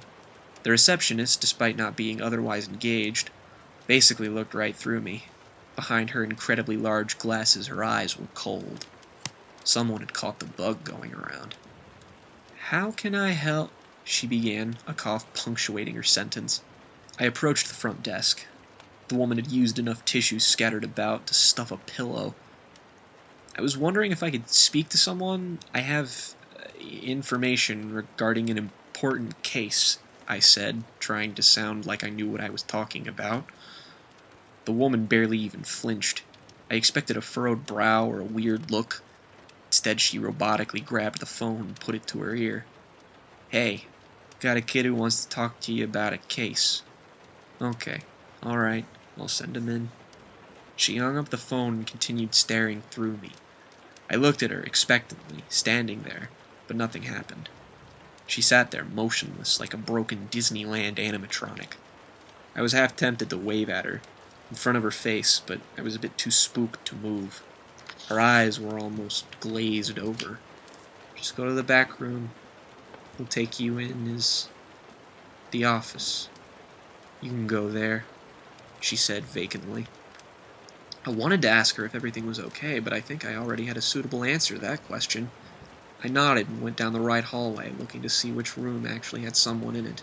She didn't specify which one, and I didn't feel like asking. Of course, the room I was going to was at the very ass end of the hall. I turned and saw what was, perhaps, the most comically stereotypical cop I had ever seen in my life. The man was in his early 40s, buzzed clean haircut, slightly pudgy but not quite obese, and to top it all off, he had a box of donuts on his desk. To his credit, the box hadn't been opened yet. Along the inner perimeter of the desk, there were various types of over-the-counter medicine: heartburn relief, allergy medication, variations of NyQuil. Didn't need the medicine to tell something was up. The man had bags under his eyes so big you could go grocery shopping with them. His eyes weren't far away from being as bad as the receptionist. He cleared his throat and coughed upon seeing me, and poured hand sanitizer on his hands after doing so. I stood awkwardly in the doorway as he struggled to compose himself. "Hey there, son. Have a seat," he said drearily. "She said that you—" He trailed off a bit with his sentence, but was looking at me expectantly, like he thought he had finished. "I think I have an idea that could be of use to you," I said nervously. My lack of a real substantial plan regarding information was already beginning to kick me in the ass. "Son, the only thing that's going to be useful to me in the next couple of days is cough medicine and a whole lot of unsweetened tea. But if you got something, go on then," he grunted out. "Unsweetened tea? The hell was he on about?" "Well, I think that maybe the happenings in town recently, the murders, the attacks, the missing people, the sickness, I think it's all connected." The confused look I expected to appear on the receptionist surfaced here. "Well, son, missing persons cases and the murders are being looked into, being connected. And as for people getting sick, it's probably just a bug, it'll go away. We got our best people looking into it," he said, a bit dazed. "Alright, sure, but this thing that's attacking people, it's dangerous. We might need more than a few sick cops with handguns. And people are starting to send their kids to deliver meals to people. Do you think that maybe we need some more help?" I asked. His expression remained the same. "I know it's scary, son, but we're doing the best we can. It's just a bug. It'll go away. We've got... He trailed off again, except now he was staring at the floor. Whatever vague semblance of the self he had before was entirely gone. Whatever ghosts looked like, he had to have been paler. "It's just a bug," he muttered quietly. "It'll go away." "Sir?" I asked, leaning in a bit. "We've got our best people looking into it," he continued. He was shaking, not a whole lot, but enough to be incredibly noticeable. Suddenly, he stopped, and almost instantly composed himself, looking back at me. "It's probably just a bug. It'll go away. We got our best people looking into it," he repeated. We sat there in silence. His look wasn't exactly vacant anymore. It was almost automated, like he was trying to mimic what people actually talked like. I must have looked like a deer caught in headlights. I wasn't sure what to do in that moment. Normally I'd get someone, but that's when it hit me. This was everyone now. If the adults weren't all sick, then soon they would be. And the people we were relying on were just as useless. I wasn't expecting much from the police, but maybe at least a reason as to why more wasn't being done. If this was the best we had, then maybe Chris was right. Someone had to step up. The longer I thought about it, or hesitated, the more people would get sick. And then more people would die. We had to act. No one else would, and our time was limited. I worked my way to the doorway of the small room, not breaking eye contact with the officer, but not saying goodbye. The same look of utter lack of all emotion was etched onto his face. His eyelids drooped down, his head slowly pivoting to look at me as I moved. It felt sinister, almost, as if it wasn't him. It was like looking at a man who had some invisible puppeteer controlling him. I quickly stepped into the hallway, breaking eye contact and moving as fast as possible.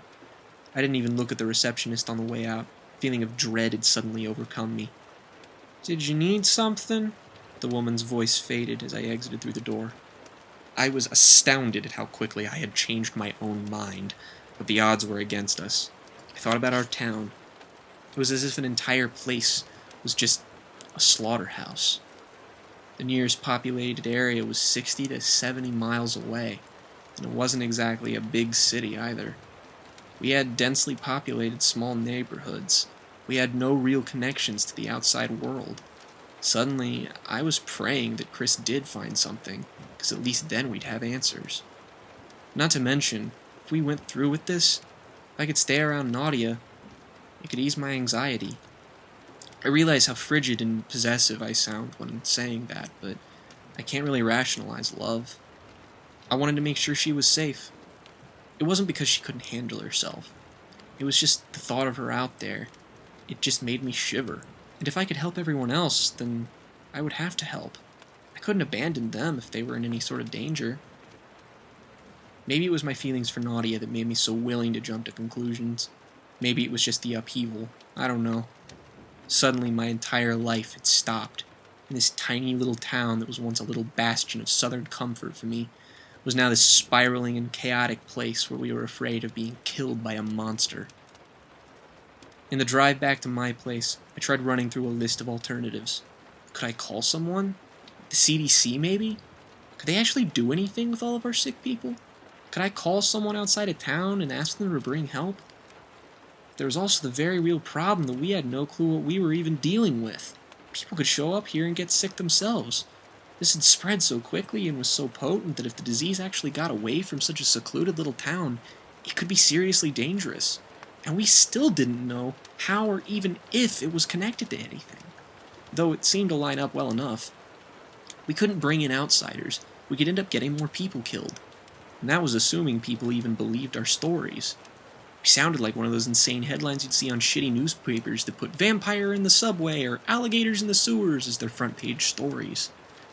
Even when I arrived home after driving for what felt like hours, I didn't even get out of my car. I just sat there trying to weigh my options. There was nothing I thought of that didn't have a caveat. anything, I thought, could genuinely do us good, it would just simply waste us too much time. We had to tackle this ASAP, or else more people were going to die, and we couldn't half-ass it either. This was going to have to be all or nothing. And then, eventually, the group chat lit up. I looked outside before checking my phone. It was dark out. There was no telling how long I was actually in that car thinking, but once I checked my phone, I couldn't believe what I saw. Izzy, Chris, and Joey had actually found something.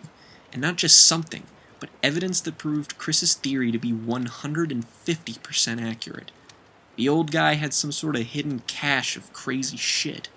Weapons. Weapons of all kind, in fact. The guy had a weird, old runes on paper, writing in multiple languages, knives, swords, and a couple more of those little crossbows, along with some odd devices and traps that I had never even seen before. But most telling was the map. The guy had a map that apparently pointed to a nest. We weren't sure what that was, but it was way out into the woods. There were odd landmarks none of us had even heard of all grouped over in that direction as well. Some spots on the map had matched the runes too, though none of us knew exactly what they were in service of. The map also showed the sewer system. It was connected to a location near the nest, and lo and behold, each of the places where someone had gone missing or had been killed was a place very nearby that led into those sewers, explaining how whatever the hell this was got around with such ease. We all up front agreed that we wouldn't go looking in the sewers because it was claustrophobic and dark and sounded like a nightmare scenario where we were trying to find this thing, meaning this nest and those weird landmarks were just about all we had to go on. At this point, we discussed that we could have been very wrong about these, and this landmark could have been completely unconnected, but the lead was too big to go unexplored. We also briefly contemplated bringing in other people, which was something that was completely washed away. Nearly everyone's parents or guardians were sick. Someone said something about the police, and I informed them all that even the ones who were on duty wouldn't end up being helpful. Thankfully, no one questioned why I had this information. We were otherwise occupied. We thought about getting more people our age, as old as you could, without contracting whatever this thing was, but that invited a whole host of problems. We'd have to convince people we weren't insane, we'd have to tell them we had already committed various crimes, people would already be suspicious of us for asking them to watch our parents while we were gone, and the most important thing of all was that we would obviously be endangering people's lives tenfold. Everyone was already on the line, but if someone who wasn't already involved died because of us, we couldn't ask that. Especially considering how we had little to no clue how this thing worked or how we'd kill it. There were 7 of us. That was a big enough number to take anything down if we were well equipped. So, naturally, we all had to be prepared. We were all going to meet next to the power plant on the outskirts of town, right on the edge of the forest we need to go into. Everyone was to come prepared. Bring first aid kits. Bring medicine of all kinds. Bring food that was light but would keep us full as possible. Bring anything that could feasibly be considered useful. Bring camping supplies. If our parents had any kind of weapons, bring them too. Be they knives or firearms. Chris and the others were bringing the old guy's old stash of stuff as well. Seeing as his weapons were so archaic and specifically designed, we considered the possibility that this thing may have required special weapons to kill it. Regardless, we were supposed to bring everything we could carry without over-encumbering ourselves. But even then, the idea of being over-encumbered was better than being under-prepared, so we did just that. I got out an old backpack and stuffed everything I could in there. I got nearly every easily transportable food item in my pantry. Luckily, my brother had consumed his usual bottle of whiskey and was passed out, so he didn't hear me empty practically everything we owned into there. I grabbed Tylenol, a bottle of bourbon, hey, you never know, a first aid kit in my bathroom, bandages, and an old ratty sleeping bag, and 1 change of clothes. Grabbed an old pocket knife I had in my drawer. Neither I nor my brother owned firearms of any sort, so that was out of the question. My bag was stuffed by the end, but it would be manageable. I was a skinny dude after all, so pretty much anything would take its toll on me. My brother would be concerned. That thought stuck in my head the whole time. I felt bad for leaving him like this, so I couldn't just disappear. Granted, I had my cell phone, but we lived in the Appalachian Mountains. A phone signal was about as reliable as a politician out there. I could text him, but that felt so impersonal. If this risk was real, then there was a distinct possibility that I would never get to see him again. I wrote a note. My hand was shaking as the anxiety slowly became worse, so my handwriting was akin to that of a third grader. Hey Dan, had to help out some friends over on the other side of town. Text me if you need anything. Leo. I contemplated writing Love Leo at the end, but it didn't really fit. I just felt like some sentimentality would be appropriate, but I left it as is. I had more pressing matters to attend to. I quietly exited the front door, and just as I was about to get in my car, I got another text message. This time it wasn't the group chat. It was Nadia. She asked for a ride to the power plant. At first I wanted to ask her if something was wrong. I knew she had a car, and I knew she probably would have been able to ask anyone else. But she picked me. I knew things were awkward before, so this sort of made me feel uneasy, mixed signals and whatnot. Bottom line was that she asked for me. If something was wrong, I could go to help her in person. I told her I could stop by her house, and immediately and eagerly got in my car. It was unfortunate the woods themselves were so stupidly dense, filled with trees and even a swampy area over by the power plant. And the area we lived in was so mountainous and filled with rolling hills, there was no way we could feasibly do anything but walk. The amount of time we'd save with a car was, well, considerable. I remembered this scenario. Me, in the middle of the night, rushing over to Nadia's, a late-night text asking me to drop by, get her out of the house. That place was a ball and chain to her. Her dad a constant reminder of everything that made her feel sad or unwanted. Sometimes she just needed to get out. Sometimes she just needed to vent. Sometimes she just needed someone to talk to. Then there was the rare occasion where she would be almost completely speechless. Whenever that happened, we just climbed into the back seat, and I would hold on to her, and we'd just sit there. Occasionally, we'd talk about the future, or the past, the kind of sappy shit you'd expect from that stuff. It was sometimes difficult to follow with Nadia. She was a woman of emotion and feeling. She was very conscious of it. I was more of a logically dictated guy, so sometimes when she explained how she felt, it was hard to understand. I never tried to disagree with her. I always tried to get where she came from. Maybe it was that fundamental difference that led to us splitting. That was why I liked and respected her. She was in tune with something I could barely comprehend. I could never explain how I felt beyond the simplest of terms. Anything complex just turned into anxiety, so I would ignore it. Then she told me one night about wanting to leave. I understood where she was coming from. There was a part of me that knew I couldn't escape this place. It wasn't that I had a huge affinity for Barron's Hollow. It was nice and all. I had no issues. But when my brother and I took root in a new place, part of me felt safe there. This was the place where I escaped my shitty life. I felt safe there. It didn't matter if it was that little house in Barron's Hollow or an apartment in Brooklyn. No matter where I escaped to, it was my sanctuary. I needed to prove that I could exist somewhere, that I wasn't someone who just ran away from his problems when things were rough. I won't pretend like that's logical. Like I said, I'm not good with feelings. But at the end of the day, I felt like that. And Nadia, she wanted out as soon as possible. She even thought about dropping out and just leaving. I couldn't do that. At least not that quickly. I didn't want to live there forever. I just needed some time to sort myself out. I barely even knew who I was or what I wanted in life. I couldn't anchor her and me, and by proxy, to that place. I couldn't be just another thing that kept her bound to a place she couldn't stand. But you don't just give up on people like that. You try your damnedest because some poor bastards waste or ignore their chance at really loving someone, and you want to make the most of the life that you have. I'd hate myself and cry myself to sleep for a while, but I would, if that's what she asked. But if there were a possibility, then I had to try. The porch light outside her garage was on, which stuck out like a sore thumb. It was the only light on for a pretty long distance. Moths fluttered around it, but dispersed as I pulled into the driveway and got a bit closer. The garage door itself was also open, containing everything it usually had. Old tools and remnants from her mother and father's previous occupations. But with one thing different. There was a backpack in the middle of the floor. One that looked absolutely stuffed, not unlike my own. But she wasn't there. I took out my phone and sent a message saying that I was there. No response for around a minute. We were under pressing circumstances, so her absence was partially unnerving.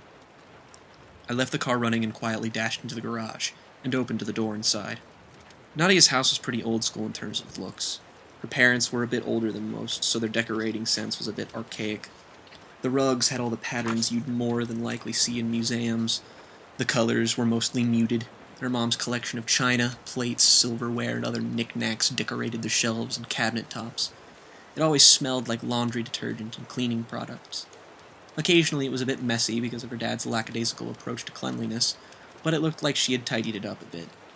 I walked through the dining room and the kitchen, and there was no sign of her. I peeked into the living room from the hallway that served as the hub of the house, and upon turning around, I got my answer. Nadia was sitting on the floor, back against the wall of the hallway, staring down her dad's bedroom. The only room in the house with a light on, from what I could tell. The TV was on, so I could barely hear some sitcom playing from the end of the room. It was hard to tell, but a shaft of light that shone through the small crack in the doorway lit up part of her face. But Nadia looked like she had been crying. I immediately walked over to her and crouched down, putting my hand on her shoulder. I opened my mouth to say something, but she beat me to the punch. "I can't leave him, Leo. I can't leave him," she said softly. It was strange. I always knew she cared about her dad, even when a lesser person probably would have been inclined to hate the old bastard. But this was more expressive than usual. Hey, look at me, Nadia," I whispered. I touched the side of her cheek. She looked at me. I could feel where streams of tears had been. There was no telling how long she had been sitting there. "As God is my witness, whatever the hell you believe in, I will not let anything happen to you. Do you understand me?" She made eye contact with me for a moment, then broke it, looking back to where she had before. "Leo, Hey," I interrupted. I stared into her deep brown eyes and almost forgot what I was about to say. "I will not let anything happen to you," I said, trying to sound as resolute as possible. Her eyes welled up with tears. She hugged me, pulling me in, and buried herself in my shoulder. She sobbed, but tried to speak in between gasps. "I can't let him lose anyone else. Can't let him lose me," she said, trying to form a sentence. I simply just sat there and held her. She knew she'd cry it out, and then she'd compose herself, and we'd go. And she knew that I knew that. She just needed to let it out. This was always how it was, but I understood what she meant. Her father was already a broken man after her mother passed, and if she was hurt or worse, I couldn't imagine what would happen. It baffled me how much she cared for him. I didn't have it in me to forgive my familial misgivings. I don't think I'll ever have it in me to do that. But even after all that happened, she was still worried about him. Her sobs became quieter and quieter, and eventually she was silent, pressed against me. It was nice to feel useful again, like I belonged somewhere, to someone. She wiped her tears and sat up like she had before, and stared at the light coming from his room. "Leo," she said. She surprised me. Usually she was silent for a longer period of time. I could tell that this matter was much more serious. She was even probably worried about people checking on him, even though we had all arranged for that to be taken care of. Since Dan was my age, I didn't really have to worry, so I figured it must have taken its toll. Yeah, I answered. She sniffled a bit and tried to remove any sign of unwanted substances on her face. Promise me, if I don't make it back, and you do, that you'll make sure he's okay." I didn't really expect that. She normally spoke about her father in such a specific tone, one of melancholy and a hint of suppressed anger. This was just pure sadness. It was infectious. I felt like I might cry. "I know it's stupid. We could all be fine. Or maybe we'll all die. I don't know. Please. I know it's a lot." "Nadia," I began. "No," she cut off. Don't promise me as someone you love or care about. Just promise me as a person. That's it. The last one cut a little. I would have done anything she asked. And I think she knew that. But she wanted it to mean more. I understood. But the fact that me being eager to please her just got in the way of how she interpreted what I said, and it kinda hurt. It was a bit sobering. She was right, but I got it. It just stung. It made you feel the pain in your chest that reminds you actually have a heart. I waited for her to turn to me, and I solemnly nodded. I wasn't really sure how long she had sat there with me, but time was of the essence, after all. Nadia, we should... I know. She cut me off. Go on. I'll be out there in a second. I hesitantly stood up. I wanted to hug her or tell her everything would be okay, but I was worried she'd interpret that poorly. She wanted a moment alone. I would oblige. I walked into the kitchen, through the dining room, and stood in the garage door. I was too nervous to completely leave the house or wait in the car. A minute or two went by, and I hear feet slowly coming toward me, tapping against the hardwood floor. I tried making eye contact again, but she confidently walked forward and exited to the garage.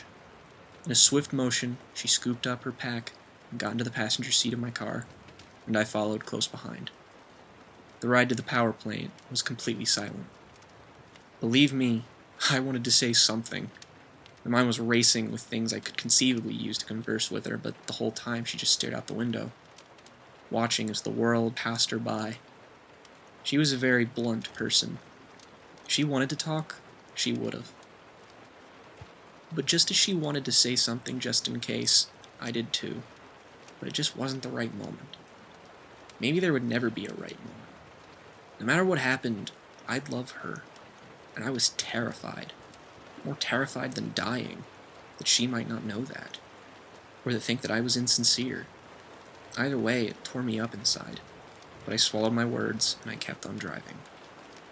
Unsurprisingly, when we pulled into the parking lot, right in front of the plant, we discovered we were the last ones to arrive. No one gave me a funny look or anything, thankfully, so I guess we weren't super late. Everyone was standing a few feet from where I had parked in a semicircle, back half turned toward the path we'd taken to the woods. They were all wearing the same casual clothes I had seen them in earlier, just with stuffed pockets and giant backpacks. Poor Mary looked like she could have collapsed, as the bag was probably half her weight. Joey carried a large bag at his side that was incredibly long and had several objects poking through the material. Probably our set of arms for our excursion. I suddenly cursed myself for my lack of common sense as I took note that they were all carrying flashlights of some sort. I guess there are worse things to forget. Everyone had a look of quiet solemnity on their face. They obviously weren't joking around before we got there. Every time we met up, the atmosphere seemed to have been hung heavier. I parked the car and pulled out the keys, and we both got out of the car, not really looking at one another. We joined the others and basically made a complete circle. Well, now that everyone's here, it's time we establish the official game plan, Izzy stated authoritatively. We all nodded, and Joey stepped forward, holding the map. Izzy pointed her flashlight at it, and he brought up another finger, pointing it at the area just before the forest. We are currently right here, he began, a nervous shake in his voice that almost manifested as a stutter. And our objective is to end up here, over at the nest. There are some unrecognized landmarks that we have no idea as to what they even are, so we're going to stop by each one of these places, make certain we don't miss anything because we don't know what we're dealing with, or how many we're dealing with. We can't afford not to be thorough. We'll arm ourselves accordingly when we set up camp so we can be as prepared as possible. We'll set up camp 3 times and sleep in shifts of 4 hours so we can be well rested but still keep on the move. And hopefully we can cover the area in 3 days. Maybe more if it's required. We're not leaving anyone behind, and we will not split up. Staying as a group is important, but... He paused here and cleared his throat. He was trying his best to wear a coat of perceived solidarity. But because of the situation being all kinds of batshit insane, we prioritize stopping this thing above all else. Above our own survival. And the survival of everyone else. We all know how dangerous this could be. We don't even know if we're capable of killing this. but we're going to try as hard as we can." He nodded with a bit of uncertainty. Everybody else returned it. "Any questions?" he asked. Kinda," Mary said meekly. She looked like her bag was about to tip her over. "I know this is just about the stupidest and weirdest thing that's ever happened to any of us, so this is really hard to actually pin down, but since this is super serious, do you really think we all can actually do this?" Joey sighed. "I've asked myself that question a lot today, and every time I don't have an answer. All I know..." He paused and took a breath. "All I know is that we won't know unless we try. And we can't just sit by and let people die. What happens when someone we know gets hurt? What happens when one of us goes missing or dies? We can't just stand by and let this thing wreak havoc just because we haven't been provoked into wanting to kill it for revenge. This thing has our town in its sights. So let's tear this thing a new asshole for even thinking twice to come here. How's that?" He managed to sound pretty motivated and almost inspirational with that one. He was right. Waiting to care about the situation until someone we loved got hurt was borderline sociopathic. We were people. That should have been enough to get us riled up about the thing. We were all about to start walking as Joey was about to say something, but Reese raised his hand and walked to the center of all of us. "Bring it in," he said, extending his arm. Joey looked confused. "Is that really appropriate?" Joey asked. Reese rolled his eyes. "Man, we are about to go monster hunting with medieval weaponry to save our town. I must have missed the book club session where we read things appropriate to do when an evil creature fucks up your whole life. If I am about to put my incredibly nice ass all on the line with all of you, I want to know you all are down for secret handshakes, bringing it in, or any other form of nonverbal friend communication. So get your hands together and let's do this shit." I had to admire Reese for trying to find a glimmer of camaraderie amidst all this. Being sad and afraid the whole time wasn't exactly going to do us any favors. Just like a sports team right before a game, we extended our hands to one another and met in the middle. We looked at each other, a mix of "holy shit, we're all gonna die," and "let's kill this son of a bitch," on all our faces. "Break," Reese said enthusiastically. He was really the only one to do that traditionally. It was a bit half-hearted from the rest of us. Reese shrugged, Joey nodded, and then he led the charge into the woods. "We should have a name," Reese blurted out. "I'm not sure how appropriate this is considering we're all about to probably die," Chris chimed in. "Goonies never say die," Reese shot back. "We are not the Goonies, and that's taken. It's also a stupid name," Joey said. "All the good ones are taken," Reese said. "Goonies, the Monster Squad, the Losers Club." "Reese, come on." Reese stopped. And the rest of us stopped too, all pointing our flashlights at him. "Look, if you want to do nothing but drown in misery and be a bunch of scared, paranoid people who seldom speak and recite a bunch of Edgar Allan Poe sonnets lamenting our tragic fate, then that's cool. But if we're gonna die, then I at least want to go out like this is a cool adventure. Aside from the threat of immediate death, it's pretty much the same thing." No one said anything, and we all continued on. "Man, you all are no fun," Reese said behind us. "I could appreciate trying to lighten the mood. You just tried a bit too quickly, and didn't know what subtlety was. The problem with trying to treat this like an adventure is that the kids from Stand By Me were looking for a dead body. We're looking for something we're not even totally sure exists, and we also have a shitload of weaponry. And Edgar Allan Poe didn't write sonnets," Izzy said. "He did too. He wrote at least, 2, I think," Reese defended. And that was how we entered the forest, mostly unsure and awkward, listening to Reese and Izzy argue about poetry. It was pretty telling of things to come.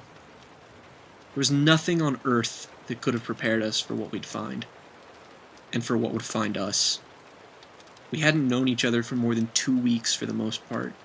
We offhandedly joked about dying and mentioned it when talking about all of this, but truth be told, I didn't dwell on death itself. It seemed like life would always continue on. We would struggle, but of course we would overcome this, right? It would be scary, but we could do it. It's how life feels when you're young, when you plunge headfirst into the fray. unknowingly. You're terrified, but you're immortal. You got years ahead of you. Death is just something that isn't in your horizons because you haven't even gotten a hold of your life yet. I remember feeling agitated at the thought of all of us dying out there. Not scared or angry, but agitated. Agitated that we would risk so much and die with a bunch of people we had only known for a short while. Isn't that funny? But with hindsight, despite the horror that we would all encounter, I can certainly say that I wouldn't have picked to risk my life with anyone else but them. End of Volume 1. Well, that about does it.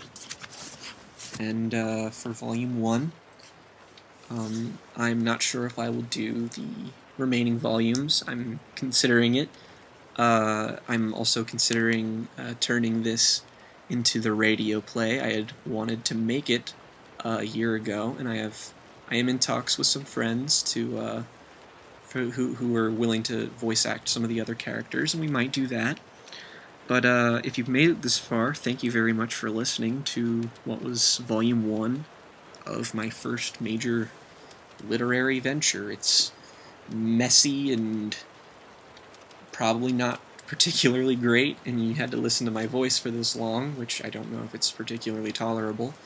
But thank you, I suppose, and I can only hope that you were slightly entertained. And if you want to support me, I will have a link to my book series on Amazon in the description of this video, or somewhere. And yeah, I just thank you for being interested in the things that I made. Hopefully I can make more of them, and hopefully I will make more of these, if people like it.